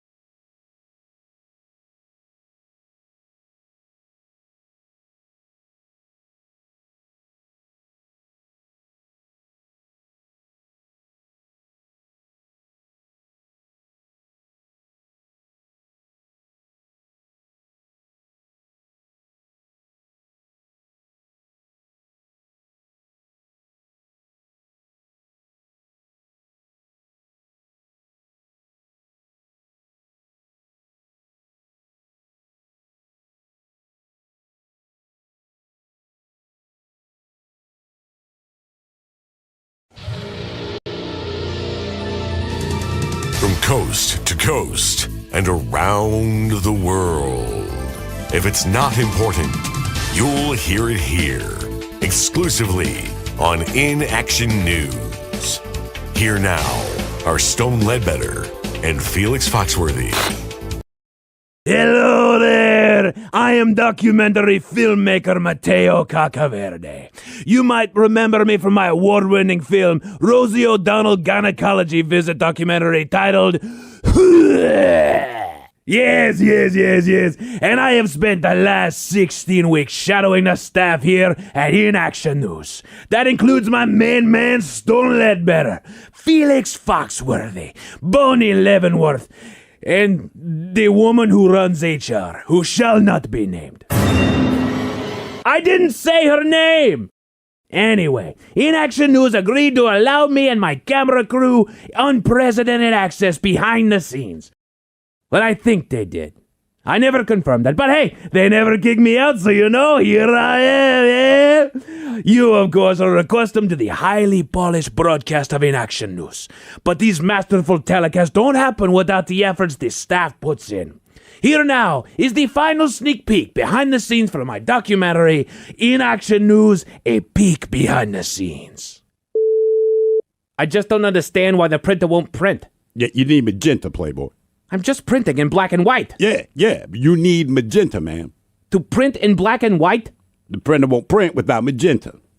The printer won't print in black and white without magenta. That is what the printer is saying, man. The paper is white, the ink is black. I just need the black ink on the white paper. Why does the printer need magenta? I don't know, Playboy, but the printer says it needs magenta. Cheese and rice, this is frustrating. Yeah, you gotta go to Dolores' office, man. She got all the printer ink. All right, I replaced the printer's precious magenta, but it still won't print. Well, now it's saying it needs cyan. Cyan? What is cyan? It's another color, Playboy. Oh, Lord, what color is cyan? It's like a bluish green, man. Why do I need bluish green to print in black and white?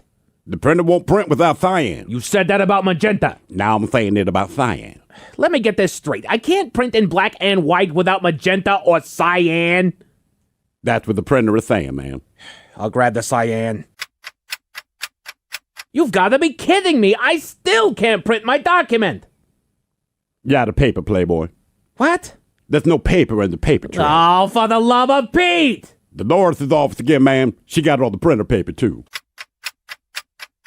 What now? What's up, man? I can't get this one document to print. Still, I grab magenta, I grab cyan, I have grabbed paper. Oh, you got a paper jam, Playboy. What? Paper jam, man. You put the paper in, but it created a paper jam. There, that should do it. Okay, man, hit print. What is all this? Oh, yeah, man, I forgot about that. I got a bunch of stuff in the queue. It's all just your face. Yeah. Yeah, man, the printer needs black ink, Playboy. Oh, cheese and rice!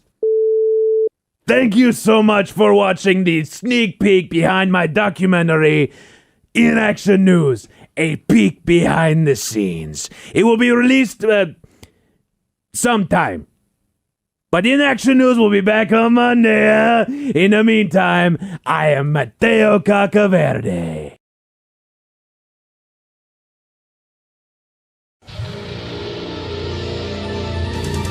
From coast to coast and around the world. If it's not important, you'll hear it here, exclusively on Inaction News. Here now are Stone Ledbetter and Felix Foxworthy. Good evening, ladies and gentlemen. We've got a full slate of stories to cover tonight, starting with a man in Meshuggah, Wisconsin, who was captured by authorities after he attempted to smuggle Algonquin snapping turtles in his trousers. Luckily, no injuries were reported to the snapping turtles or the man's penis, which was also in his trousers. All the stolen reptiles have been returned safe and sound. That's correct. Okay, moving on.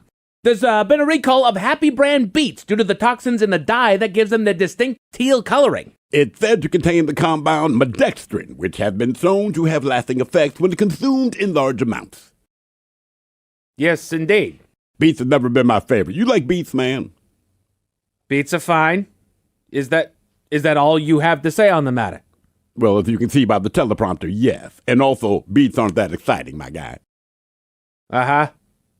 In other news, indecent exposures have reached an all-time high in the small borough of Jefferson Ridge. Police report 3,000 arrests in the last month alone. They're investigating if this is linked to a mischievous group or if they are random events. We should have more on this story as it unfolds.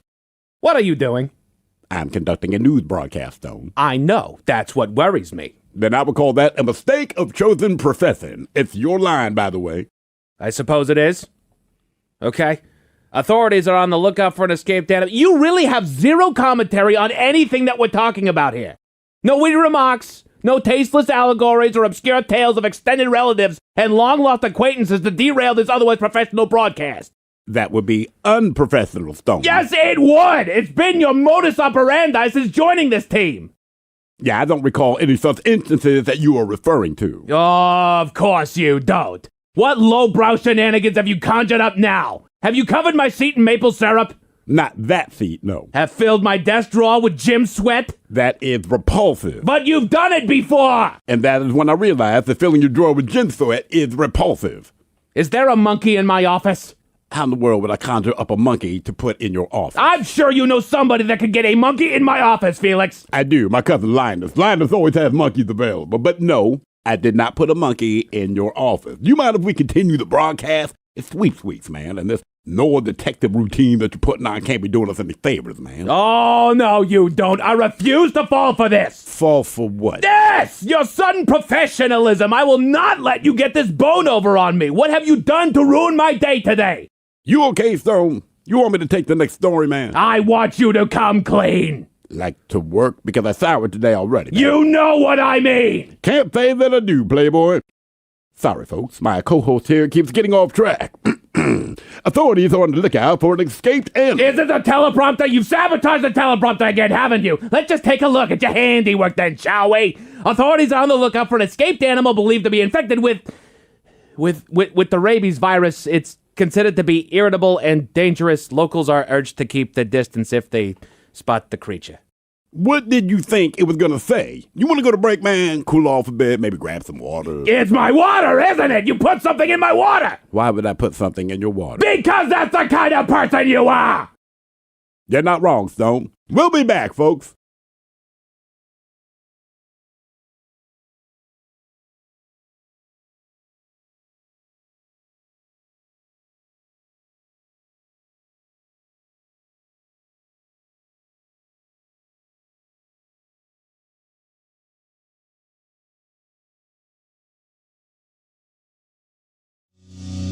Room returns with Miles and Thrill. Now, let's see what's happening in the real world. All right, here we go. It's not a good look when the coach attacks the umpire at a Little League baseball game. Mm-hmm. Meanwhile, a man is arrested for road rage in California. He moves to Hawaii and does the same. Wisconsin DOT worker drives his truck into freshly poured concrete. A Florida substitute teacher shows up to school after drinking vodka. Neat. And today's rescued animal is a pony stuck inside a tractor tire. It is time for your headlines. Now, it's time to hit the headlines. Here's my cop. All right, our top story, we go to Florida where the substitute teachers are, they're a little wild. A local school started buzzing when somebody noticed a car that was parked and running in the pickup line with the driver, a substitute for the district, unresponsive behind the wheel. A resource officer called authorities to report that they believed that she was having some sort of medical episode and may be in need of assistance. Officers arrived on the scene and found her passed out behind the wheel and quickly determined that she was actually intoxicated, and they took her keys. They eventually got her to agree to a field sobriety test and a breathalyzer, which clocked her at an impressive 0.376. She was arrested. She was not expected to be called in. Damn. Yeah. That's kind of how the substitute teaching thing works, man. It's like being on call. No kidding. You know? I don't think I should come in today. Right, but it's not like it's in the afternoon that they call you in either. That is a good point. You know, like if you're a Right. 0.37 when you're on call as a substitute teacher, you're getting it done. You got some problems. Yeah, that's a strong point, dude. You know, did you wake up at 4 a.m. and just start going to town? They won't call me today. We're good. Well, years ago, one of our kind of old bosses, Barrett, like he called me, but it was like 4 o'clock on a Friday to come in at 6, and I was like, dude, I'm at happy hour. Like, I'm not driving in. Right. But it was 4 p.m. on a Friday. Right. Correct. Not reasonable. Not 7 or 8 a.m. on like a Tuesday. Like, already hammered. Sometimes you hit up a producer when he's on vacation and it's 8 o'clock in the morning and he's about to go to Vegas. Gets a little grouchy. In other news, it happens at Little League games all over the country, but an adult in Oklahoma managed to ruin the fun. Yeah, I got you. Yeah. Video's going viral that features the Little League game when one of the coaches gets into the face of the umpire, clearly upset about a call. The umpire puffs his chest and attempts to send the coach back to the dugout, but eventually appears to slap the coach. Oh. Yeah. The coach then responded by charging the umpire, unleashing a flurry of punches at his head and throwing him to the ground before he's pulled off by other coaches. Police were called to the field, and the coach was arrested. Community leaders issued a statement reminding people that these events are for children, and we as adults are tasked with setting the example and resolving conflict in a non-violent manner. Nicest Little League field, by the way, I've ever seen in my life. That was a gorgeous field. I was like, that's Little League? Right. Wow. It's nicer than Williamsport. And it was a weird-looking little smack that the umpire did. It almost looked like he was puffing his chest and pointing off to the side, and almost looked like he was kind of thrown off balance, but still kind of swiped across. Was the ump like a younger dude? No. Oh. No. All right. No, he was not. He was a older gentleman. And I understand frustration. Then again, I've not been a Little League coach. I've not been a Little League umpire. I did play Little League, and I understand the frustration that comes with sports. I don't understand getting so enraged at an umpire that's just honestly volunteering their time to be there. Children. That's all. I mean, if your children's on the team, the only time I really got thrown out of game was just because the call was just so dumb. And I finally just looked at him and I said, you don't know the rules of baseball. That man started a full windup. My guy can leave. Can't pick somebody off from the windup. Correct. Right. Yeah. Doggone it. I'm going to have to ask you to leave. Right. Well, I had to stop because my brother had already got thrown out. This was bad. Oh, they have a Smith boys, man. I was like, if we both get thrown out, like this is not going to be good. We can't have pizza. or the Gatorade. Or the Gatorade, that's right. It was always Capri Suns on my field. Yeah. A serial road rager has just been cleared off of the streets for a while. A man was arrested this time last year after a road rage incident that got way out of hand. For whatever reason, the man turned his car around to confront somebody that irked him out on the road. Side note, they don't mention what happened. Right. Cut him off, was on their phone, doesn't say a word, but this guy just wheeled around and chased this person. And they wasted no time in assaulting the two people that were inside of the car, one of which requiring 8 stitches for her injuries. Jesus. Police arrived on the scene, and it was determined that our boy was actually on parole for a similar incident, and he was arrested again. He was just sentenced to 7 years behind bars. Good. Yeah. That is, I mean, at that point, that has nothing to do with somebody cutting you off. Like, Right. you have problems. Well, and that's one of the deals that his family did come out there and say, he is suffering from some mental health issues, and we're trying to get him help and whatnot. It's like, well, you're going to get plenty of help where he's going. Yeah, for sure. If you're not going to do it, somebody else is going to, because this guy just can't play nice. But just in case those stories left a bad taste in your mouth, Thankfully, there's good news. we go to jolly old England for the latest rescue operation. Crews were called to a local farm where a pony had managed to get itself in a bit of a pickle. The pony was Got found. a pony and a pickle. It's a pickle pony. The pony was found laying on its side, somehow trapped inside of a tractor tire. All right. They took their time easing. I don't know. They took their time easing the pony out of the tire one little bit at a time, and were able to safely extract the animal out without causing any injury. One of the crew members stayed with the pony for about an hour to make sure that he was truly good to go, and as he soon returned to grazing and walking around the field. How did he get stuck in the tractor tire? Did you see the photo? I didn't. Because it was a really, really close-up photo, and it's a very small pony that we've got here. Very small animal. So I don't know quite how I don't know. It's a small pony. I don't know what he did. Did he lay inside there and then just get tucked in wrong? I don't know. It's weird. Oh. Yeah. That is odd. Yeah. Clearly it looks like the pony's gonna fit in there, but I don't understand. I think the he got process. in there to kind of relax, but didn't realize that he was on the inside of the tire when he stretched out. Right. Then that could not conform to get out of the hole. I wonder if it started like he had his butt in there and was Right. laying up Just on the sat down side and then and just shift and then nuzzle and. Pony needs a haircut too. Pony Jesus. needs a bad haircut. Yeah, man. I don't think they're taking care of these ponies very well. Nah, man. Tractor tires, matted ass hair all over the doggone place. Take care of your ponies. Respect your pony.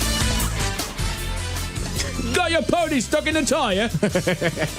Men's Room Sports got baseball, playoff hockey, and playoff basketball airing all weekend long. Your Mariners are going to be in Kansas City for a weekend series against the Royals all weekend long. That'll be on Mariners TV. As far as your weather, unfortunately, we're looking at in-and-out clouds all weekend long with highs in the low 70s and lows in the mid-50s. Holiday Monday is still looking like it's going to be 57 degrees and rain. Let's pray that away, man. Yeah. I got a barbecue competition to go to, but that is it for your headlines. With that, have a wonderful weekend. That's Mike Hawk awesome. is out. That'll be fun. All right, guys, 3-day weekend. Enjoy. Pick up some Men's Room IPA, some sausage, and some salsa if you can. Help our friends at the Fisher House. Yes, indeed. Please do that and enjoy the long weekend. In the meantime, well, we be all about this bitch. So until Tuesday, please do what you do best. And for Aletha's sake, stay beautiful. The Men's Room has been taped before a live studio audience. Wardrobe and makeup provided by Mantastic Limited. This has been a presentation of the Men's Room Radio Network. Oh, man! A Double Flush production.